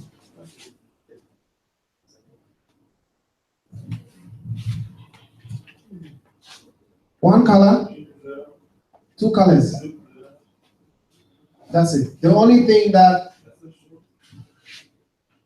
I will complain about, what are you selling? Are you selling a Sheba? Are you selling Shepherd? So if I stand a little like Nashiba, what's that? That's how American, what's that? But you say Shepherd, oh yeah. I'll tell you a story. When I went to America the first time, I was studying and I needed to buy mutton. That's how we call it. That's how the English call it. The meat of sheep. So I went to the butchers and I said, oh, I want to buy mutton. Oh, what's that? Is that African meat? So I said, no, mutton. He said, is it bush meat? We don't sell bush meat here. So there was a lady behind me who said, no, lamb. He means lamb. Oh, lamb. We have lamb. So they call the meat of sheep lamb. We call it mutton. When you start communicating to someone in America, you know the cover of the engine. We call it here bonnet. They call it hood. So you need to communicate with someone. Nashiba, what's that? Share butter. Nashiba down. Okay, share butter. Everybody knows that. So let's learn to communicate. And eventually, you see why smart companies doing global business begin to use images. Look at the cosmetic industry. Nice woman, beautiful skin, oil pouring in her hand. She's selling you body oil. You don't need hood or bonnet or lamp or nothing to understand that. But these are all conscious, well-researched decisions that big companies do. Because they know that if they start calling it lamp, Ghanaians wouldn't know what that is. If they call it mutton, Americans wouldn't know what that is. Communicate with your neighbors. But if you look at something like this, maybe the package will attract you. Okay? Even if you are curious about what Mashiba is, the package might attract you, especially if it's found in the the shopping malls always group the items. Cosmetics. So Mashiba, the packaging looks nice.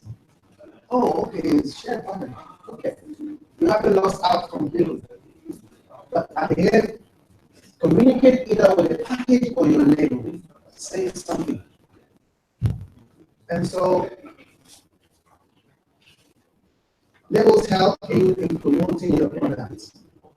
Even what you're writing on the box is communicating something. So say something meaningful. Use nice graphics, simple color, nice graphics, very attractive colors. Avoid complicated designs because it costs you more. And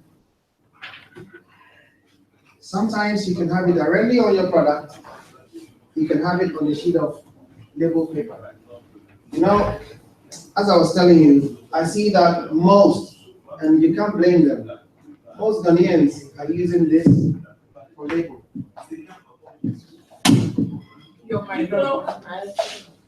This, okay?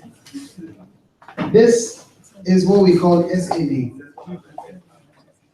They're supposed to be used, pasted in the rain, the rain is falling, you can still paste it. When somebody dies, you see that poster they make obituary, posted at the back. It can be in the dust, it can be raining, it will still be there. But my sister, if you get 50 million pieces order from Walmart,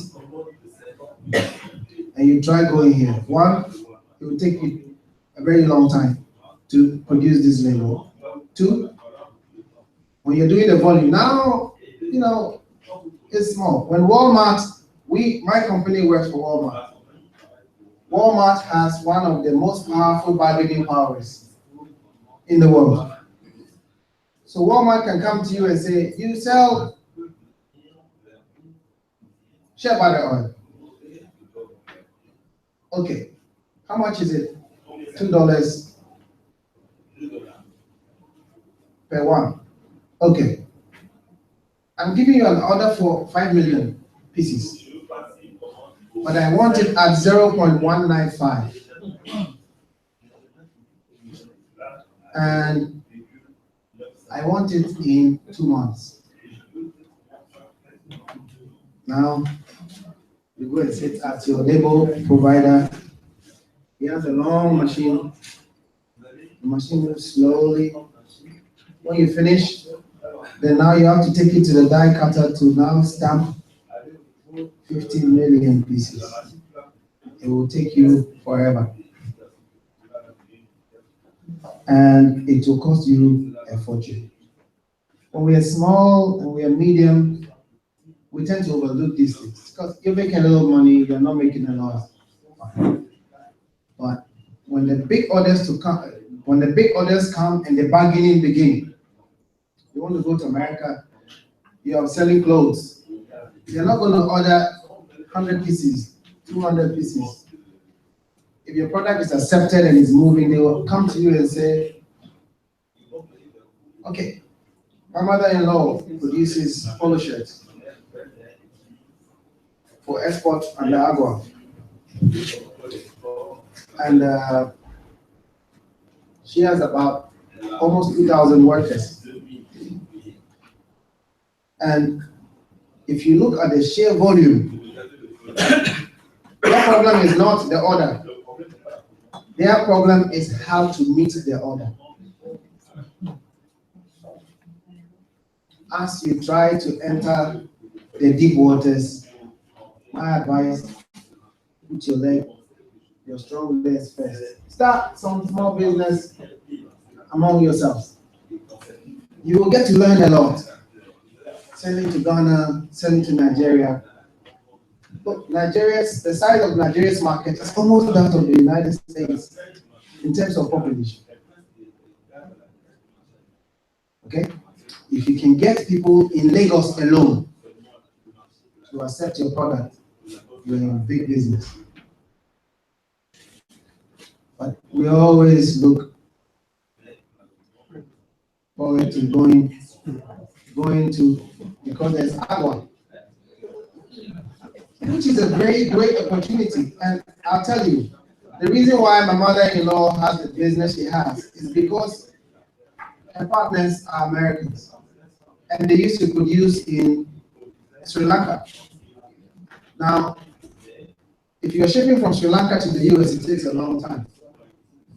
If you're shipping from Ghana by direct, 20, 30 days per day, and they are shipping arrangement in the US, they're closer to their market, the factors of production, proximity to market.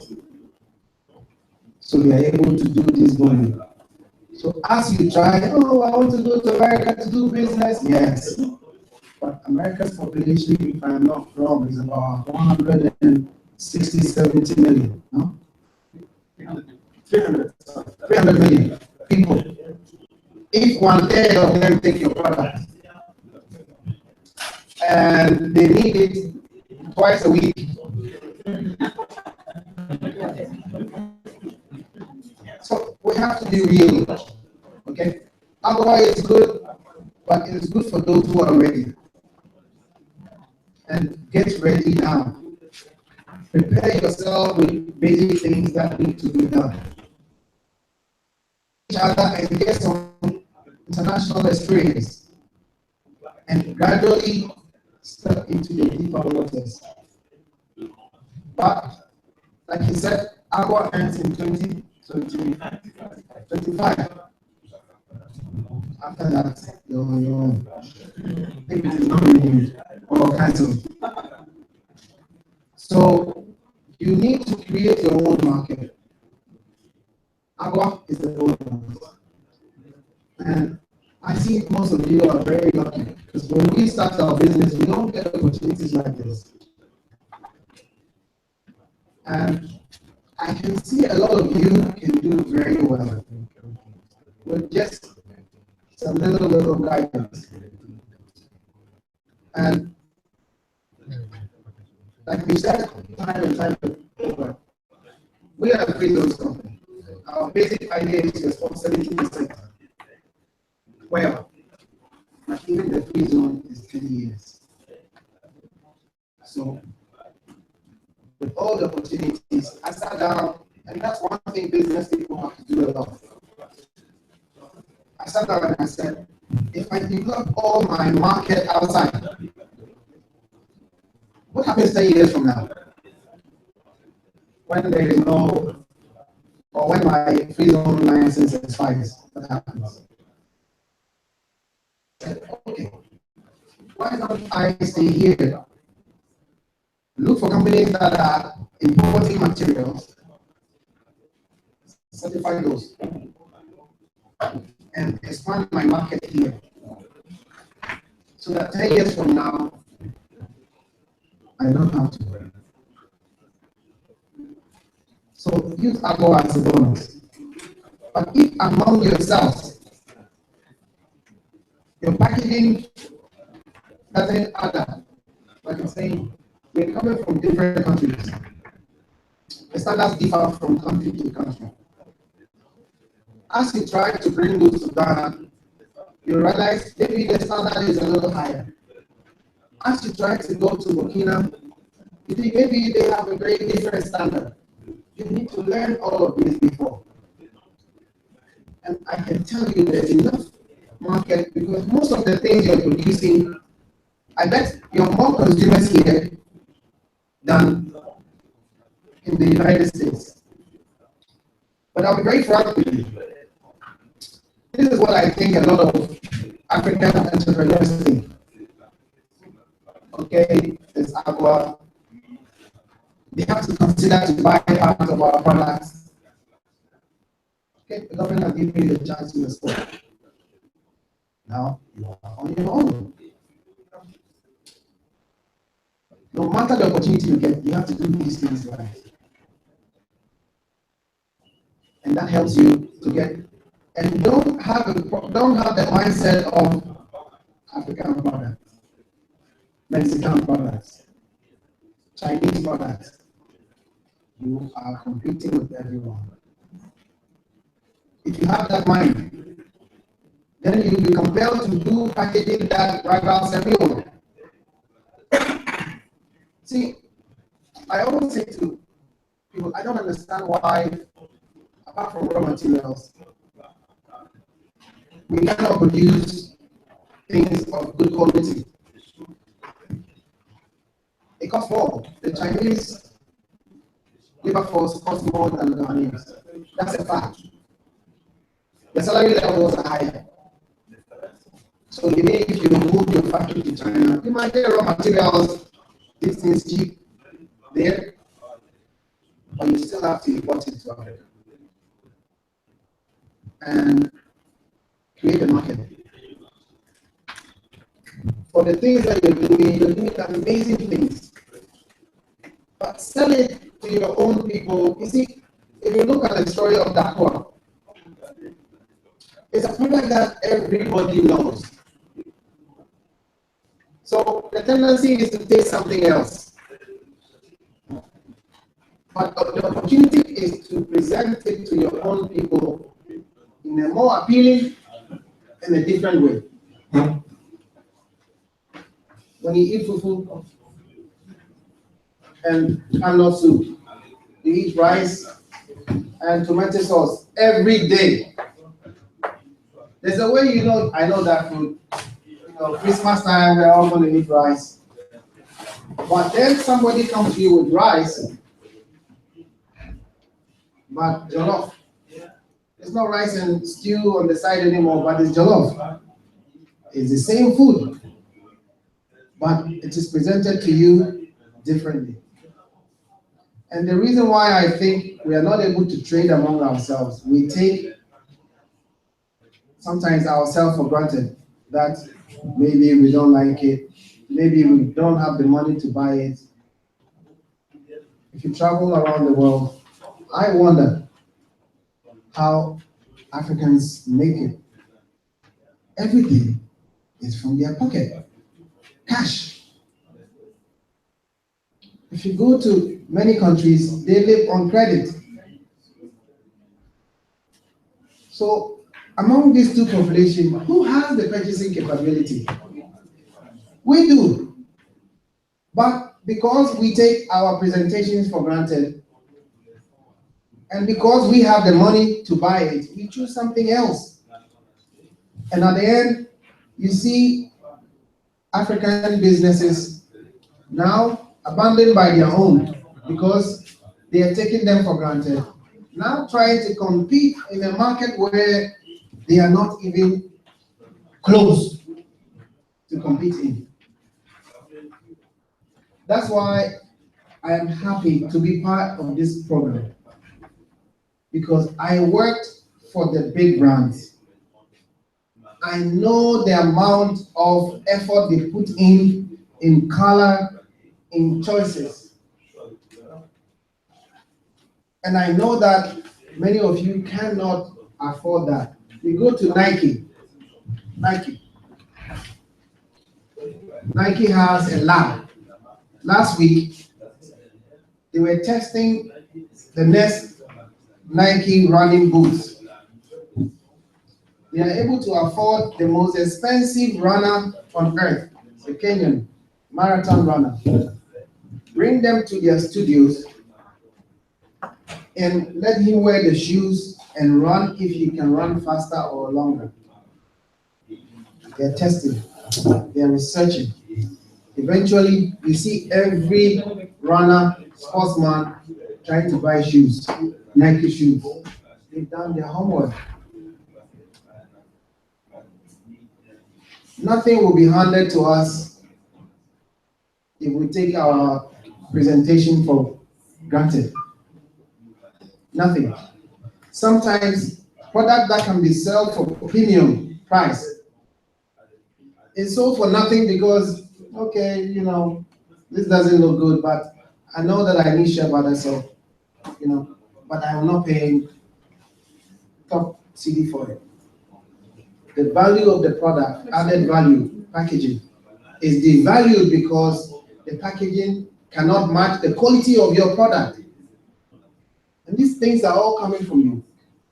Your packaging is of lesser a value than the product.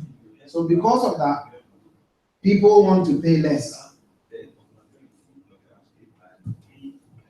So my message to you, I'll end so that we can take some questions and contributions, is that take your packaging as serious as the seriousness you attach to raising capital for your business. It is the last aspect of your business that has to come first. And if you put it too close, or if you abandon it, you will realize that your dreams of business is always following because you're not able to achieve what you set out to do. You chose the wrong packaging, the presentation is wrong, and nobody takes you serious, no matter how serious the product is. Thank you very much.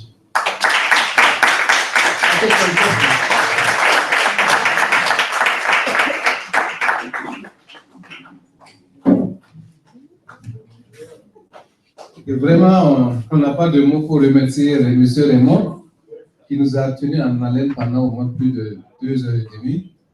We are very, very happy of what came from your presentation. Et je pense que c'est la même aussi pour les participants. Et vraiment, nous allons encore l'applaudir. Merci beaucoup, monsieur. Donc, on va passer aux questions.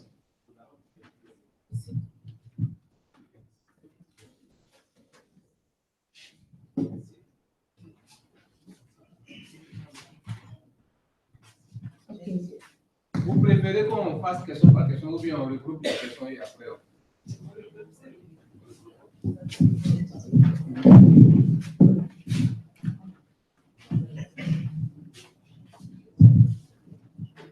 Ok, merci Monsieur Raymond pour la qualité de la présentation.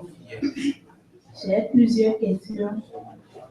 Et la première, c'est par rapport à l'étiquette, le papier. Vous avez parlé de, comment dire, des papiers d'étiquette qui, au cours du transport, par exemple, peuvent s'enlever. Donc, moi, je fais des jus de fruits, par exemple, et mes étiquettes, pendant le rafraîchissement, et les produits perdent les étiquettes. Donc, je voudrais savoir quel est le papier le plus adéquat pour ce type d'étiquette, surtout pour le rafraîchissement des produits. Deuxième question, c'est par rapport au carton. Bon, moi, quand je produis les jus de fruits, c'est dans des bouteilles en verre. Après, je les dispose dans des cartons. Maintenant, sur le carton, j'ai juste 2 symboles sur le carton. Mais avec les différentes descriptions de symboles que vous avez données, je trouve que il manque d'autres symboles qui ne sont pas sur mes cartons. Maintenant, à mettre plus de 4 ou 5 symboles sur le même carton, est-ce que ça ne serait pas, et le carton ne serait pas surchargé? Autre question, où est-ce que je peux trouver au Ghana des bouteilles en verre à moindre coût? Parce que moi, j'utilise des bouteilles neuves, mais le coût fait que mon produit finit à un coût élevé par rapport aux produits de la concurrence, ceux qui utilisent par exemple les bouteilles en verre recyclées. Autre question, la réalisation de code barres. Dans mon pays, au Bénin, on n'a pas une institution qui peut nous aider dans la réalisation de code barres. Donc, pour la plupart, les gens vont au Togo. Maintenant, est-ce qu'au Ghana, on peut avoir, parce que même au Togo, ça revient un peu cher. Peut-être au Ghana, on peut trouver cette réalisation de code barres à moindre coût.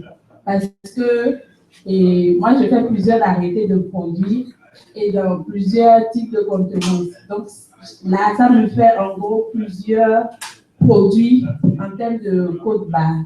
Donc, je voudrais un fournisseur ou bien une institution qui fait réaliser les codes barres à moindre coût au Ghana. Bon, je vais m'arrêter là.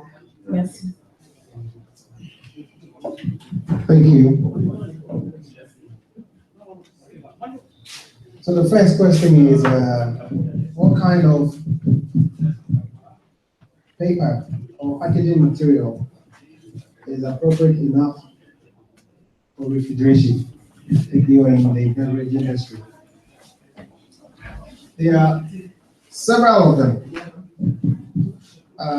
Like I said, the best way, once again, is from the beginning, you know that you're going to produce juice.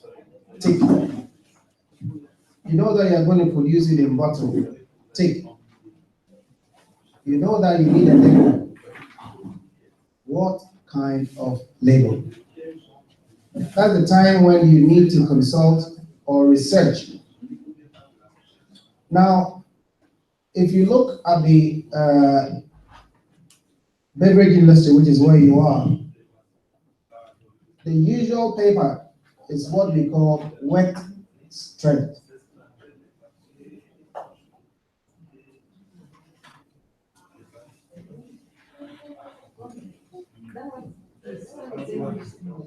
Oh, that's English.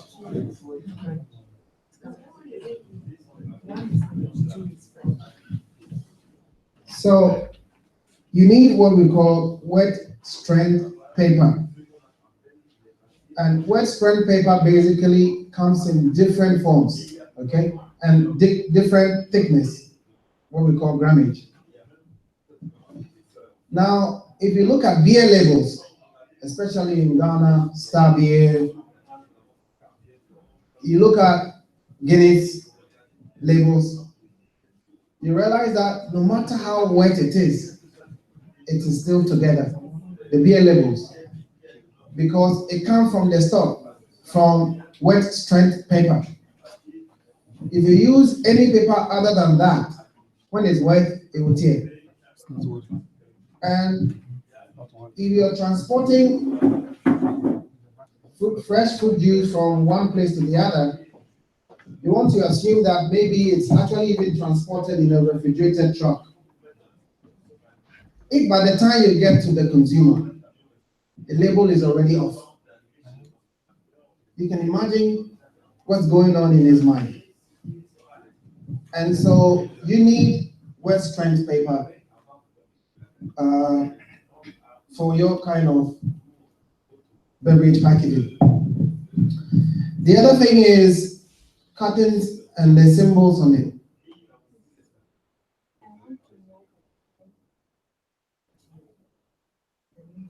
Okay, so first you need label paper. Okay, you need label paper, and the label paper you need is wet strength. So WET and then strength, STRENGGATH.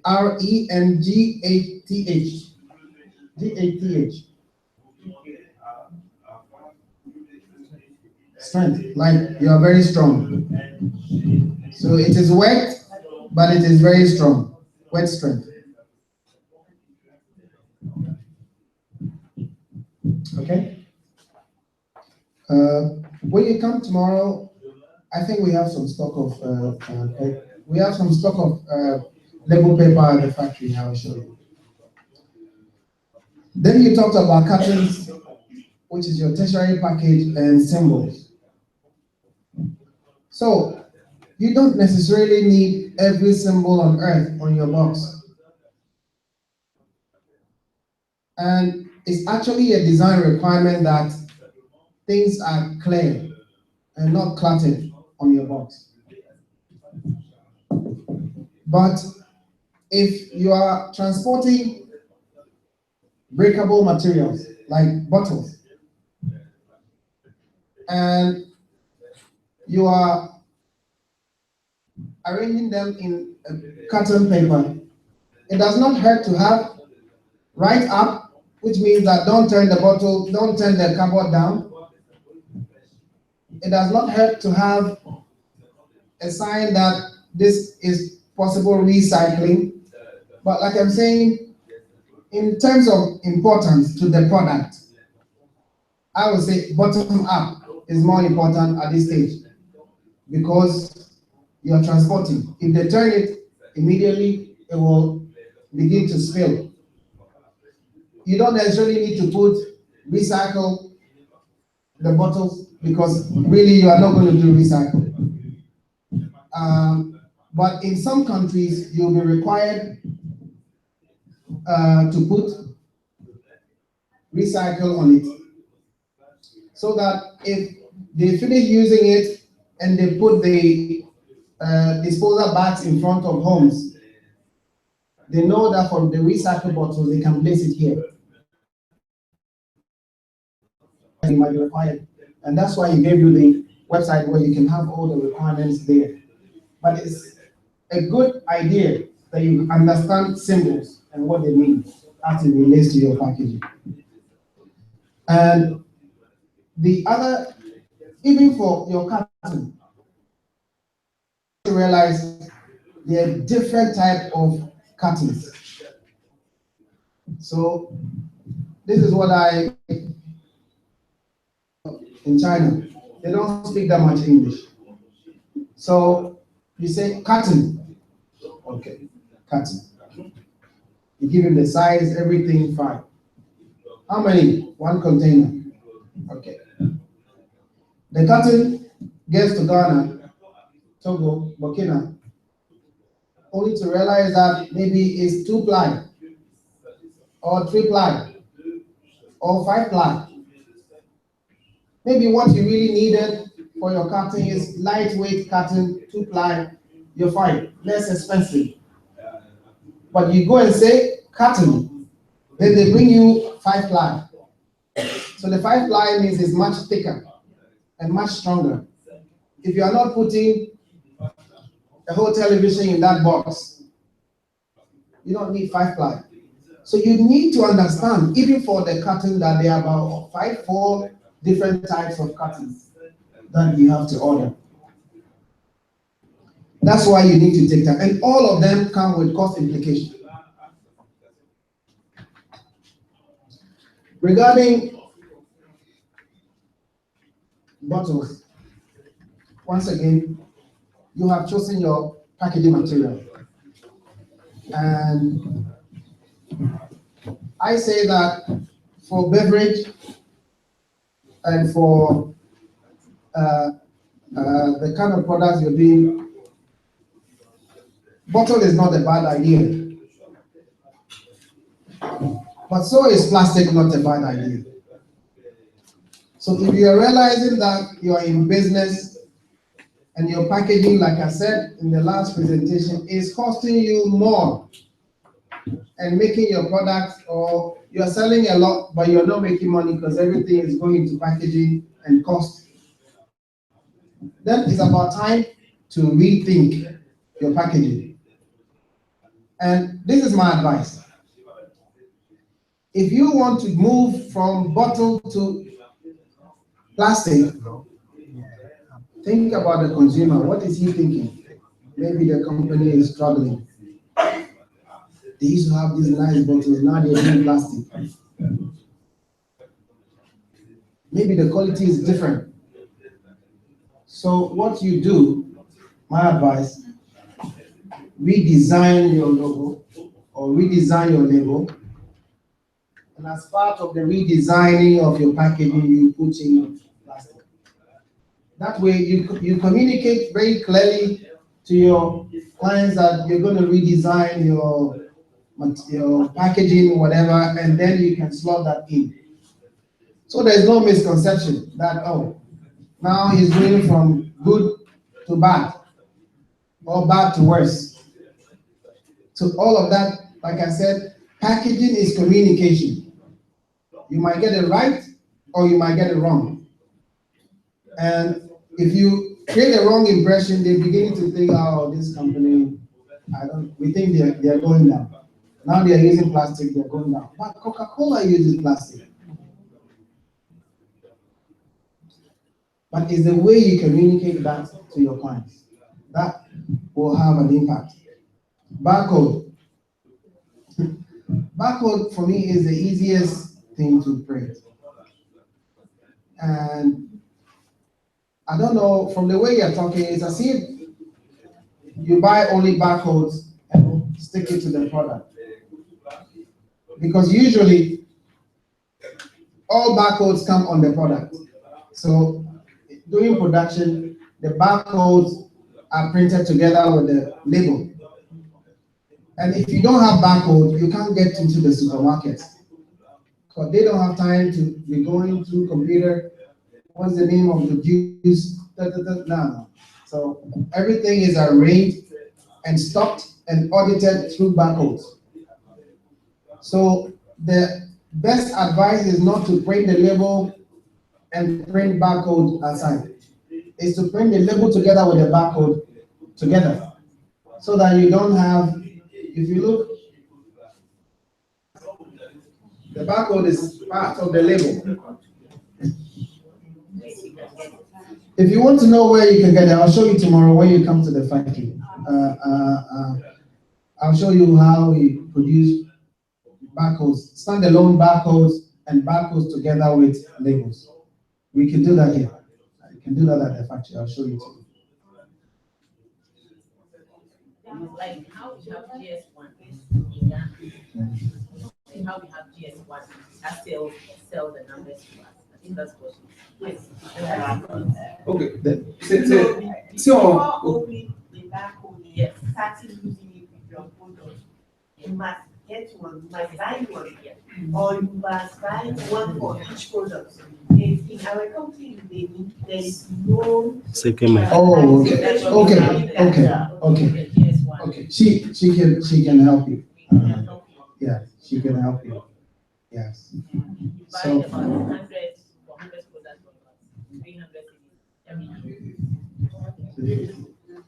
350 is how much dollars? It's not in the after. Is what? $85. You can buy for 100 for the whole year. That's nice. Yes. So the next question. Yes.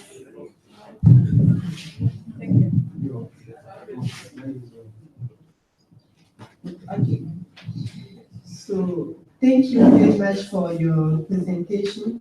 I was very, very satisfied for the quality of what you teach us this morning. And my question are, when you were speaking, you told us that some of your customers come to you, and before even ordering what they want, they already knows about what exactly they would like the labeling to look like. This is surely because they already have some very good designer, which is not our case in our country. You know, in Benin, we don't necessarily have like you have, and I can realize through your presentation that doing a labeling is a very high expertise, and you have that expertise. And we in our country, we are facing those problems. We don't have factory producing the packaging. We don't have good designers.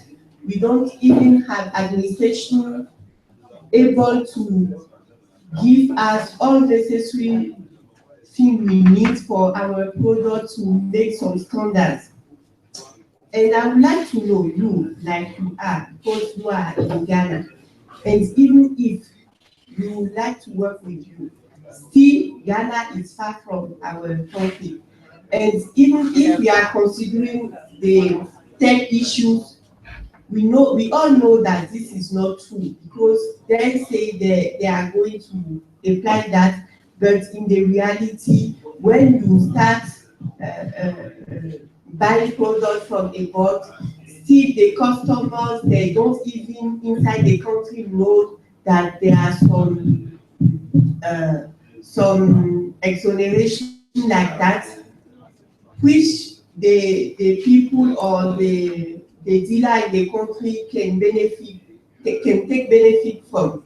So you, like a company and like an expert, if I can say so, working in that area, how do you think that you can help us meeting those standards with our products for us living abroad, Ghana?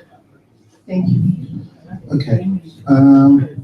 First of all, my geography is not the best, but from Ghana to Benin, I'm sure it's shorter than from Benin to China.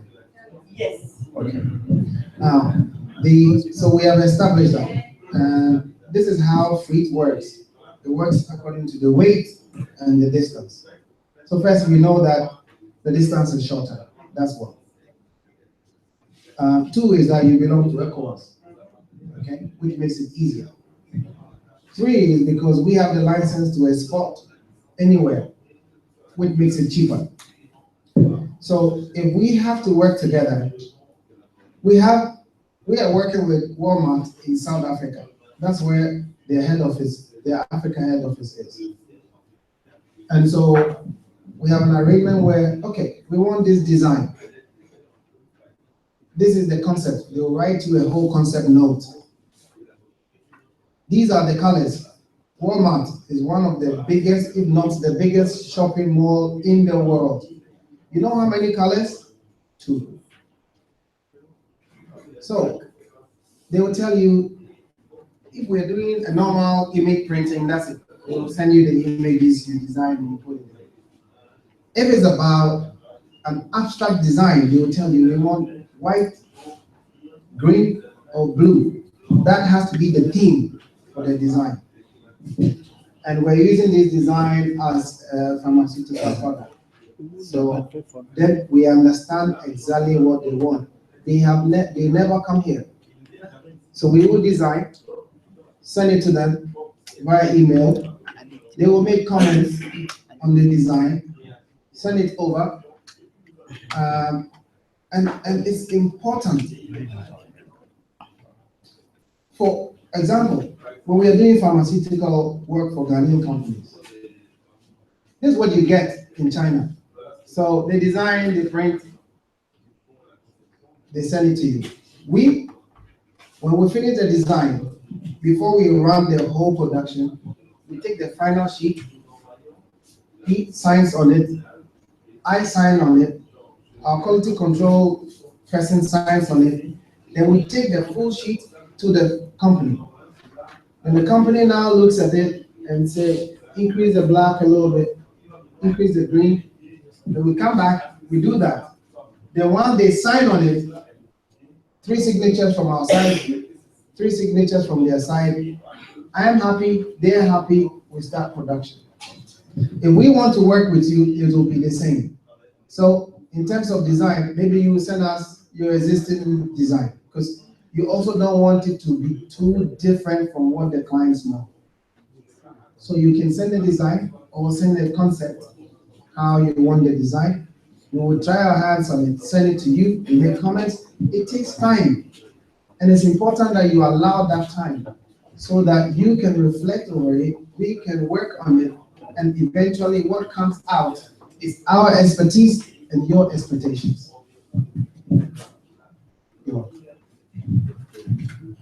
Okay, my question is, I really wanted to know what your company do basically, because I am into bags or baby clothing, and I wanted to know if you make labels for clothing and those kind of things. And I also wanted to know if you make molds for bottles, if somebody wants to start. Okay, so you belong to the fashion industry, apparel. And so apparel uses two types of packaging, some probably more. But the most common one would be the tag. Okay, so the company name, one, there's a label inside the material itself. Then there's a tag, which usually the customers like, because that's where the price is and the, whatever is the barcode, whatever.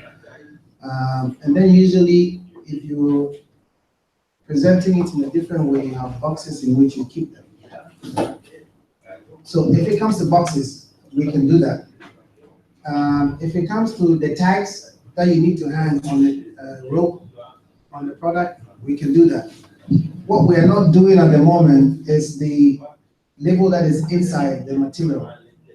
It's not something that we're doing in Ghana at the moment. So if you want that, we can do it.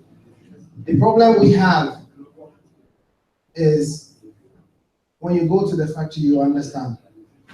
We are big volume manufacturers.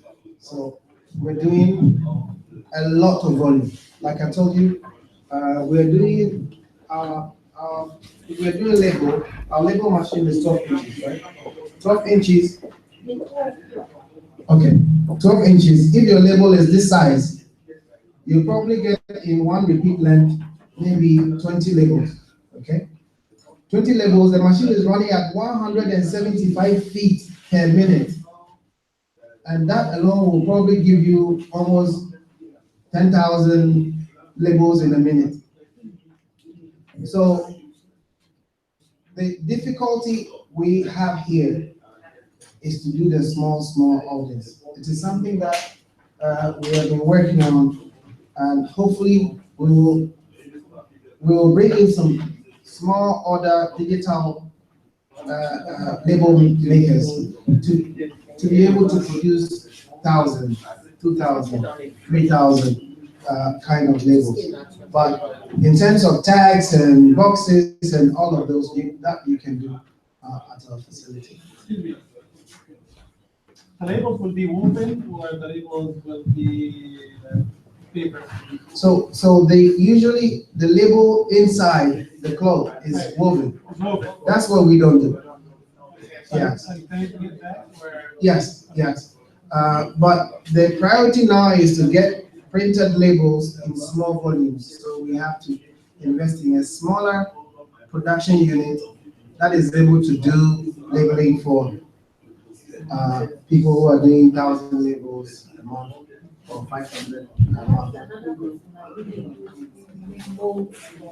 Okay, so bottles. Now, what we just started doing, this is a very new business to us, because we realized that, and that I'm sure you can take some cue from it. I, as a business person, don't invest in businesses that are too far apart. So I started off as a journalist, print journalist. It's easy now to move into printing because I always was designing and presenting my newspaper headline in a way that everybody wants to read it. For many years, I was designing and looking into the eyes of Ghanaians and saying, what words, what image will attract someone to look at this headline? So I moved into printing, which is not too far. Still design, now printing for other people. And straight from printing, general printing, we move into packaging. So you can see that it is not too different from each other. So what we have decided now, we're dealing with mostly food, beverage, cosmetic, pharmaceutical. Each of them are using bottles. So now we are moving into selling bottles. So I give you the label on your bottle. I give you the box. All you need to do is to put your medicine in. So I become very important in the supply chain of our clients' business. So we just signed an agreement to start distributing bottles. Maybe by the end of the year, we will start stocking. Now we are only supplying to the big companies. Once again, they are doing 3 million boxes in 3 months. Okay? And it means that now every 2 months they have to order, because by the time it's finished, the other one is in that cycle. So what we have agreed to do is to begin to stock bottles. So in that way, if we have a mold, it takes 1 month to produce a mold. It takes 1 month to produce a mold, which is a customized mold for someone. But there will be a minimum order, for example, because that's not something you manufacture here. And after that, we might be able to stock paper bottles that you can come and buy 1,000, 2,000, 500, something like that. Yes. Okay. I think that you mentioned research somewhere in terms of packaging and labeling, which I think is very key. Using you, I have known him. I've known his workplace, not him, because I've only now spoken to him just a few months ago. And this building was there. I see the cars parked, and I had no idea what was going in there. I had no idea.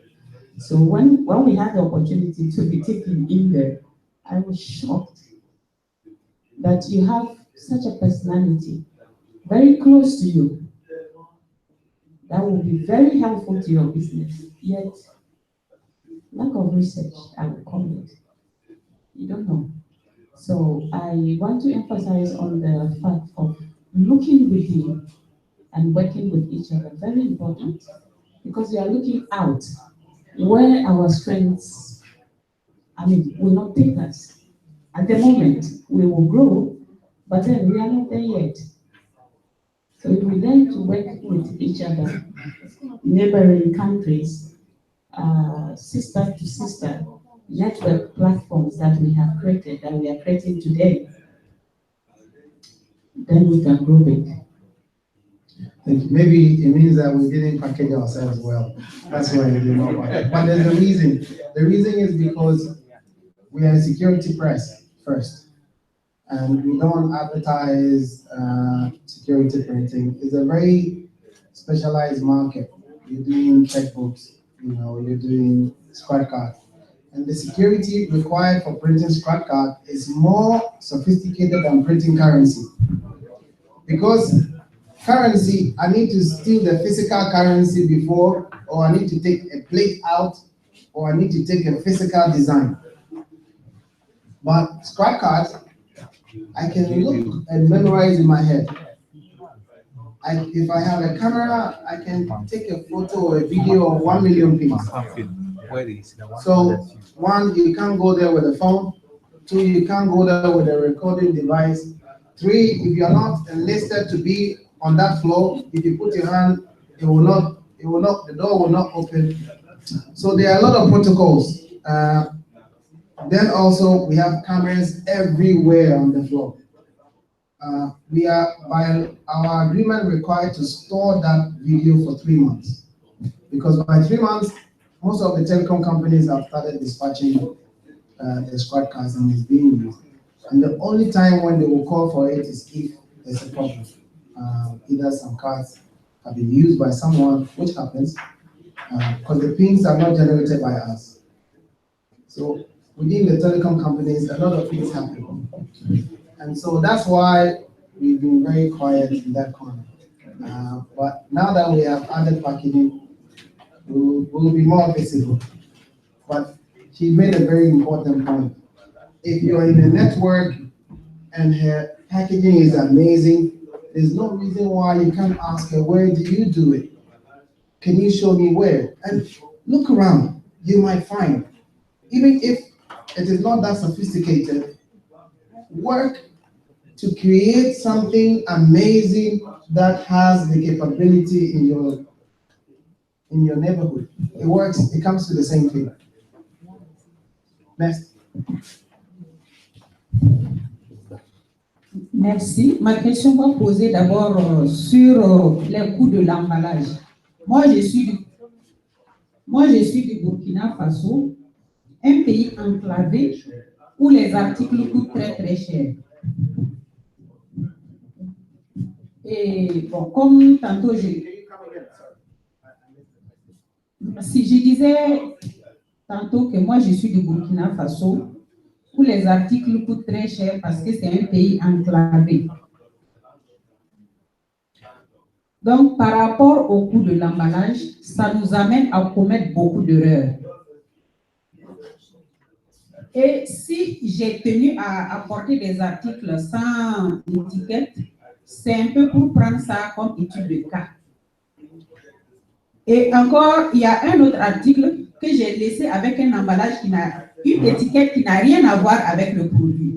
Et j'aurais souhaité que ça vienne aussi, que vous fassiez votre commentaire. Parce que votre commentaire a été très enrichissant. Et aujourd'hui, par rapport à ce coût, je pense que ce réseautage doit vraiment jouer un grand rôle pour nous permettre d'acquérir des emballages à moindre coût et éviter des erreurs. Nous avons vu parfois des formations où à la fin des formations, on a emballé des articles avec des emballages qui n'ont rien à voir avec l'article. Donc, c'est le moment vraiment de nous amener à réduire le coût d'emballage qui parfois revient à 50% du coût de revient de l'article. Ma deuxième question, c'est aussi la communication sur la disponibilité des marchés. Je sais qu'en Afrique, entre nous, il y a beaucoup de marchés. On n'a pas besoin d'aller à l'extérieur pour chercher des marchés. Mais faudrait-il communiquer sur ces marchés, connaître ces marchés et pouvoir exécuter entre nous? Et je pense que le rôle de Awep, c'est un peu de jouer ça, pour qu'on ait des marchés entre nous dans la sous-région, avant de parler des États-Unis, qui est venu pour nous encourager. Et ma dernière question, c'est par rapport aux échanges entre nous, parce que pour échanger, il faut vraiment avoir confiance. Aujourd'hui, moi, je sais que j'aurai des contacts avec mes sœurs du Bénin, du Ghana et du Togo. Entre nous, on peut commencer à échanger. Et par rapport au recouvrement, si une de nos sœurs ne paye pas, qu'est-ce que je dois faire? Est-ce qu'il y a une institution, est-ce qu'il y a un cadre logique ou bien administratif à qui je peux m'adresser? Parce que quand même, il faut des barrières, des garde-fous pour commencer à exécuter des marchés, à travailler entre nous. Il y a encore cette confiance qui est là qu'il faut voir. Merci. Ok, je voulais ajouter quelque chose avant qu'on continue. Je pense que c'est mieux qu'on se limite à une question par participation, on va aller plus. Une question par participant. Ça peut aller, on va prendre aussi 5 personnes de plus, c'est qu'on a pour aujourd'hui. Ou bien vous voulez, peut-être après, vous pouvez toujours discuter avec lui, si possible. Okay, so some of the last question is actually out of my area, but I will try to help out. Now, because I worked in the past in risk management, so I will explain this purely in the line of risk management. Now, if you go to India to do business in the pharmaceutical industry, and you're Nigerian, you have to pay 100% down. And the reason is because in some years past, there was a scam that from Nigeria that almost collapsed the pharmaceutical industry in India. So they give you big orders in all the big pharmaceutical companies, and maybe the letter of credit is fake. Okay, so you have everybody $10 million worth of pharmaceutical orders, and the letter of credit to pay for it is fake. So you ship the items on the sea, they change the destination of the vessel, and you're running, your LC has failed, and you fly to Nigeria trying to load, the vessel never comes to Nigeria. It's probably going to Ghana or somewhere to sell. So as a consequence, there's lack of trust, basically. For a long time, even for Africans who were doing business in India. But I would say, know your supplier, okay? Know your partner. First, give him 100. Ask him to pay 50% deposit, because usually your margin is outside the 50%, okay? So even if you took your order and you run, you can at least cover the cost of production, okay? So you would have minimized the risk. As the trust continues to build, you come to Ghana often, you know his house, you know his wife, you know his family, you know his character. All put together, you can make an informed business judgment based on other value systems that you have witnessed yourself. Because at some point, you have to trust someone. That's when we are all very vulnerable.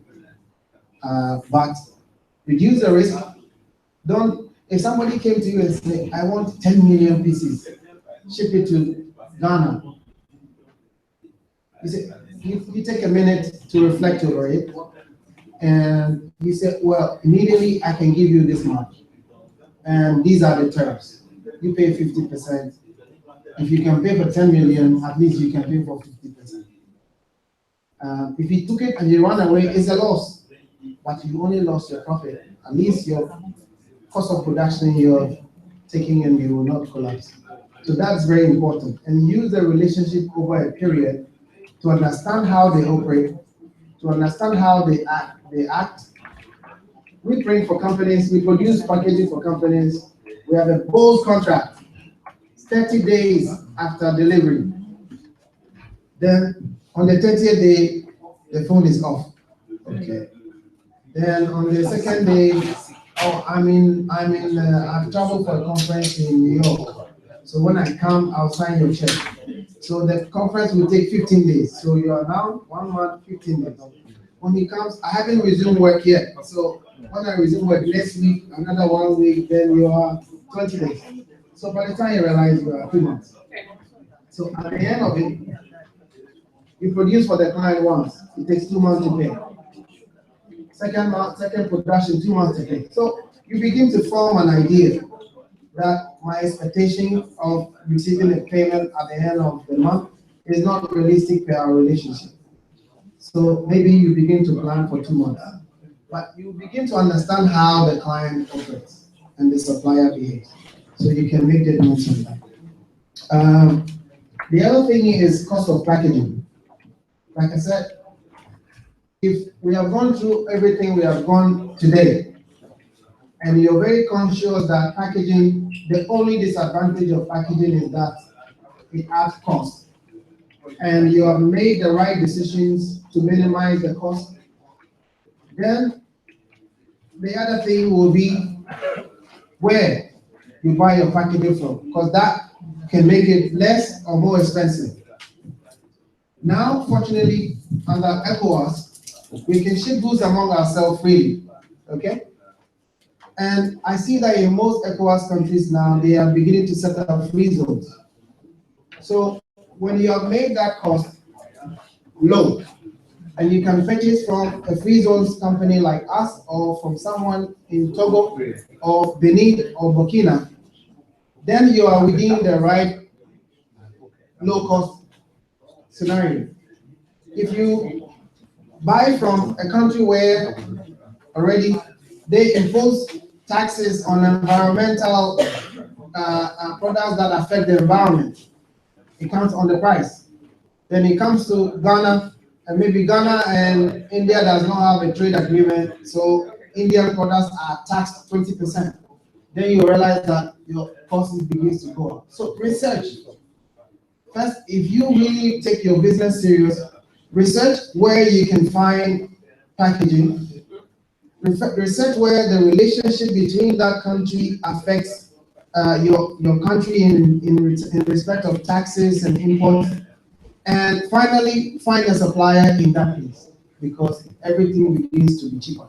That is something that you should take. And it's not just packaging, raw materials, everything. Take your time and research properly.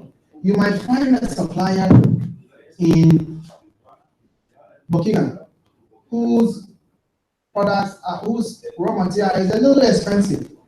But I realized dealing with a lot of companies that because the decisions are made from different departments, they don't cost their things properly.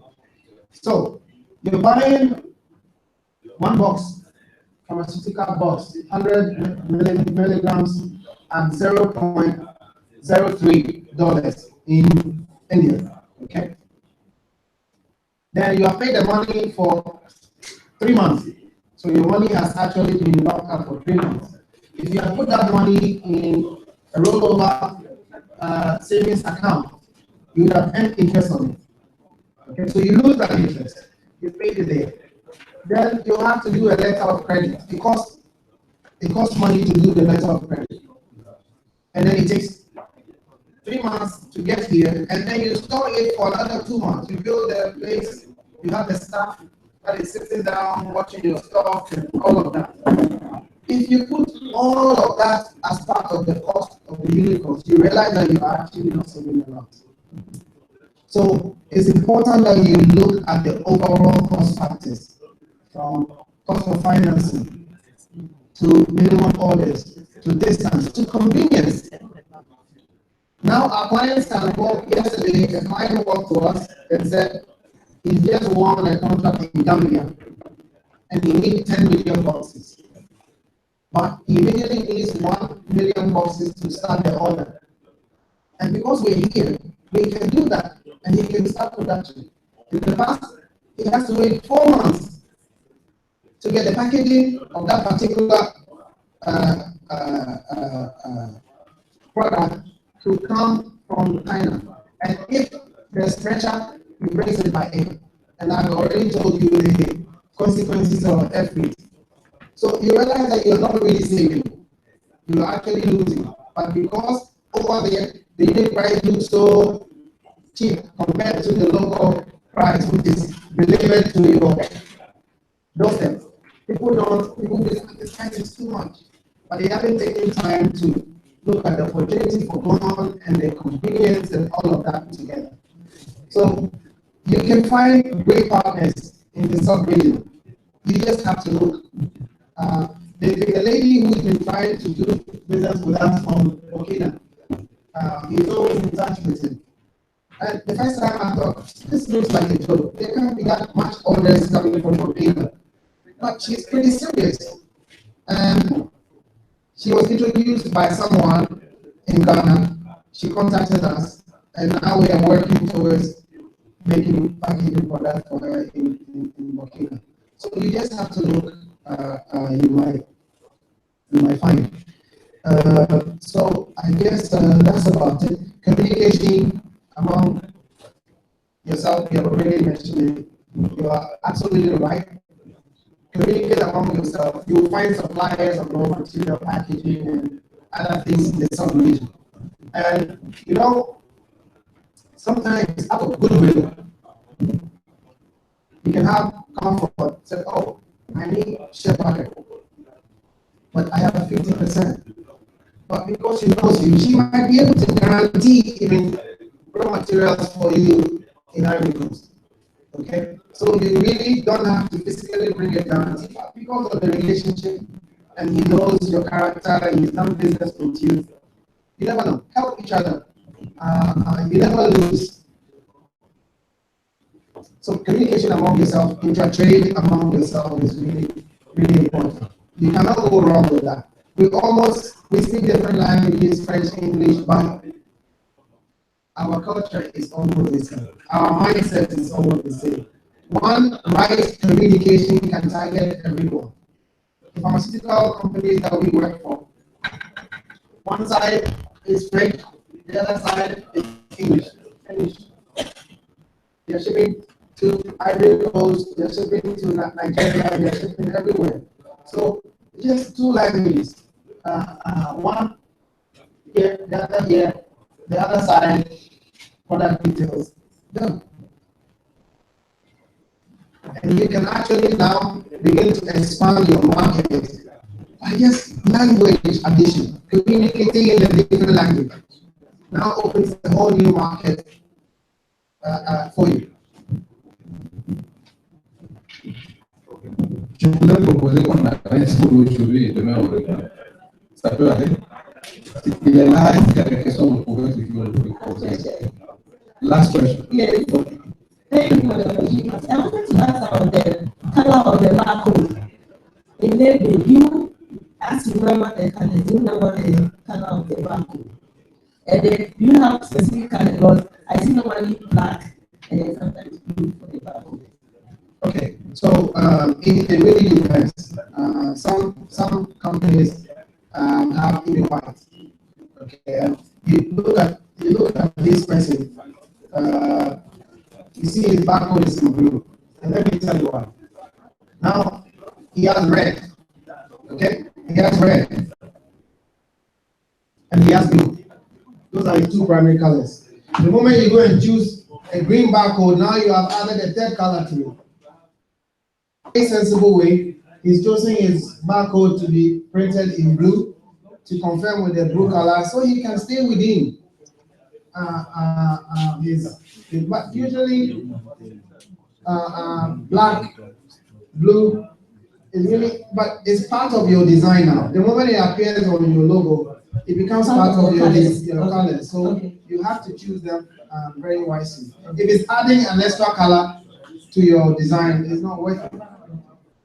Thank you. Yes.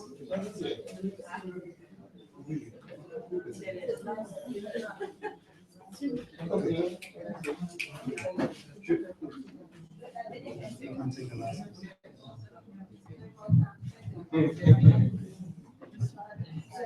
Bonjour. Merci beaucoup pour tout ce que nous venons d'apprendre. Moi, j'ai une grande question parce que j'ai l'impression que je suis un petit peu la seule qui fait dans ce que je fais ici. Nous sommes une ferme, nous avons des terres, près de 10 hectares, et nous produisons des fruits et légumes bio. Aujourd'hui, notre premier marché, c'est les consommateurs directs, c'est le ménage.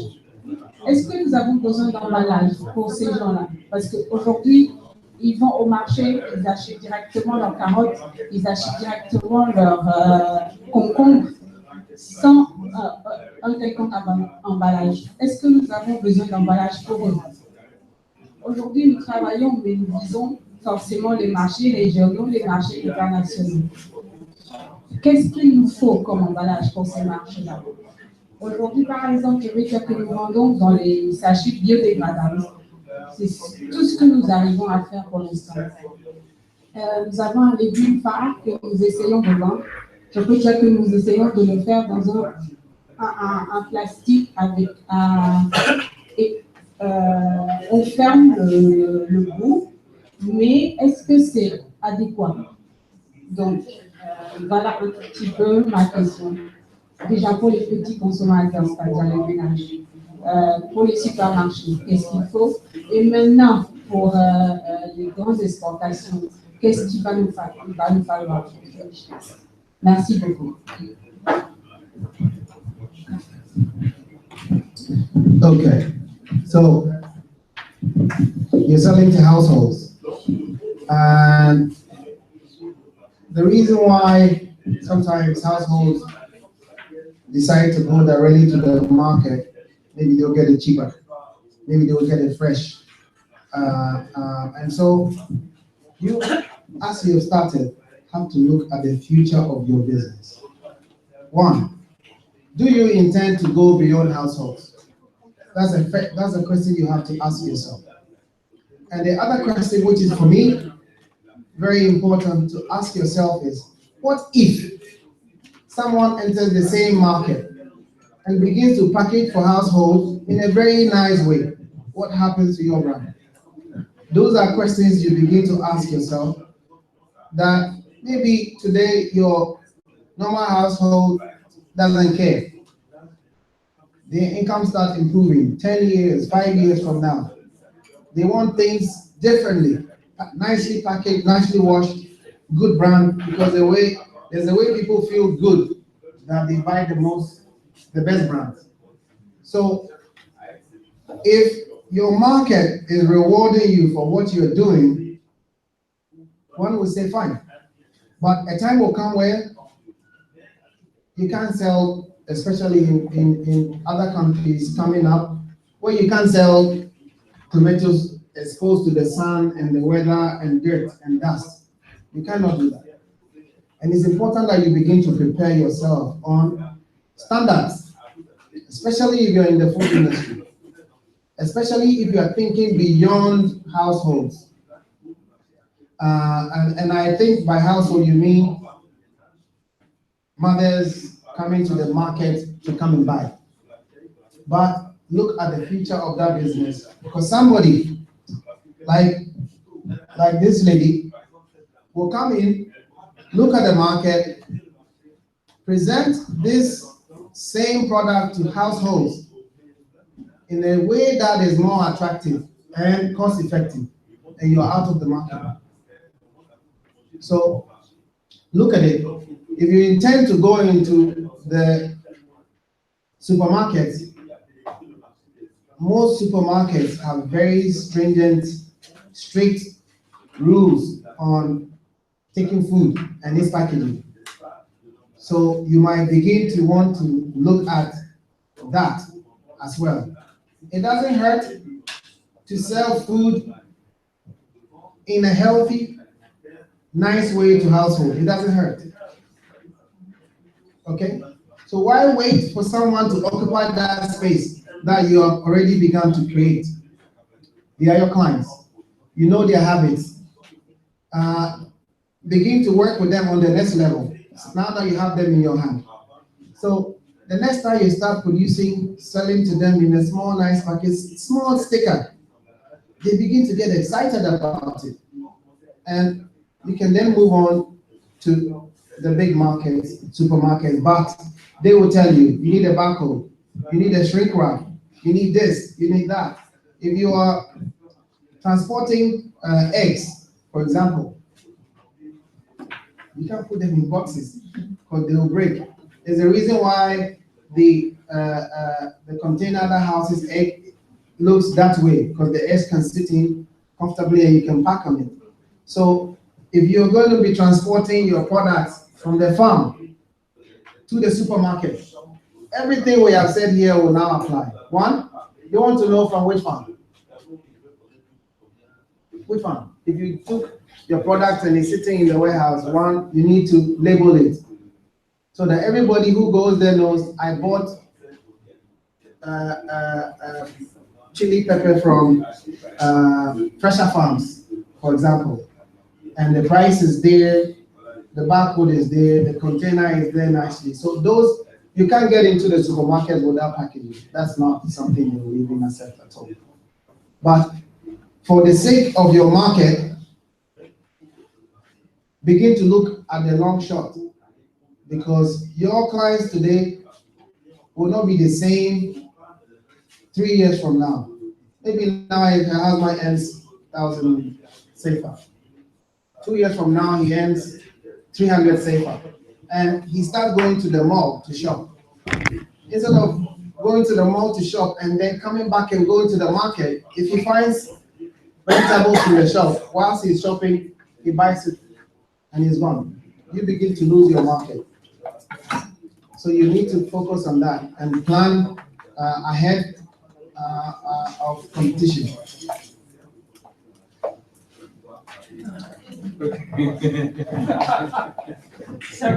Alright, so we thank Oremo. I'm just going to thank him for the very nice presentation. It was really a learning experience. We appreciate his time and efforts. I just want to show that he did it for us pro bono. I mean, he did not charge us anything. So we'd like to thank him all for that. He's our guy. He's local. He's Ghanaian. Not very far from us. We can reach out to him for advice, for production, for anything we need. So we know him very well now. And I'd like to thank him again for the excellent job of this. Thank you. Comme j'ai dit, on va arrêter vraiment. Le mot nous manque pour le remercier. Je pense que. Donc, il va vous donner ses cartes de visite.